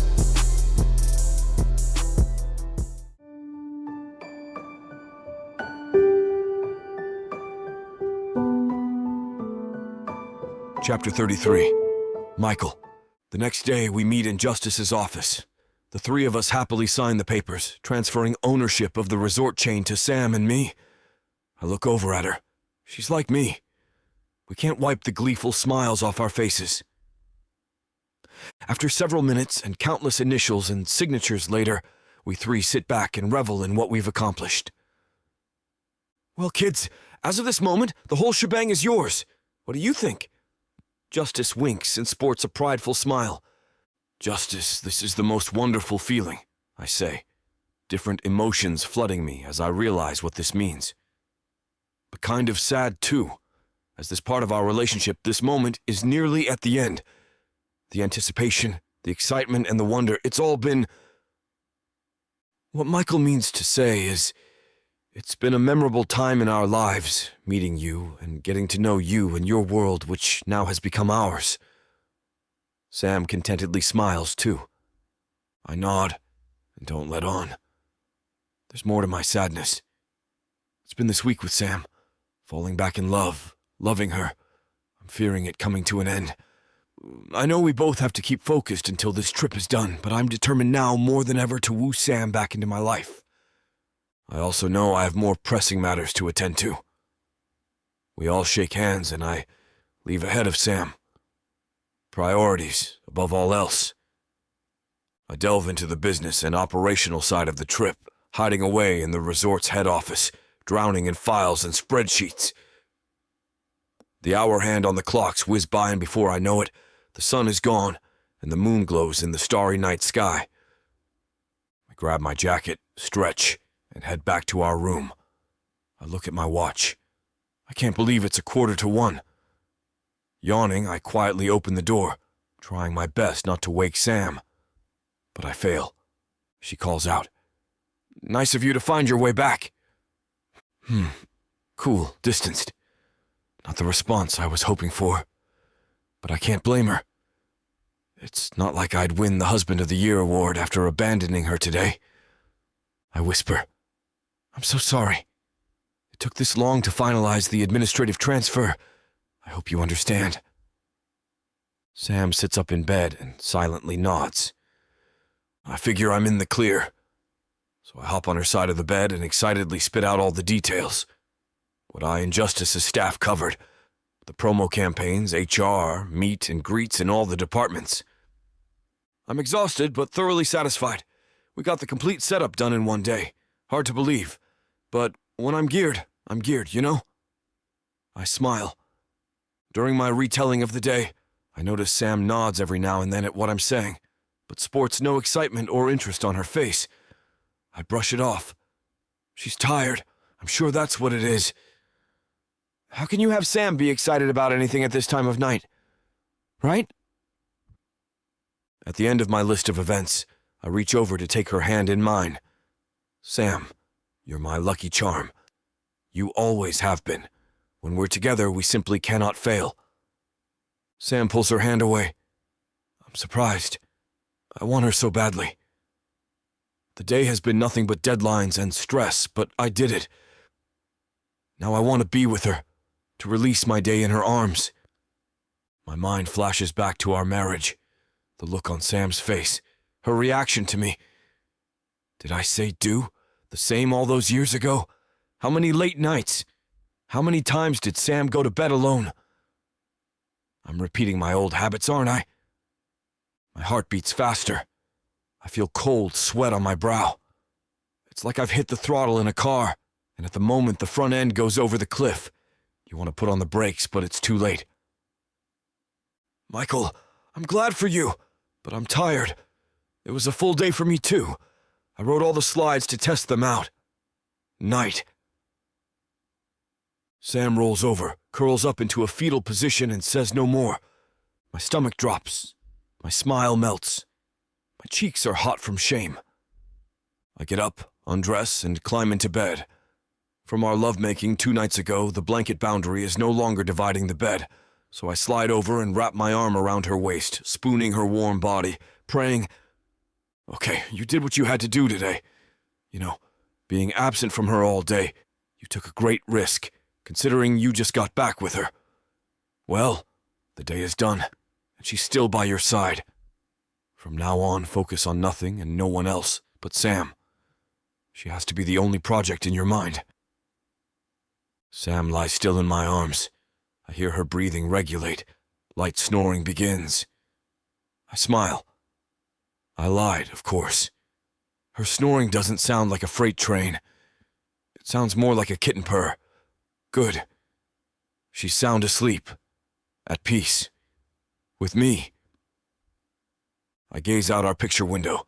The full moon paints powder blue swaths over the bed. The undulating desert landscape set in black silhouette under a universe of stars is miraculous, restful. The air I breathe, as Sam breathes, is clean and clear. A soft hum emanates from the air conditioning system, yet I can still hear the cicadas' sing-song chorus outside. The sensation melts the tension from my shoulders, clears my mind of material concerns, and lulls me towards restful sleep. One more thought strikes. A clarion call as if carried on a silver tray and delivered to my mind by celestial angels. I heed their warning. Michael King, you have a second chance. The reasoning is moot. Be thankful. Sam is your family now. She's your world. Delete the past, embrace the present, and cherish the future. Never take for granted who is in your arms right now. I slowly nod, close my eyes, and drift off to dreamland. A serene smile carries me there. Chapter 34. Samantha. I knew he hadn't changed. That thought kept playing over and over in my head yesterday, while Michael was gone doing business. Even though I knew it, I still had a slight flicker of hope every time I thought I saw him coming to join me. Once dinner had passed, I had given up on him, on the idea that we can be better this time. Business is still his mistress. She already is seeing him far more than I am, and the deal has only just closed. When he came back to the room last night, I didn't even have the heart to fight with him. I know he was excited about everything, but all I heard and felt was the exact replay of our marriage. Not one thing has changed. I was only fooling myself. He's back to the person I knew and divorced. Work comes first, and then empty promises of how it will be made up until eventually, there's no promises at all. Just fighting and silent treatments from each other. With this running through my mind, darkness quickly turns to dawn. I told Michael I was tired, but restful sleep never really came. I dozed fitfully all night until the slightest pop of light in the sky stirs me awake. I quietly removed myself from the bed to take a shower. I want to wash all of the needless disappointment off that I've caused myself. It doesn't work. Wrapping myself in a towel, I find the outfit I have laid out. Everything else is packed. It's our last day, and I had nothing better to do yesterday. Good morning. Michael mumbles sleepily from the bed. I look over. He's stretching and smiling. Morning. If you would have woken me, I would have joined you. I didn't want to disturb you. You had a long day yesterday. I can hear the distance in my own voice, but I'm tired of pretending. The game is done, and the deal is signed. I'm already heartbroken that I've fallen for him again. The last thought shocks me a little. I haven't truly admitted to myself that I've fallen for Michael all over again. I thought a part of me was skeptical enough to not let this happen. I guess not. Well, I have a couple things to finish before we take off, he says, reading through messages on his phone. Shocker. I grumble under my breath. I'm instantly more annoyed than I was a moment ago. He walks towards the bathroom and kisses me on the cheek. I go stiff, and I can tell he feels it. Good. Is everything all right? Yep. Just gonna have some coffee and go from there. He doesn't say anything, but I can tell his look is one of worry. I only drop my towel once the bathroom door shuts. Once I'm dressed, I go downstairs and get some coffee and a bowl of fruit. I don't get why he doesn't even think to ask me to go with him. Doesn't he think I would like to be a part of learning the ropes and signing off on things since it's my business too? He couldn't have done this without me. Yet the moment it's done, I'm forgotten. I snort into my cup, sipping the scalding mixture. It's true, I'm mad at him. I'm more pissed at myself. Realizing that I have completely fallen for him again is no one's fault but mine. The real problem, though, is admitting that I never stopped loving him. I feel pain rise in my chest. I breathe through my nose slowly and clench my jaw. How dare I shed a tear over this whole thing? Not gonna happen. Telling myself that doesn't edge the pain away. I just keep clenching and breathing slowly until the blurriness dries and my eyes clear. It's better that we are apart and stay apart. That way, no unnecessary pain or recovery time needs to happen. The morning slips away, and by mid-afternoon, it's time for our trip back to reality. Surprise, surprise. I haven't seen or heard from Michael once since he left this morning. I hate that disappointment still envelops me. I can't wait to leave this resort. Once I see the lights of Vegas, I'll know I'm back in real life. Then this joke of a fantasy can be over. Maybe then my feelings will edge back into the abyss. I see Michael heading down the boardwalk with his luggage. I put my head against the helicopter window and close my eyes. He gets on, greets the pilot, and straps in beside me. "Hey, I thought I was going to see you in the room before we left." I keep my eyes closed. I didn't know if you would be coming straight here after all your meetings. I didn't want to keep them waiting. "Oh, okay." I can feel the helicopter taking off. "Are you all right?" "Yeah, I just don't feel great. I figured I would try to sleep on this ride and see if it subsides. Now he cares. I just want him to stop pretending and leave me alone. Maybe it was something you ate?" "Maybe." Michael has a car waiting for us and heads to my place. We pull up and he jumps out, grabbing my luggage. Oh, sure. Now he wants to be sweet. He wheels it to the door and I take the handles from him. "Thank you. I can bring it in from here." He looks hurt for a moment. I make as little eye contact as possible. "Are you sure?" "Yeah, I'm still tired and need to lay down." "Okay. Well, how about a dinner date this week, away from the resort?" He flashes me a trying smile. The urge to cry and scream is bubbling in my throat. I know we can't do this. He just proved to me why we are better apart, that nothing has changed. I can't forget, not this time. I force myself to be calm and cool. There's no need for that. We signed the papers. The resort is ours. We said this was only for the deal, so what's the point? Michael looks absolutely shocked. I feel a twinge of pain and want to accept his offer, but I know I can't. Only heartache is in the future, just like the last couple days. I force myself to ignore my feelings and his reaction. I offer a sympathetic smile. "Nice working with you." I turn and leave him standing outside my front door. I unlock my door and haul my luggage in. Hearing the door shut triggers everything I have been holding back. I'm finally alone. Completely alone. I drop my keys and slide down the door. My heart and throat burn as sobs overwhelm me. Chapter 35. Michael, I refuse to give up. For the last week, I've tried endlessly to get Sam to go on a simple date with me. I understand she's busy with Fashion Week approaching, but I'll eventually wear her down, right? "Hey, Samantha. I was wondering if you needed a break from work and wanted to get dinner with me." "Oh, thanks, but no. I'm still too busy and can't afford to run behind on my work. Just one meal is all I ask. It's better if I just stay in. That way there aren't any distractions and I can get right back to it. Thanks, though." Click. These are our conversations this last week. A constant turn down to even bring her food. I've been trying everything.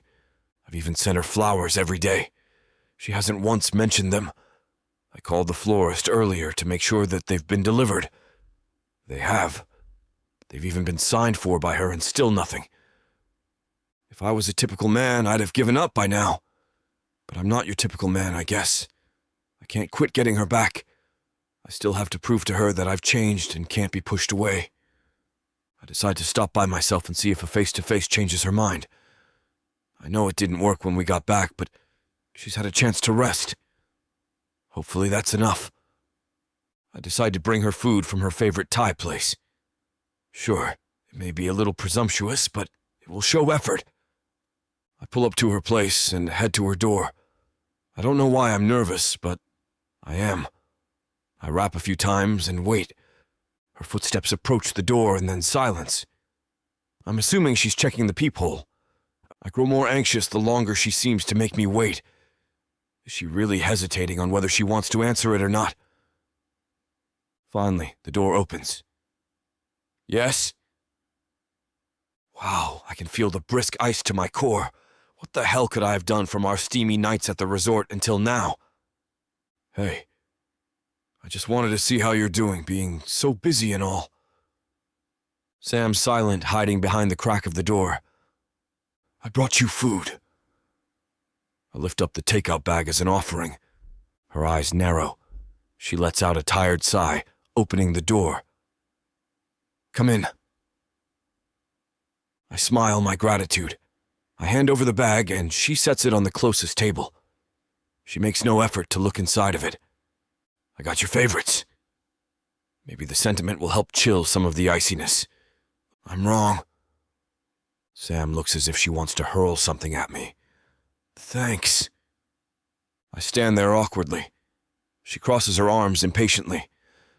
I figured since you're too busy to go out, so we can have a quick bite here, you can tell me how your designs are going. I don't think that's a good idea. I have to work.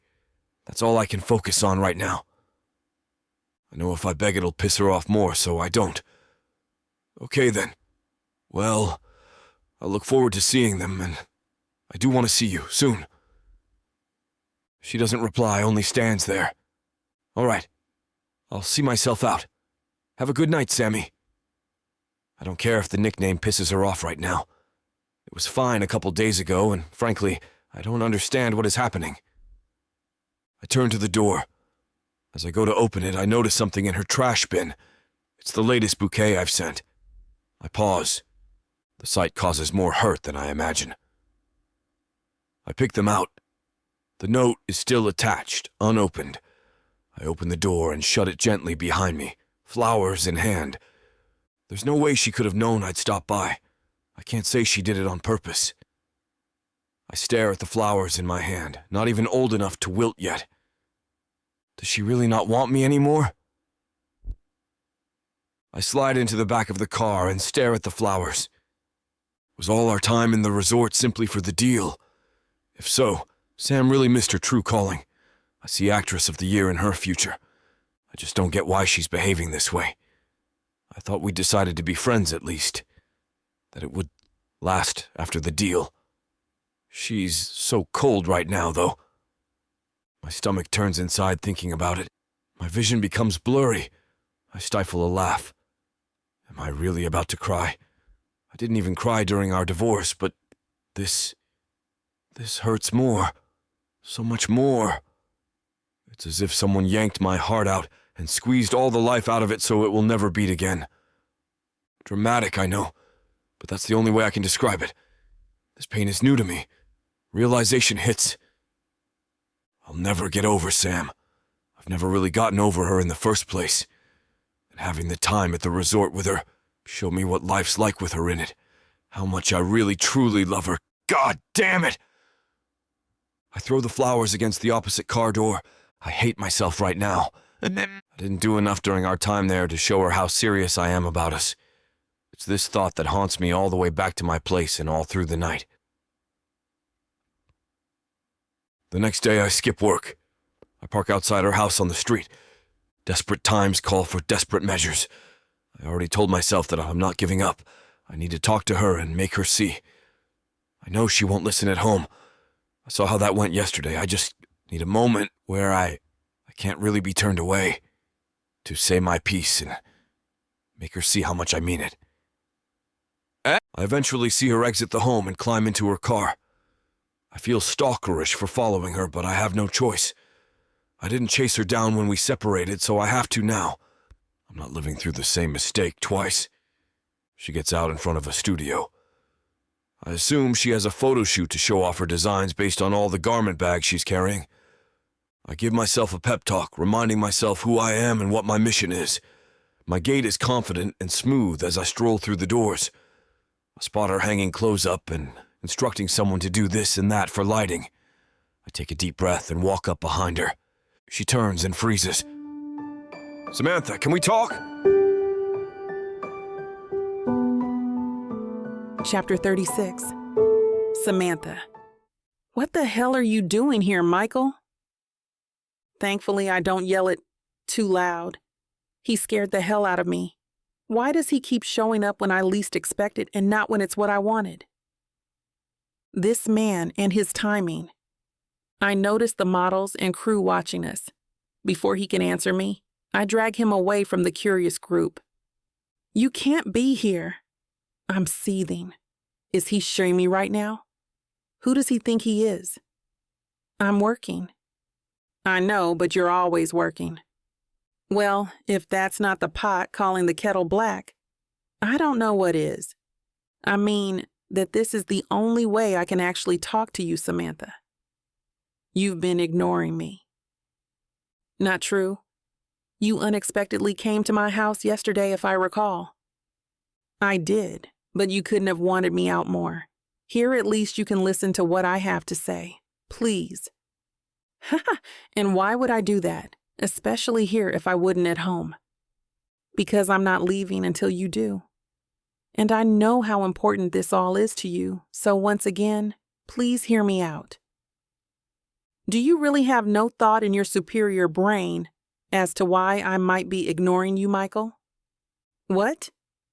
His question comes out with a nervous twang to it. He really has no idea. I've been trying to be polite about this, but you aren't getting it. I don't want anything to do with you. The lie almost reignites all the tears I've cried this last week. He stares at me. I feel as if he is trying to look through my lie. I don't believe you. All I can do is huff at his response. I don't trust myself to say more at the moment. I refuse to believe that it was all just an act. What we had was great, and we still have it, Sam. I felt it when we were at the resort. You didn't do all of those things just to sell justice on us. There were too many times you didn't even have to put on a show. We were actually happy together. His words sting. He's absolutely right, but I can't do this again, especially not right now. He still left me for business the moment it came calling. I deserve to be put first. I shrug. Believe what you want, Michael. It was easier to sell if I threw myself in head first instead of hating you when no one was around. I pray I have the strength to push the slow burn in my chest and throat back down. Seeing his face fall makes me want to cry and yell all at once. He's the one who did this. Why do I feel so guilty? I already hate myself for loving him, even right now. If I go back, then it's to his advantage, and I'll get left behind for work. Again? Number not now. Not after all of my hard work. I'm so close. I'm at a photo shoot for my very own designs, for Christ's sake. I can't allow him to think there's anything between us, or he'll never let me be until he gets his way. Listen, Michael. The paths we walk are too different for this to work. You have different priorities. I don't want to get in the way of that again or be second to it. You'd resent me for forcing you to choose. We can never make this really work. We aren't good together. It's toxic. His eyes become glassy. I've never seen him like this before. He's the man of men. The rugged bad boy that doesn't know how to care about anyone or anything. Breathe, Samantha. Just breathe. But his next words almost make me choke. I'll do anything, Sam. Anything you want. Please. He's making it hard to hold my ass together. I have to force myself to remember all the things I want that he has refused to do, time and time again. I need to remember why we can't be together. I need to drive my point home and make it stick. I can't handle much more of this. Oh, will you? Will you give me a child then? A family? Let me have a baby? His face turns to stone. I keep going before he can reply. Will you put me above work? Will you take care of me when I need more than just money from you? What about when I age? Are you going to support my career? Will I need to book appointments with you just to have a moment with you without work calling you away? Once I start, I can't stop. I go on and on. He just stands there and takes my verbal beating. Sammy, Don't call me that. I snap. Just stop. I can't live with you. Not anymore. This isn't the life I want. I am making something of myself, and I like where I'm at. He goes to reach for me. I jerk away. The hurt in his eyes says it all. I've made my point. Just leave me alone. Can you do that? I turn and head straight to the dressing room. I don't dare look back. I can't. I shut the door and quickly lock it behind me. I'm shaking uncontrollably. I need to get it together. I have work to do. Why didn't he fight like this when I asked for the divorce? Hot tears start to make their way down my cheeks. I don't have time for this. I hear a faint knock on the door. Still shaking, I don't dare reply. I told him to leave me alone. Samantha, it's Rose. Are you okay, sweetie? I unlock the door and let her in. The moment the door shuts behind her, I throw my arms around my best friend and just start sobbing. I'm so tired of crying, but I'm also tired of being strong. She hugs me just as fiercely and coos to me that it'll be okay. I feel so stupid, Rose. I cry into her hair. Don't feel stupid, it's all right. I admit the one thing I've hid from myself for too long. I still love him so damn much. I know, honey, I know. I cry even harder. Chapter 37. Michael, hey! I holler at the bartender, snapping my fingers clumsily to get his attention. Luke smacks my arm. Knock it off, man, he chastises. I know things are hard right now, but don't take it out on service workers. I don't even have to see the look on his face to know it screams disgust. Whatever, I mutter, giving up on another round of shots, turning from the bar and pushing past Luke to make my way to the dance floor. He's right, obviously. I'm being an asshole to the people who deserve it least, which seems to be a recurring theme in my life, but I can't shake my attitude.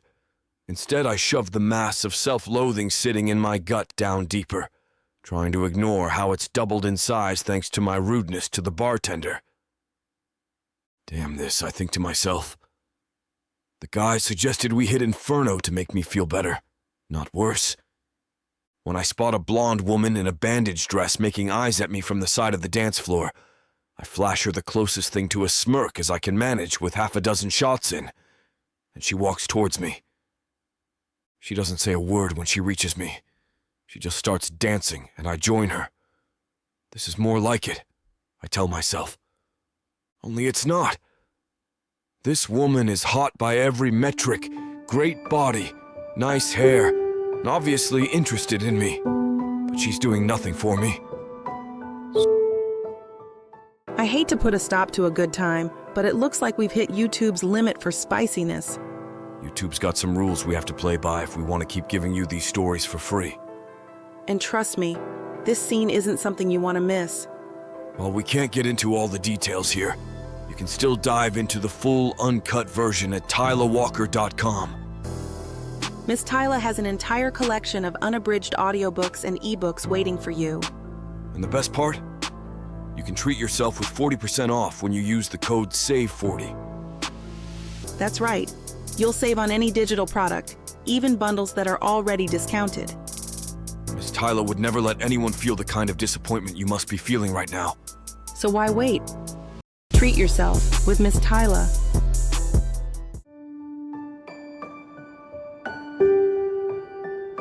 Sorry. That's the only word I can muster. Unable to make eye contact, I just turn away and stumble back to the darkened booth where my buddies are nursing their respective beverages. They all look up as I approach. How's it going, Michael? Creed asks enthusiastically. You looked like you were having a good time over there. Bruce chimes in. I don't say anything, but just nod stiffly. I know they're trying to help. It's why they suggested we go out. It isn't working. Fortunately, none of the guys feel compelled to push the matter and instead resume their conversation from before I sat down. Unable and unwilling to follow along, I stare blankly into the distance. As if on cue, Darren slides in next to me. What's going on, Mick? He asks as he takes a seat, not bothering to beat around the bush. I pinch the bridge of my nose, not sure where to start. Then I cross my arms over my chest and sink into the booth glumly. It's Sam, is all I say. Yeah, man. We all got that, he says sarcastically, gesturing to the other guys. Breakups are tough, and you can process yours at whatever timetable works for you, but... He trails off, clearly unsure of how to phrase the next part. Spit it out, I say dryly. I mean, I kind of expected you to be in a better place by now, not worse, he confesses. Yeah, you and me both. We're both silent for a minute. So what's going on? He probes again, mellower this time. Something's changed. What is it? I let out a tense exhale, letting my cheeks puff out as air escapes my lips. Nothing really, I say honestly. I still love her, but I have the whole time. It's my turn to trail off, trying to make sense of it all. When I finally do, I'm stunned by the intensity of my own revelation. I can't live without her, but my inaction is the reason she doesn't love me anymore. The admission hangs heavily in the air between us, as if it is humidity before a thunderstorm. I shift uncomfortably in my seat, unnerved by the distillation of my conundrum. Darren watches my face intently. Finally, he breaks the silence. Well, I have good news and bad news, he starts. The bad news is that your marriage disintegrated because of you. The good news is that your marriage disintegrated because of you. I look over at him, irritated by his smug reply. Care to elaborate? You have control over your own choices, dude. Does it suck that Samantha's over you because of how you treated her? Yeah, I figure it does. Does it suck to know that you are the source of your own problems? Also, yeah. I raise my eyebrows at Darren, waiting for the ibit. But at least now you know all that, and you're in the driver's seat. That's 2 advantages by my count. So, if you're serious about getting her back, and it sounds like you are, all you have to do is show her how you've changed, Darren explains, as if the answer's been in front of me all along. I give a mirthless laugh. Oh, yeah. Sounds like a piece of cake, I say, unamused by the false simplicity in his assertion. Hey, I didn't say showing her that you've grown will be easy. Darren puts his hands up in surrender. But again, you aren't beholden to anyone else's idiocy to rectify your own. So, decide where your priorities are, and then think about how you can prove to Samantha that your relationship is one of them.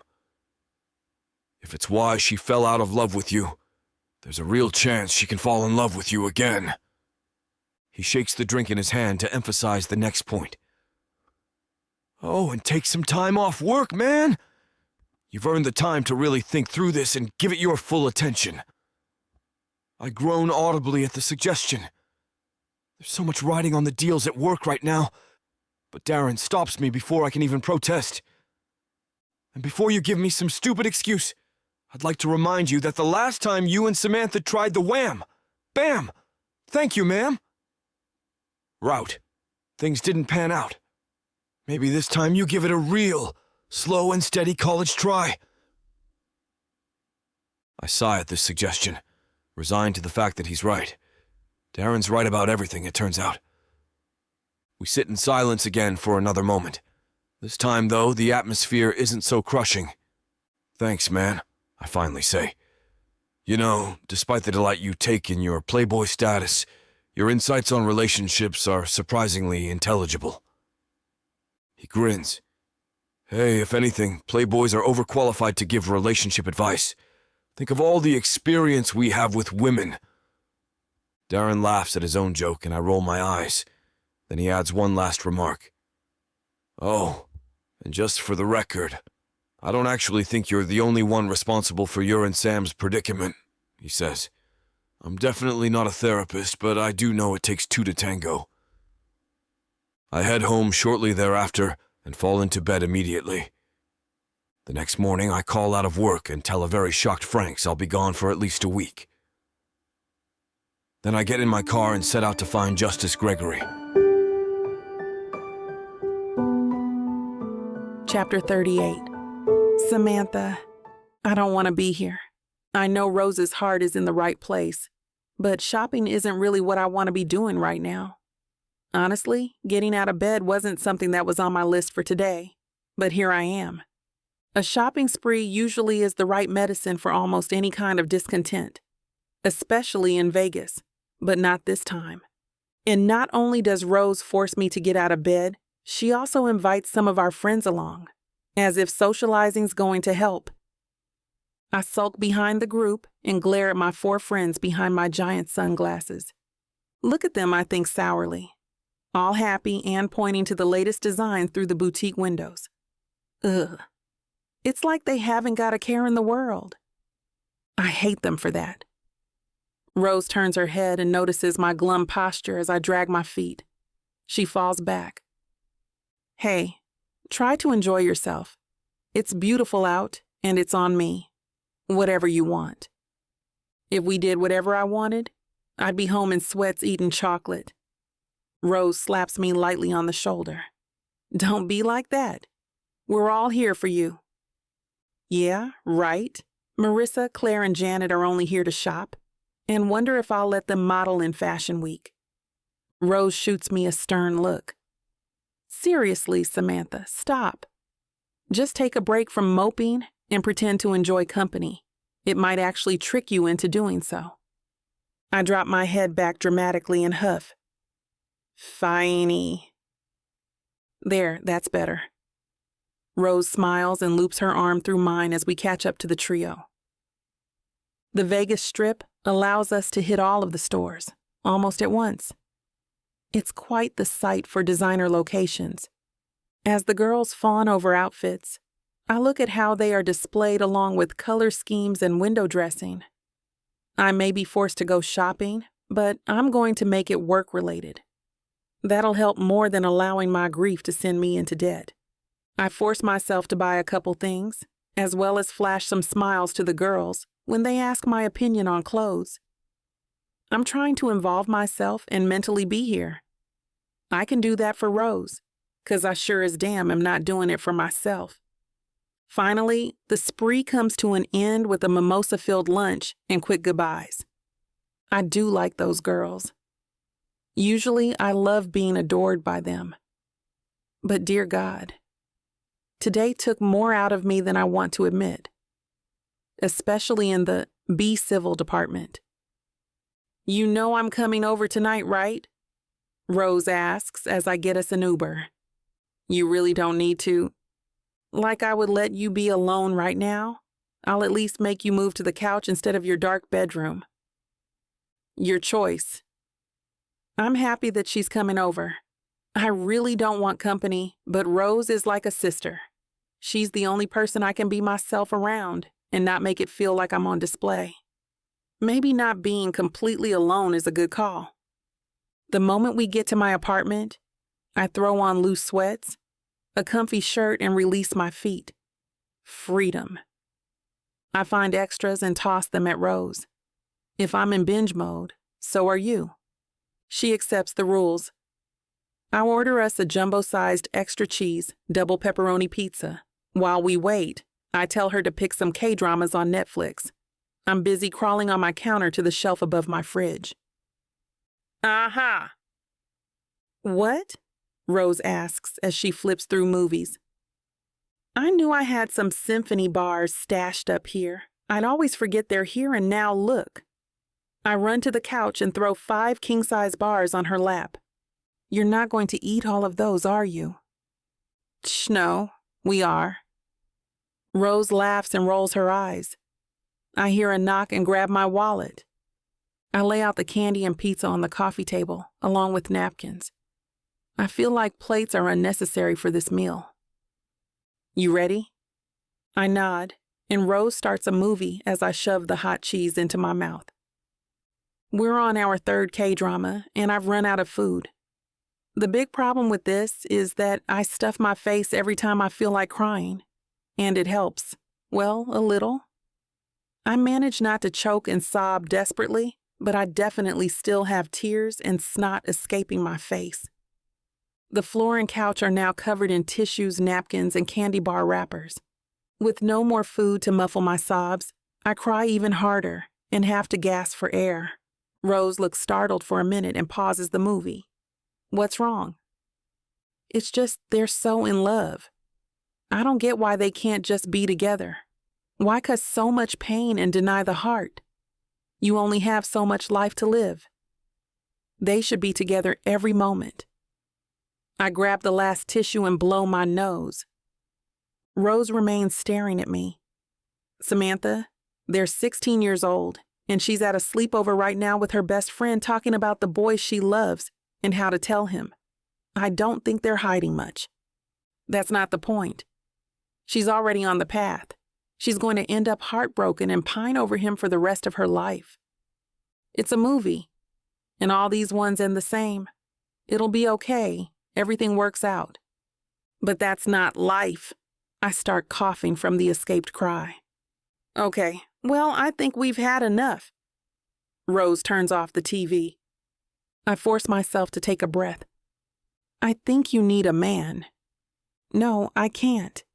It's too soon. Look at me. I am, and that's why I'm saying this. I think you need to get back into the dating scene. You need to have fun. You're in your prime. Find a dude. Get laid. I sniffle and rub my nose. I can try. That's all I want to hear. I'll set you up tomorrow with a guy I know. It'll be a good first step. I nod. Rose turns the TV on, but rightly searches for other genres. I try not to let the onset of fear take over. I haven't dated anyone but Michael in ages. I don't even know how or if I can do what it takes anymore. More importantly, I can't help but wonder if I'm really doing the right thing.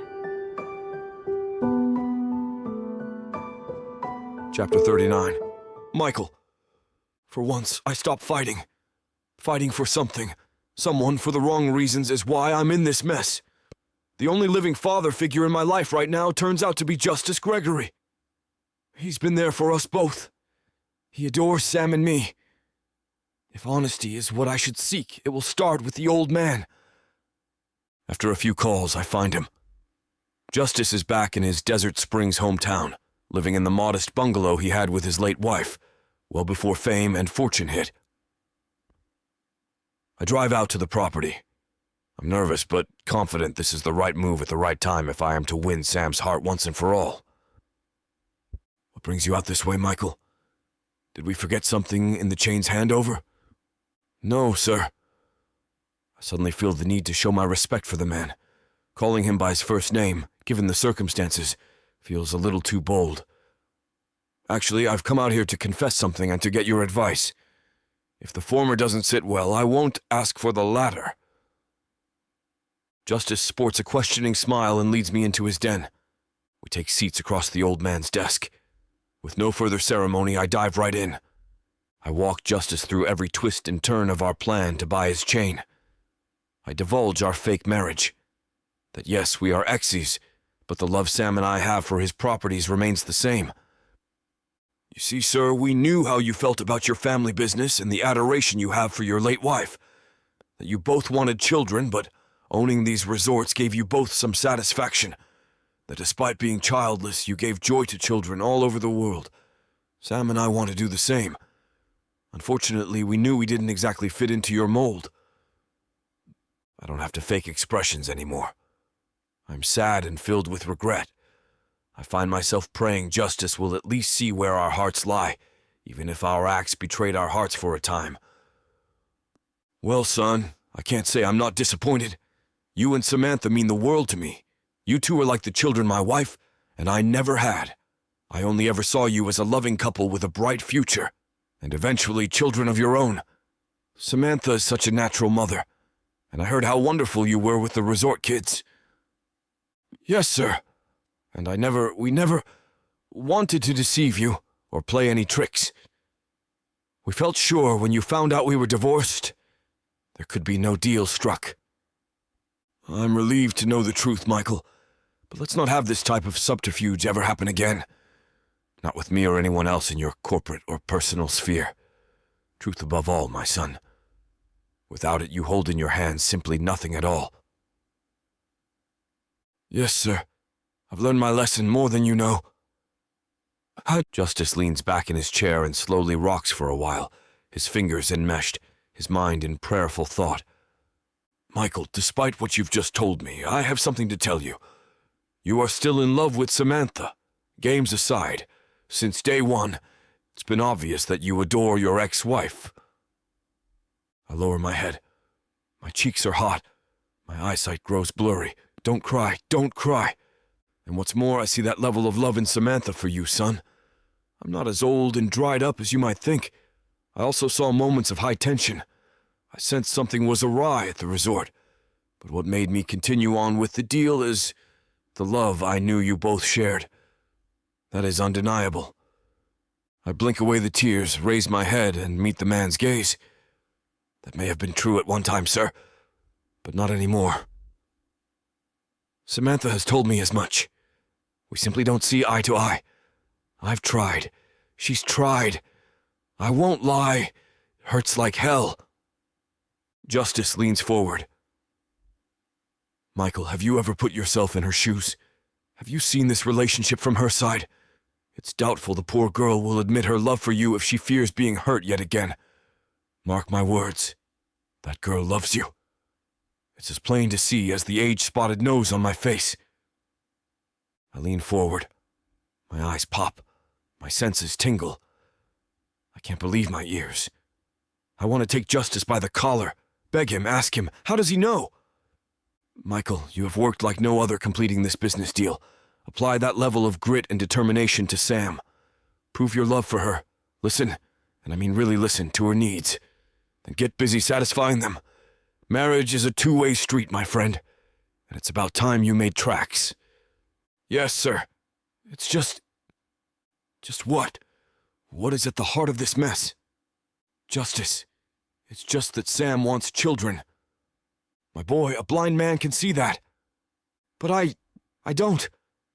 I had a terrible childhood, and from how I was raised and abandoned by my father, I know I'll make a lousy father too. It's in my genes. Hogwash. What, sir? You heard me. Unconditional love comes from the heart, not from DNA or a lousy parent. Did you not see how gentle you were with those kids the other day? Always listening. So attentive. You're as natural a father as Samantha is a mother. You're allowing fear of the unknown to dictate your future. By doing that, you will miss out on one of the greatest experiences man can have on this earth. I exhale and lean back in the chair. I am a deflated man, lost, and wrung out like an old washcloth. Listen, it's a long way home. Stay the night. My housekeeper will set you up in the guest room. Take the night to think things through. Tomorrow is another day, and you'll face it with a clearer head. You watch. So, I do what I'm told, and I stay the night with the old man. We waste away the evening playing gin rummy, cracking jokes, and telling tall tales. It reminds me of the times I had with my adoptive father before he passed. Not that they were as wholesome as this by a long shot. I'm grateful for a second, or perhaps third, chance at something approaching a father figure. I wake up the following morning to a brighter day with clearer thinking. I leave Justice's home with reinvigorated energy and firm intentions. I finally see the world through Sam's eyes. I finally see my mistakes. What do you know? The old man was right, I think, as I bid my farewells. As I put the car into gear and throttle down on the interstate, my mind is on a battle once more. Only this time it's conquering Sam's heart through her needs. It's a battle I will win. Chapter 40. Samantha. I give up. Part of me knows Rose is right. I have to get out there and start living my life again without Michael. The entire time I'm getting ready, throwing this dress, that blouse on the bed, I'm walking as if in quicksand. It feels as if at any moment the world will suck me up and I will be no more. I glare at myself in a full-length mirror and spit. Oh my God, Sam. Get yourself together. It's only a blind date. You're not going to your own execution, you know? No, it only feels like it. I sigh. I look at my stuffed animals on my bed. Their plastic eyes are mocking me. I glare at them too. Again, I chastise myself in the mirror. Why do you care what outfit you wear? You're going to have a lousy time with a weird guy, gulp a glass of wine, take Rose's escaped cell phone call, and call it a night. Eventually, I settle on an olive green jumpsuit with muted makeup. I do nothing with my hair. I let the wavy chestnut strands flow. Good enough for the guys I don't date. Let's just get this over with. I run late, but finally make the quaint Italian bistro where Ned suggested we meet. I see him wave at me. He's wearing a tweed blazer with those leather elbow patches. He looks like the singer, John Denver. If John Denver had gone to Oxford. God, I hate elbow patches. He pulls out my chair and is every bit the gentleman. So polite, so attentive, so boring. I'm so close to screaming and running for the hills.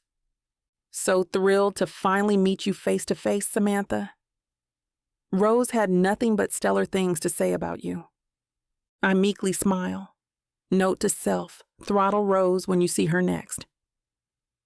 Over a plate of shared antipasto and a bottle of Chianti, Ned talks and I listen and nod and smile.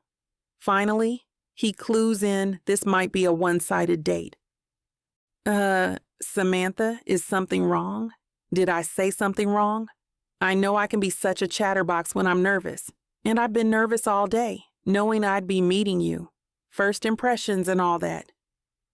I take a big gulp of wine, smile, put down my glass and grip my clutch purse on my lap like a kind of security blanket. Ned, you seem like such a great guy. Oh, geez, here it comes. Number. It's nothing like that. You seem like a great guy. My friend gave you the wrong impression about me. She thinks I should get back out into the dating world, but I'm not ready. I thought I was, but I'm not. I'm sorry, I can't do this.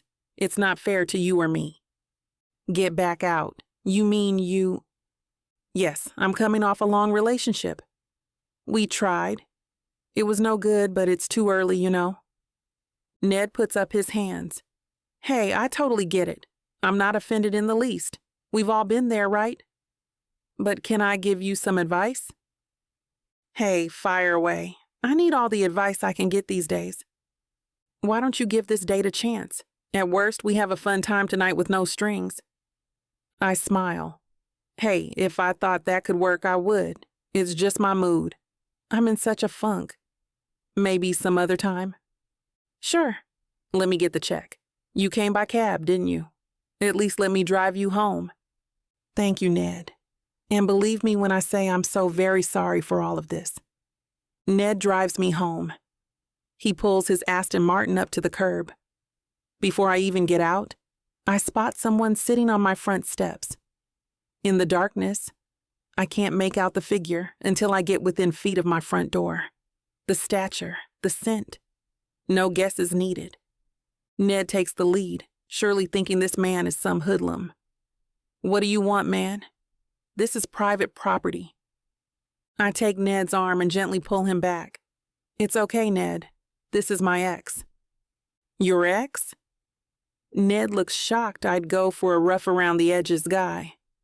I ignore his query. Michael, what are you doing here? Michael's expression is a mix of shock and sorrow. I can tell he's hurt, seeing me with someone new. Listen, this isn't... You don't have to explain. We are free agents, right? I'll leave and come back tomorrow. God, his voice. I know that voice. He's devastated.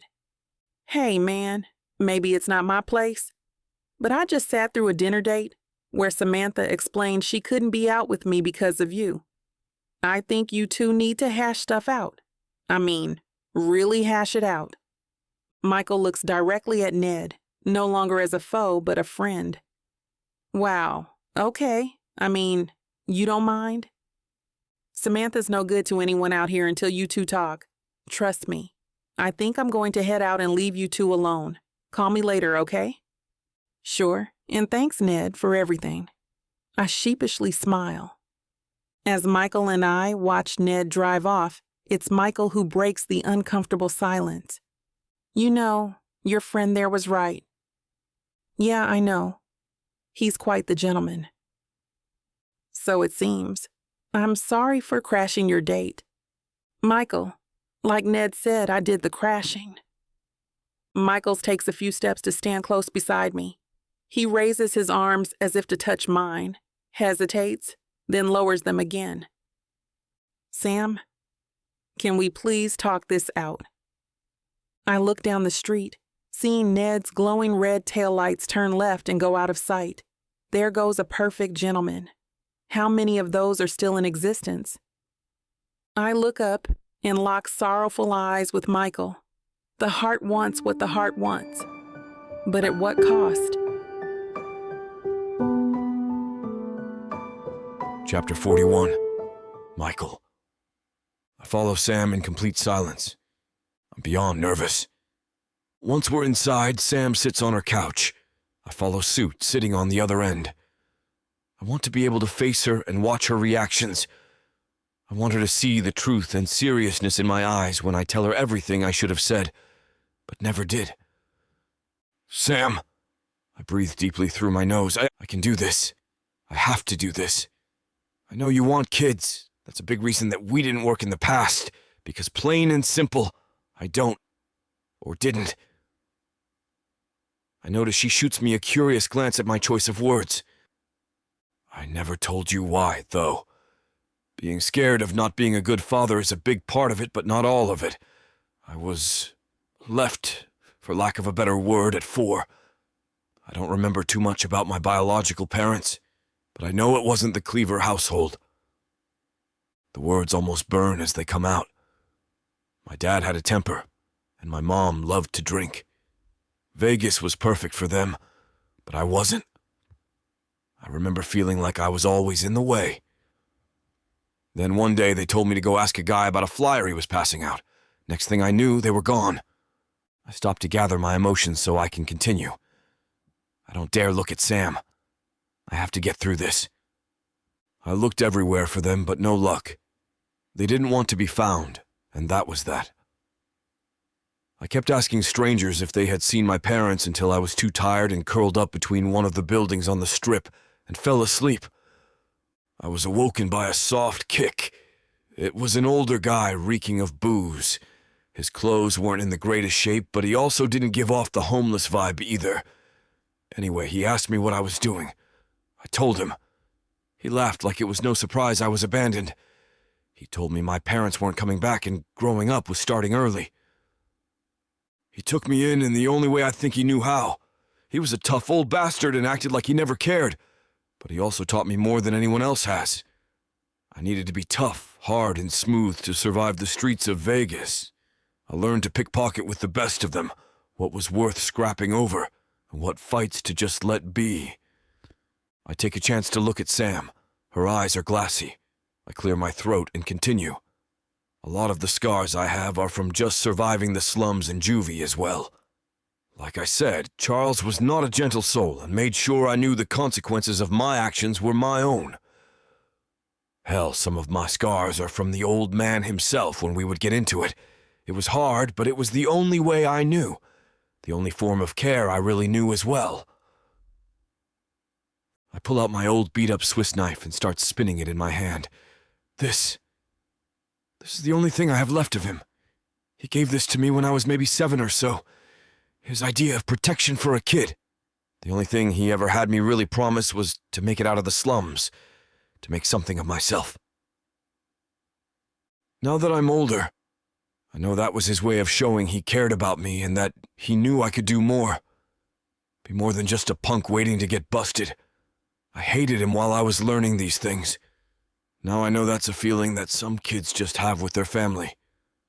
I shift in my seat, turning my face slightly away from her. I can't risk eye contact right now.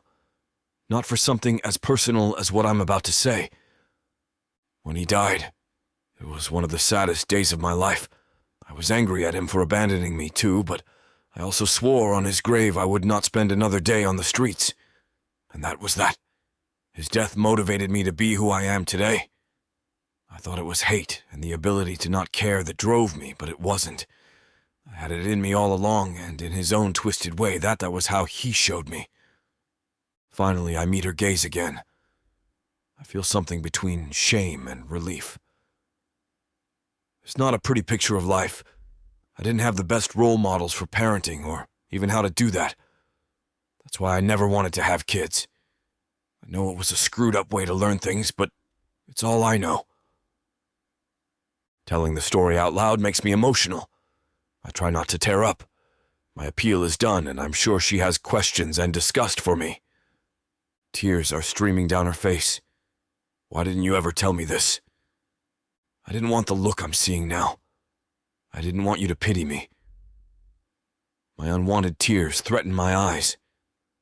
I also felt it was just better to forget that part of my past, that it wouldn't affect us. It does. It helps me understand you better. And the whole kid thing, if I would have known, I just can't believe a little boy surviving all of that. I can't stand to see her sad. That's not what I want. I go to her, dropping to my knees. My hands grab hers and I press them to my chest. I love you, Sam. I always have. I've never stopped. I can do and be anything for you. I know that you can teach me to be a good parent. I can learn the right way to do things from you. I'll put you first. My mistake was not showing you how much I love you and need you in my life. I didn't try when you left. I just let you go. I can't live through that again. You are the love of my life. I know I don't deserve a second chance, but I'm asking for one. To show you that I can do this right and treat you how you deserve to be treated. My heart belongs to you and only you. I thought I didn't know what it was to love. But you showed me. You let me love you and see a part of myself that I didn't even know existed. I can't lose you again. We sit there crying as I desperately hold onto her hands, afraid to let go. I love you too, she finally answers. I choke out a chortle of excitement through tears. But I don't think that I can do this again. What if this fails? My heart can't take it. I promise I'm going to do my best. Please, please, just give me a chance. Sam sniffles, taking a deep inhale. No. This is it, baby. This is what you can get me that'll make me happy. You know I'll get you whatever you want. All you need to do is ask me and I'll give it to you. This ain't just it. This is everything I could ever want. Now I'm curious. What does a strong, sassy woman like yourself want so badly? Baby, you know what I want? Can't wait to hear. The Big Baddie Bundle from Tyla Walker. It has everything I need. 20 ebooks with over 1 million words of sassy romance and spice that'll keep you on your toes. 10 audiobooks containing over 60 hours of that seductive voice telling me naughty things all night long. You don't need an audiobook for that, baby. Right here. You may be fine and all, but no one tells it like the way Miss Tyla does. And I need her in my life. The Big Baddie Bundle is everything you need. And you can get it for 80% off. Go to TylaWalker.com to browse the bundles that earn you the best deals. It's time you treat yourself. Because you deserve it. Escape your life with Miss Tyla.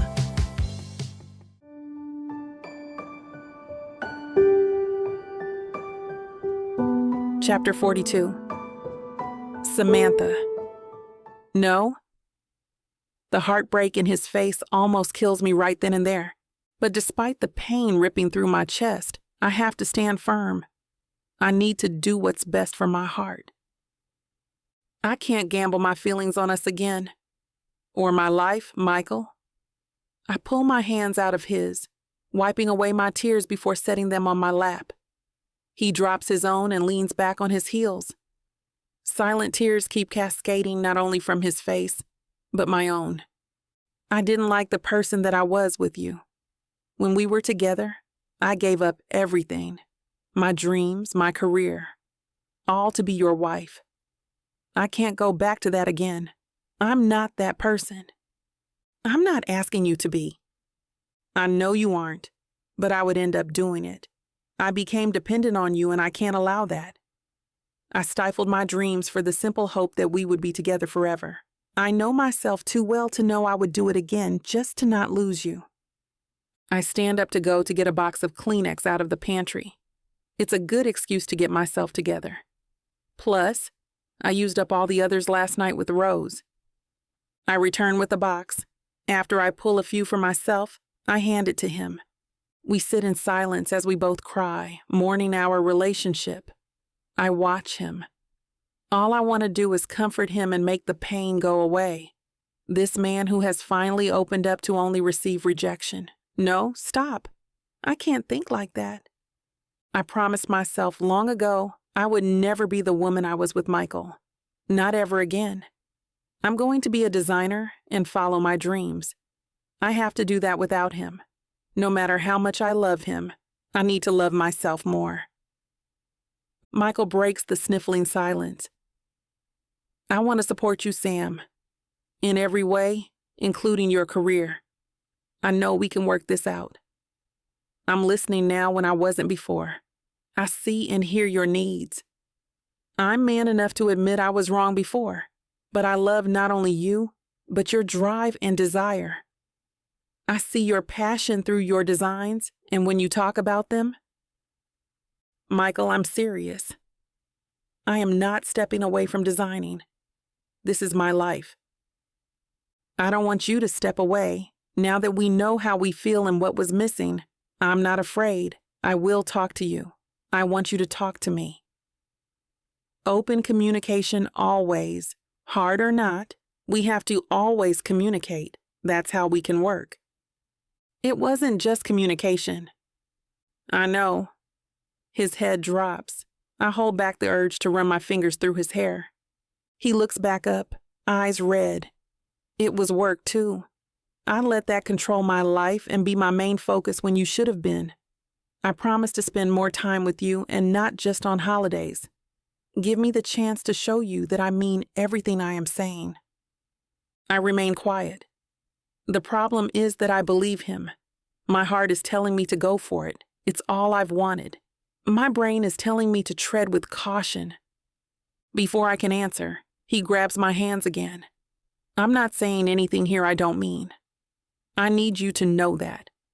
I am going to back this all up with my actions.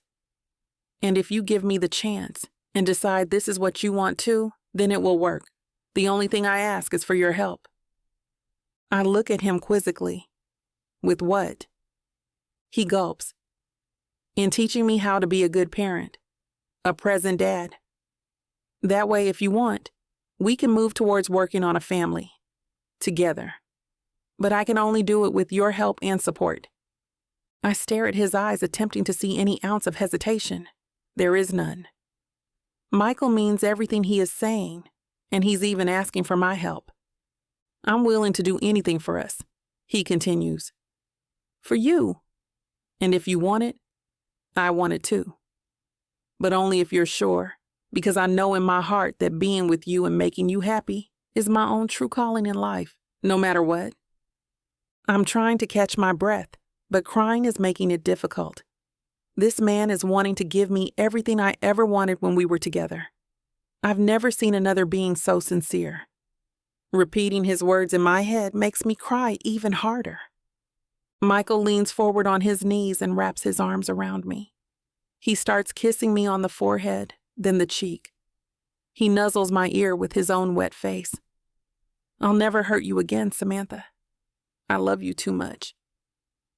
I let myself go and just cry in his arms.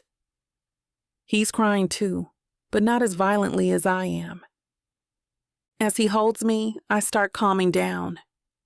Peace seems easier to find when he's holding on to me. Should I stop denying my heart and take a chance on what I actually want? Is it my fear of getting hurt again that's causing my doubt? My sobs finally subside, and I can breathe steadily again. He puts my face gently in his hands and wipes my tears away with his thumbs. I smile. He grabs me a tissue, blotting my face for me. Will you give me a chance, Samantha? A chuckle tickles my throat. I nod. Yes. Chapter 43. Michael, I was expecting to hear her say no so wholeheartedly, or maybe just preparing myself, that my heart had already leapt into my throat. My mind had been thinking about how I would rebuild my life without her. And then the word I thought I'd never hear again. Yes. Really? My God, Samantha. Samantha. Yes, really. She giggles through her tears. Looks like the level of passion in this chapter is pushing YouTube's limit. It's disappointing, I know.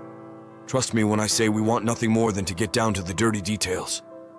But releasing these free audiobooks on YouTube means that we have to abide by the rules.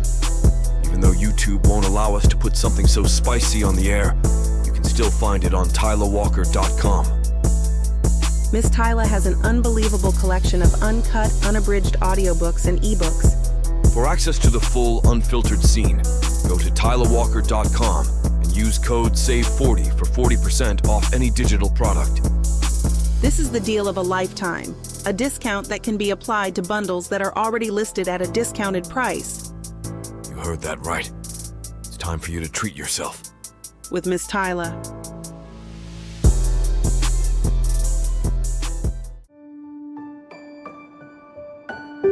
Chapter 44. Samantha. I look around as cheers and clapping fills the room. My heart pounds and drums in my ears. Time stops for just a second. This cannot be real. I reflect back to Fashion Week and the work that my team and I put in. Endless nights and fighting for a spot came into fruition.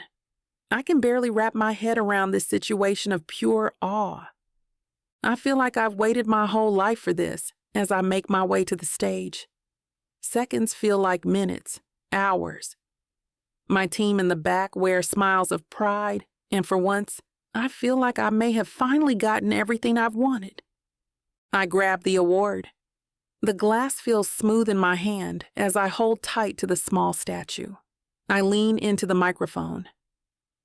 Ever since I was a little girl, I interrupt myself to take a deep breath. I have dreamed of this moment. I look around and my eyes catch on to Michael's. Gaining a thumbs up in support from him, I continue. I want to give grace and appreciation to everyone that has supported me on my journey, starting with my manager. My team has been the biggest help anyone can ask for. I want to give thanks to Michael for helping me feel at ease during endless nights of designing. I laugh, overwhelmed. Lastly, I want to give my grace to the models. I know the job isn't easy. The auditions, traveling, and long hours of being unsure of what is ahead of you can be so difficult. Every single person that has been in my corner, from the beginning of my journey to now, I couldn't do it without you. Ending my speech, I raised the statue in the air as a toast. Hands and champagne glasses give their silent toasts back. Applause returns as I exit the stage, and Michael embraces me in a tight, warm hug. So, what do you want to do now, princess? Pride is the only thing I see in his eyes. They light up when I meet them, and his face holds a warm glow to accompany his smile. What do I want to do? I pretend to think about an answer for his question before faking a surprised expression as if a light bulb just went off. Let's party. Exiting the venue, we make our way to the after party. Michael notifies the team on our way out. Arriving at our next event, I'm greeted by my friends walking up to me holding out their phones. Every screen shows videos of me being presented the award for Best New Designer.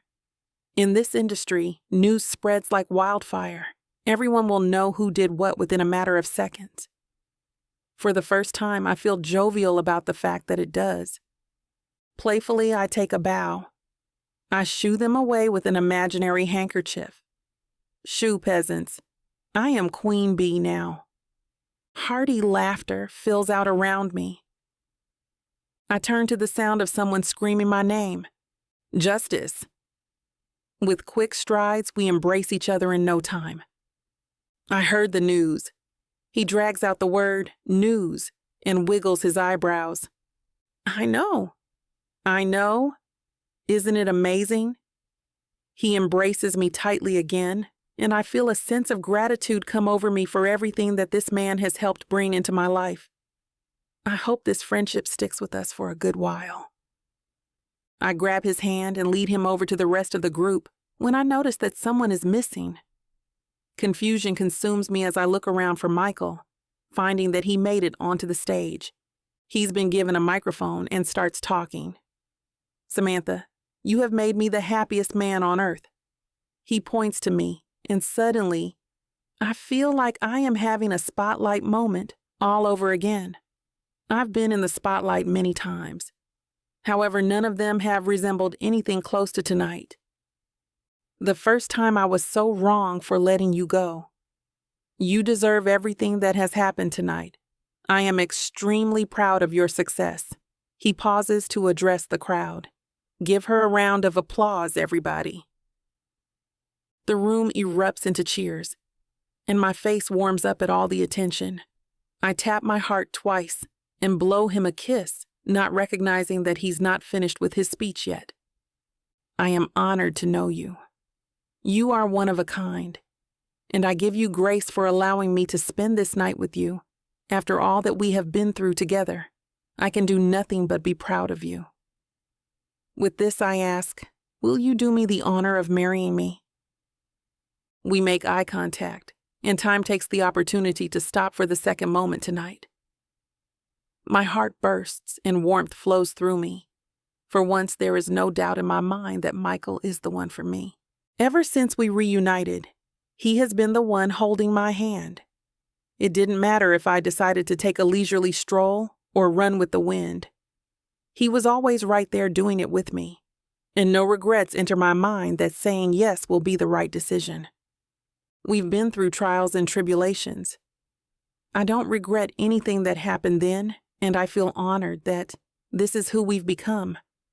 I am honored that we have the opportunity to experience each other in the past, present, and future. I nod as my eyes fill with tears threatening to roll down my face. I hear someone beside me scream, "She said yes!" Michael makes his way off the stage and over to me. Grabbing my face, he embraces my lips, and everything feels just like it should. Chapter 45. Michael, I linger with the kiss. It's more soft and sweet than any other kiss before. Sensing our friends gawking, we finally part. There are claps and cheers all around as the partygoers head for more drinks and start conversations of their own. I pull Samantha to the side and give her the talk. Sammy, I don't want to spoil your night or this moment, but one thing has changed since our last wedding. Sam laughs. Should I be afraid to ask? I chuckle. No, not at all. It's just in the time we've been apart. I became a club member at Inferno. Yes, that much I know. And by the turnout tonight, you have some great friends there. Exactly. And they all adore you, it's obvious. But you see, being a club member, well, if someone becomes a member's wife, said wife has to go through. I'm wringing my hands. Sam notices. She's never seen me this nervous before. Oh, come on, Michael. Spit it out already. Okay, there's an Inferno test. Sam's face reads complete shock and a smidgen of amusement. A test? What kind of test? Okay, now I'm afraid I asked. No, God, no, nothing bad or anything. It's just a silly tradition. It's not mandatory or anything. You can totally opt out of it. Have the other wives of your married club members taken the test? I think for a second. Actually, yeah, come to think of it. They all have. I think they looked at it like a game. Okay, well, I refused to be the odd bride out, and now I'm curious as hell. When do we start? If you're game, we can head over to the club now. I'll tell the men. This after party is basically done. I made a fashion splash, got an award. My work here is done. Let's go. Okay, guys and gals. I call back to the group of my friends behind us. She said yes. To Inferno now. I holler with delight and wave everyone to the front door. In a car convoy and with honking horns and flashing headlights, we all head to Inferno where, for an after-hours club, the night is still young. I swing into the back lot and introduce Sam to the hidden door. Her eyes are bright, her smile wide, and I can tell she's loving every minute of the clandestine experience. The guys arrive right on time. Once we're inside the club, Bruce takes Sam by the hand and escorts her to the room. She looks back at me with delight. I call out, "You're in good hands, baby, I promise." I soon follow along and enter the room beside the room. There's a one-way mirror and speaker system so I can watch the show. The door opens. I see Sam trying to adjust to the low light. Red scarves are draped over the desk and stand lamps. In the room stands one chair, and in front of the chair hangs a wall screen. The door closes, and she's left alone. Bruce enters the side room. "Let the games begin." He winks. One by one, images flicker on the big screen. Sam reads info and watches videos of me when I was a teenager. It depicts my downtrodden and depressing history, informing Sam that I, Michael King, am damaged goods. The voice says I'm rough and hard-bitten. A virtual rags-to-riches walking disaster. It states Sam is a lady who comes from a refined old money clan. In a nutshell, the voice states, I do not deserve a woman like her. Halfway through the film, Sam jumps up, puts her hands to her cheeks, and cries out, "Stop it! Stop the tape! I've heard enough!" I race out of the side room to rush to her aid. She's bent over, bawling, "Samantha!" "No, I don't want to hear this. I know you. I know everything about you. This may be some version of your past, but it's lies today. Michael King, I will love and cherish you no matter what." Sam curls into my chest, her body in tremors from the heart-pounding sobs. Before I have a chance to say another word, she reaches up and smothers me in kisses. "You're mine, Michael. I will give you all the unconditional love in the world." The guys gather around and one by one clap and cheer. There's not a person there who looks completely stone-faced. I lift her head to mine and I whisper, "From and by you, my sweetheart. I am already whole and loved and cherished. You are my family. You are my life." Bruce quietly comes up to Sam.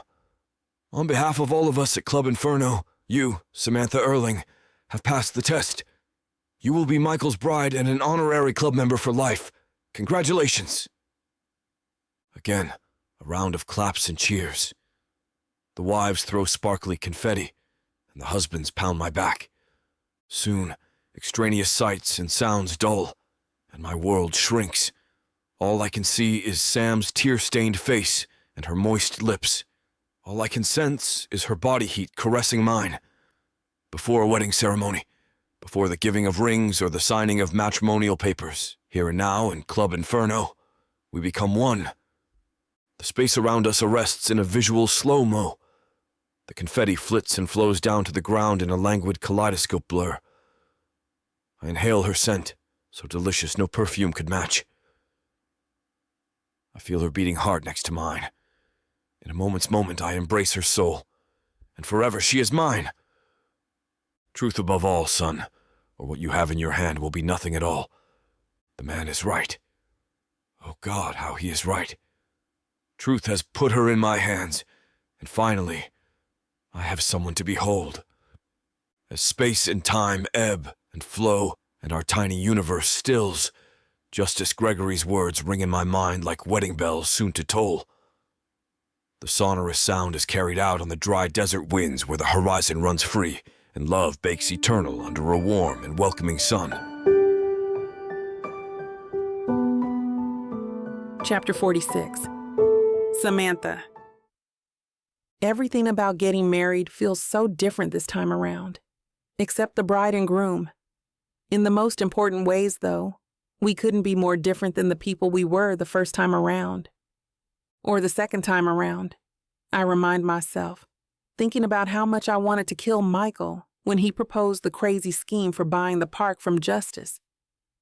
Third time's a charm, I tell Rose as she helps me get ready on the big day.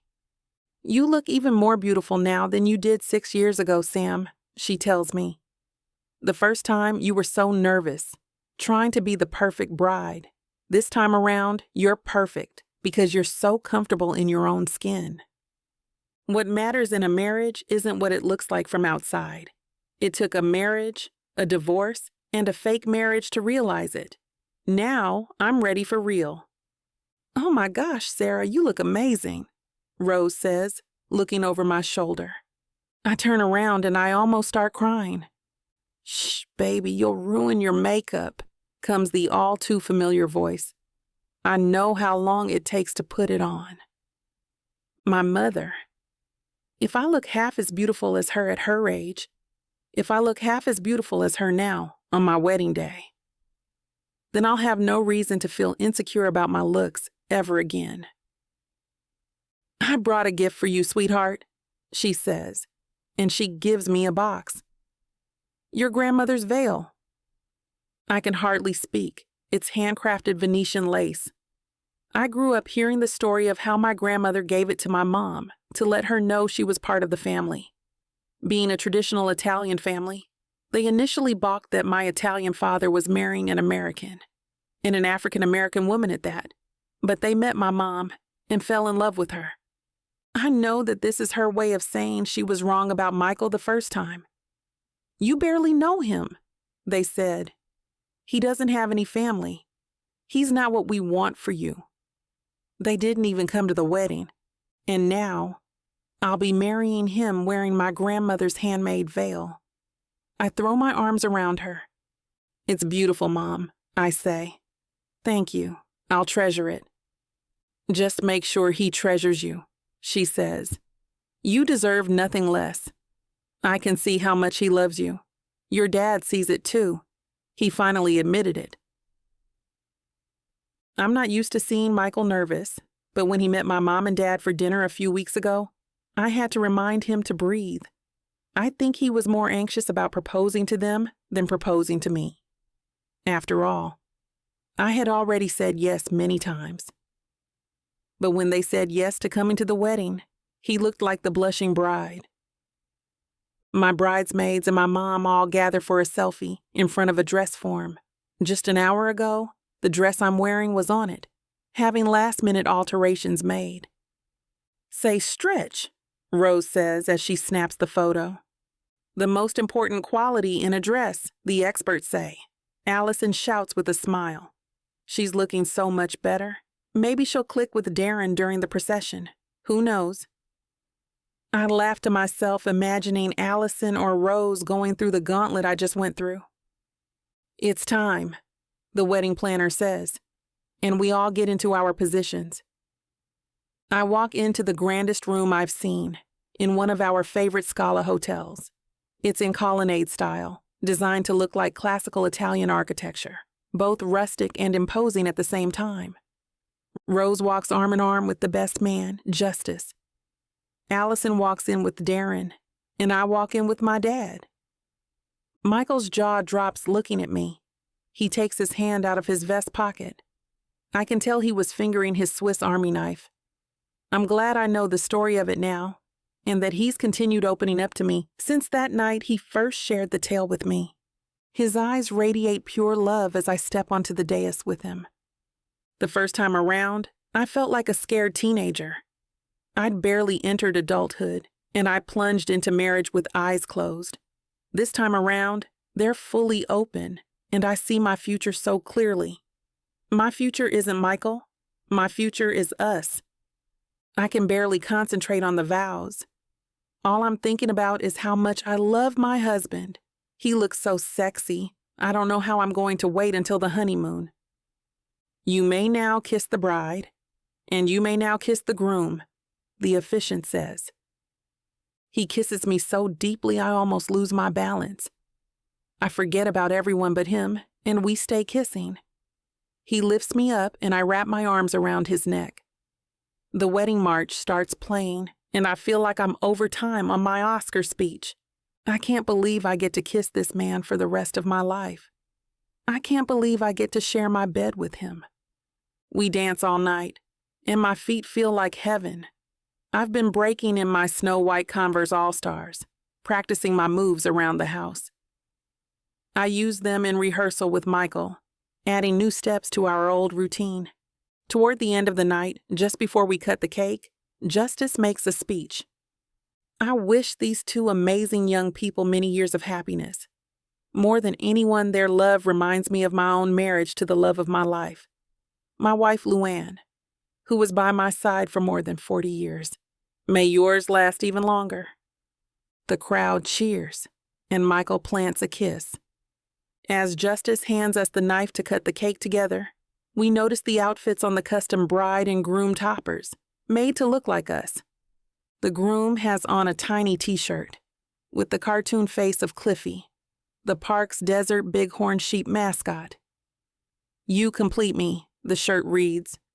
The bride has a t-shirt too, with Tessie the bow-headed desert tortoise, the other mascot of the park.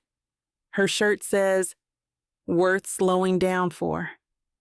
I love you, my other half, I say. I love you too, my better half.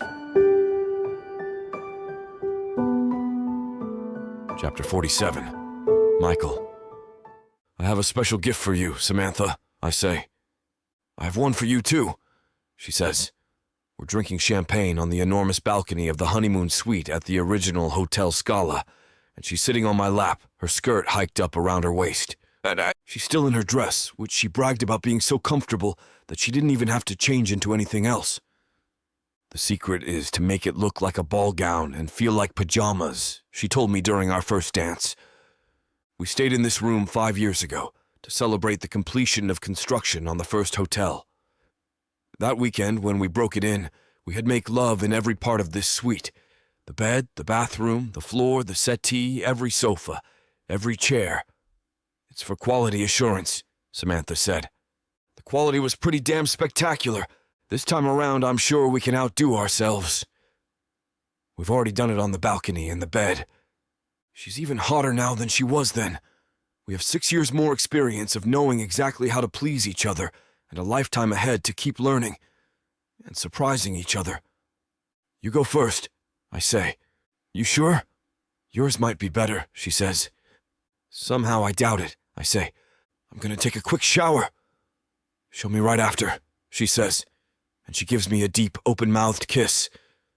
You'd better hurry, or I'm going to make love with you again before you can make it to the shower. You could also come with me, she says, and traces her finger through my buttoned-open dress shirt. I finish my glass of champagne and hoist her up to my waist. I'm feeling pretty dirty, too. A shower might do me some good. I like you dirty, though, she says.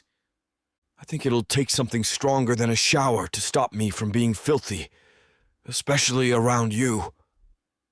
I slap an open hand on her ass, and she squeezes her legs around me tighter. God, I'd be happy spending our whole honeymoon like this. But we have so many other places on the agenda for screwing our brains out on the airplane, going to town on each other in a beachfront cabana in Thailand, getting in flagrante delicto in Italy like ancient Roman gods, and being au naturel on nude beaches in the south of France. And then, of course, the first stop on our honeymoon, our newly acquired water park. I've taken off 3 months from the company and stepped down from CEO duties for the moment. I'm just chairman of the board now. And that's where we're going to put a pause on pleasure. Looks like the rest of this chapter is just too naughty to put on the air. As much as we'd love to share every little detail, we've got to stick to YouTube's guidelines to keep these free audiobooks coming. They've got some rules about what we can show, and we wouldn't want to risk losing the chance to bring you more content. As frustrating as it is to build the tension only to be interrupted, Miss Tyla always knows how to make it up to you. You can find the full, uncut scene over at tylawalker.com. With an entire library of unabridged audiobooks and ebooks, Miss Tyla's collection is waiting for you. If you use code SAVE40, you'll get 40% off any digital product, even on bundles that are already discounted. So don't let the fun stop here. Head over to tylawalker.com and treat yourself with Miss Tyla.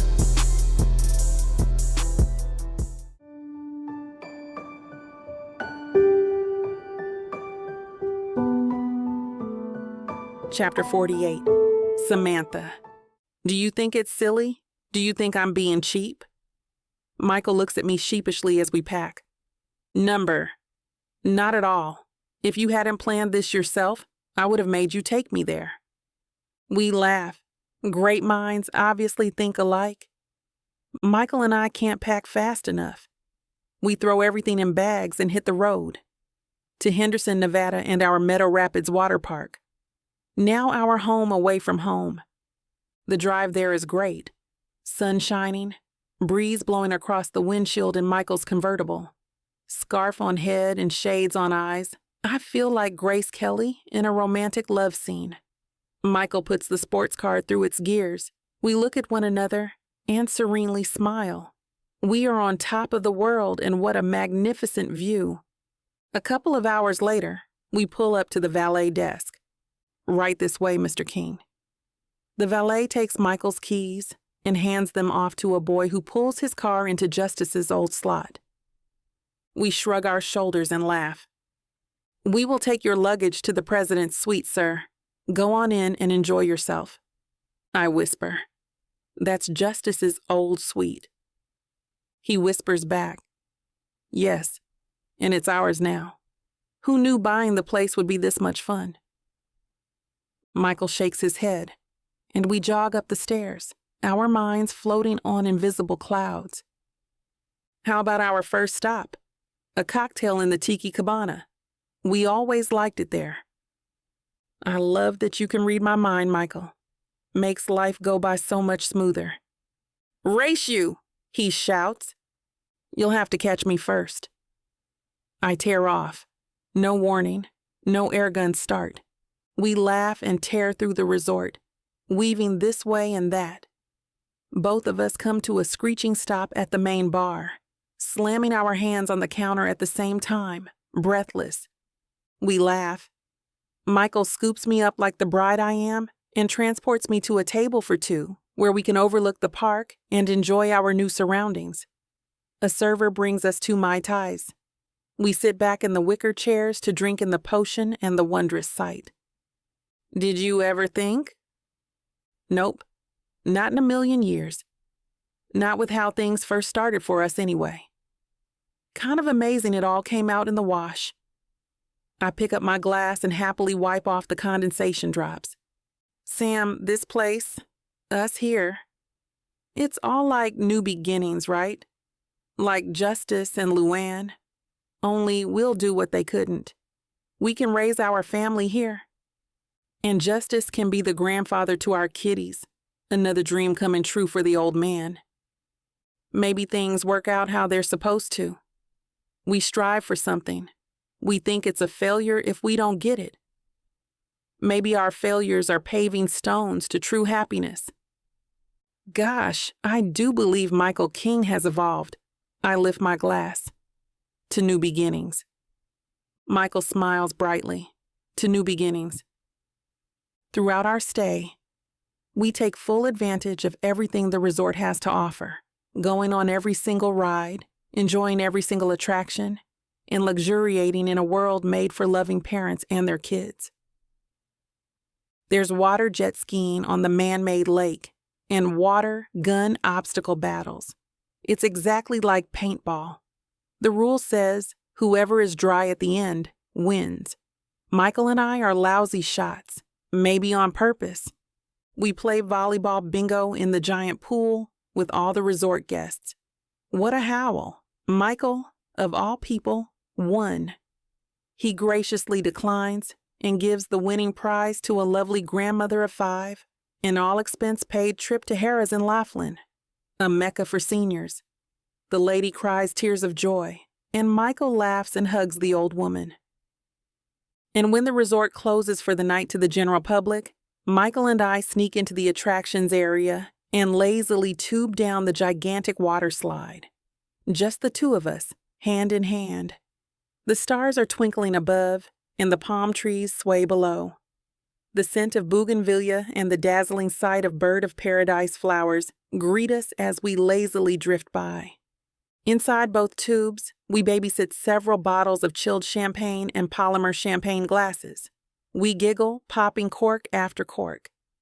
We end up having a champagne fight, loading water guns with the delicious poison. Damn the water. Our tubes lazily come to a stop in the vast waiting pool. We bob listlessly. Our minds, our bodies forge as one. Michael turns on his tube and tenderly kisses my foot.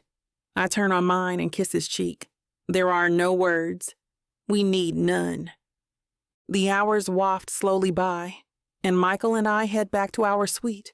He hits the skylight remote, the ceiling window retracts, and we lay under the stars. The management had swapped out Justice's old furniture for a more luxurious decor for us. We lay naked under cream satin sheets on a California king-size circular bed and take in the world above us. Will this end? What? Michael turns to respond. All this contentment, all the happiness I feel. It didn't for Justice and his wife, did it? They spent their lives being here and loving every minute. Yes, you're right. They did, didn't they? Once they were successful, they could have lived anywhere and done anything, but they chose to remain here in the desert, under the sun, sharing the happy times they gave so many families. Then this level of happiness will surely last for us too. Maybe certain places are blessed to always give joy. Michael reaches for my hand. Maybe true love blesses everything. I slide over and caress his warm chest.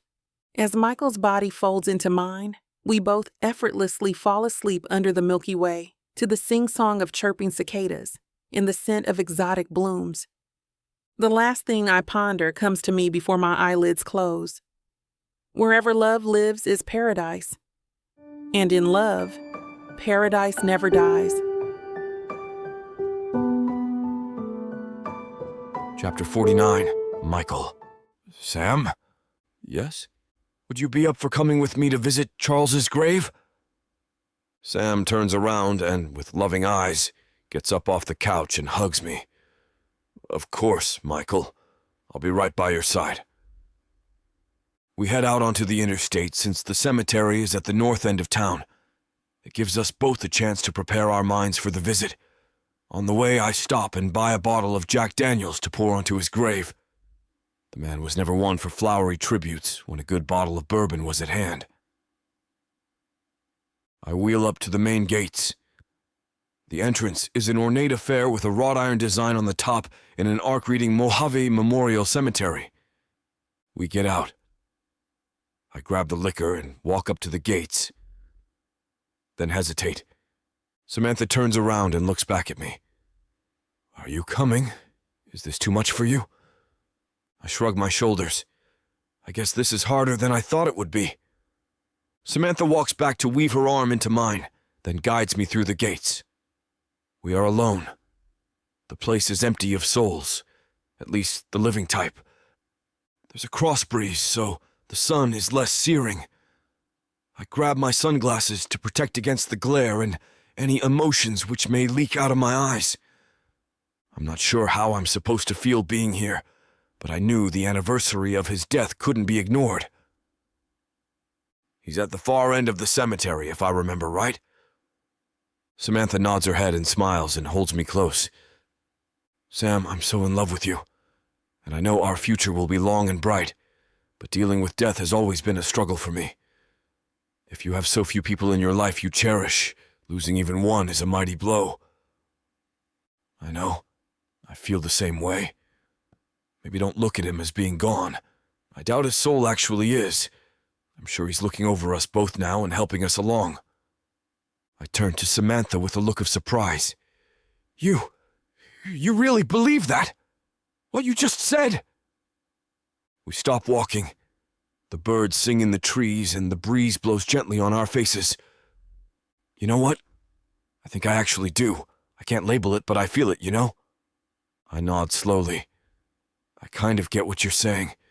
This year just feels different. After seeing our future, I knew I had to come and talk to the old man. Best reason I've heard yet for visiting family. Come on, let's go. He's waiting. And so we walk on, and with some hunting, we finally find his grave. Sam and I stand a few feet away. It's an old wives' tale, but I don't want to step on the old man while he's sleeping.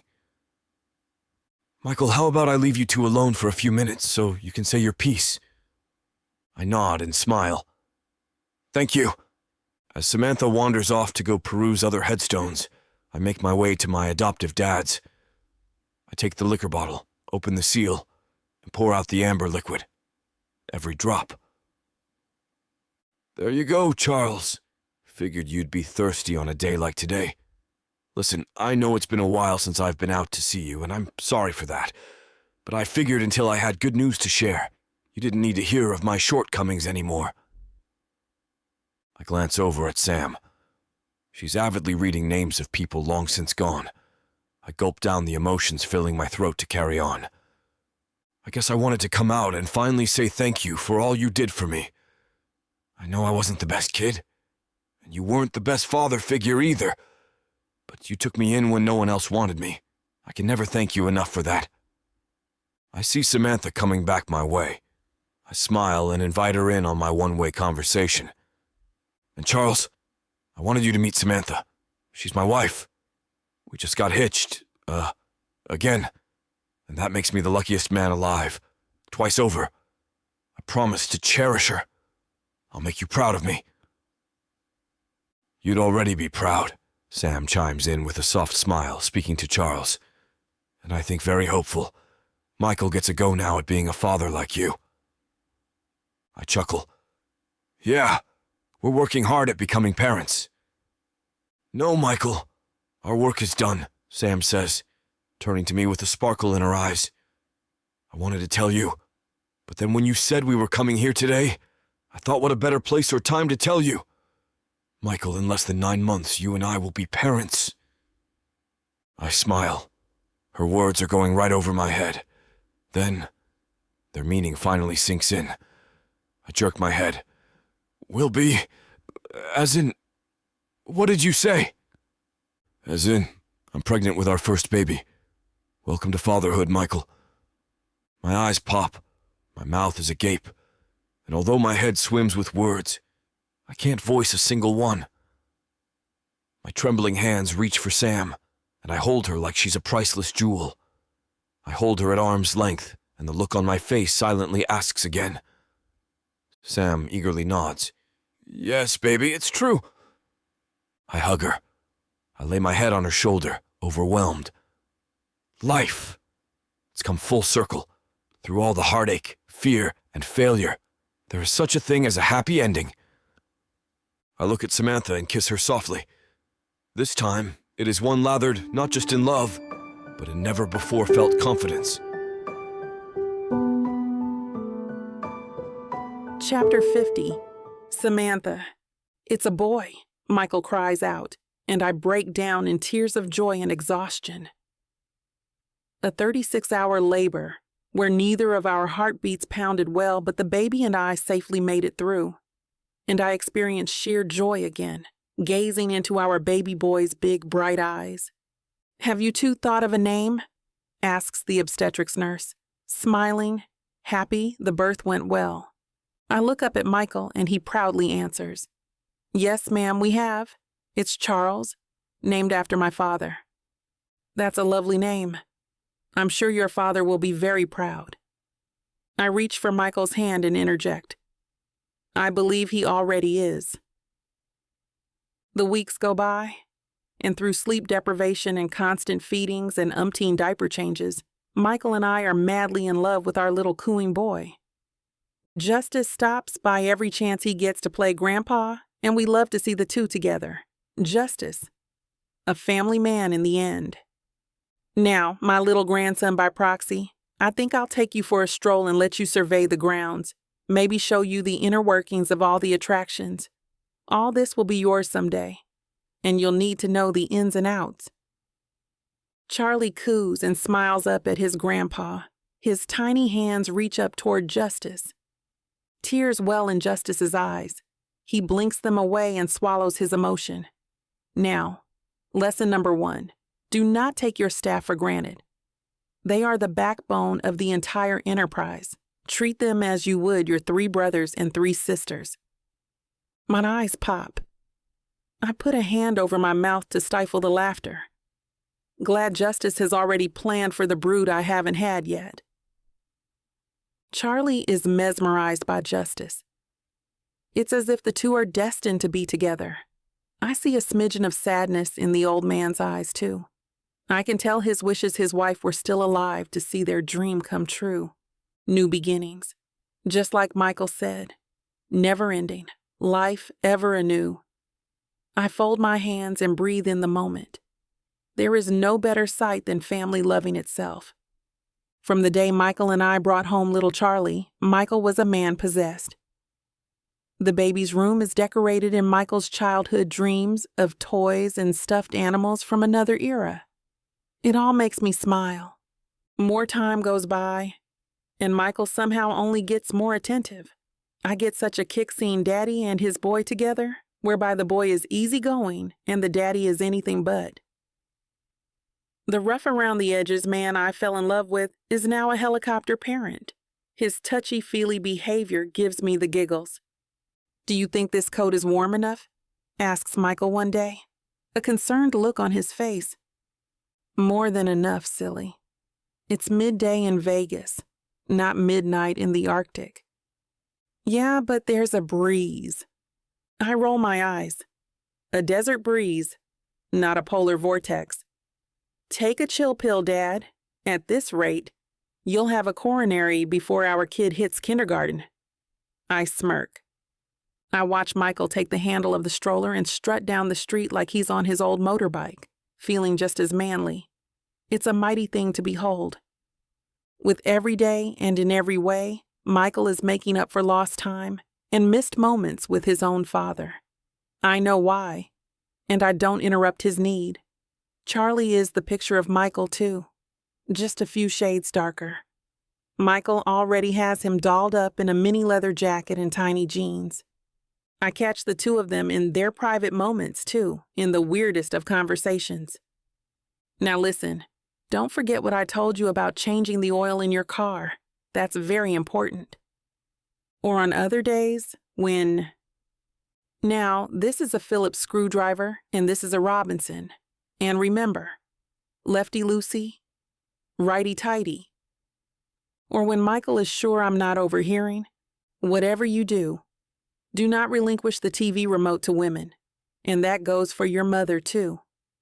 If you do, son, the next thing you know, you'll be watching some tearjerker flick about sappy true love and doling out tissues to the farer like confetti.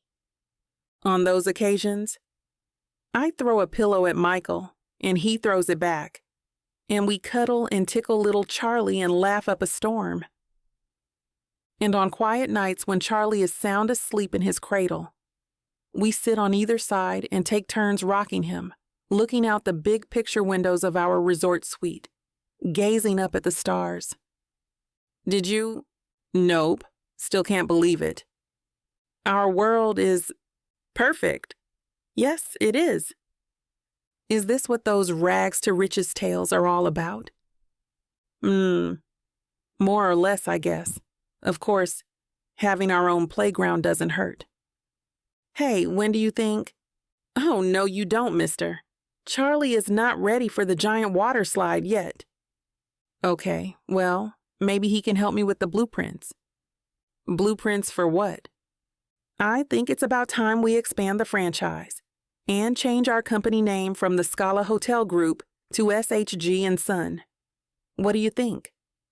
Michael flashes a wide smile. I look down at the sleeping baby and then look over at the love of my life.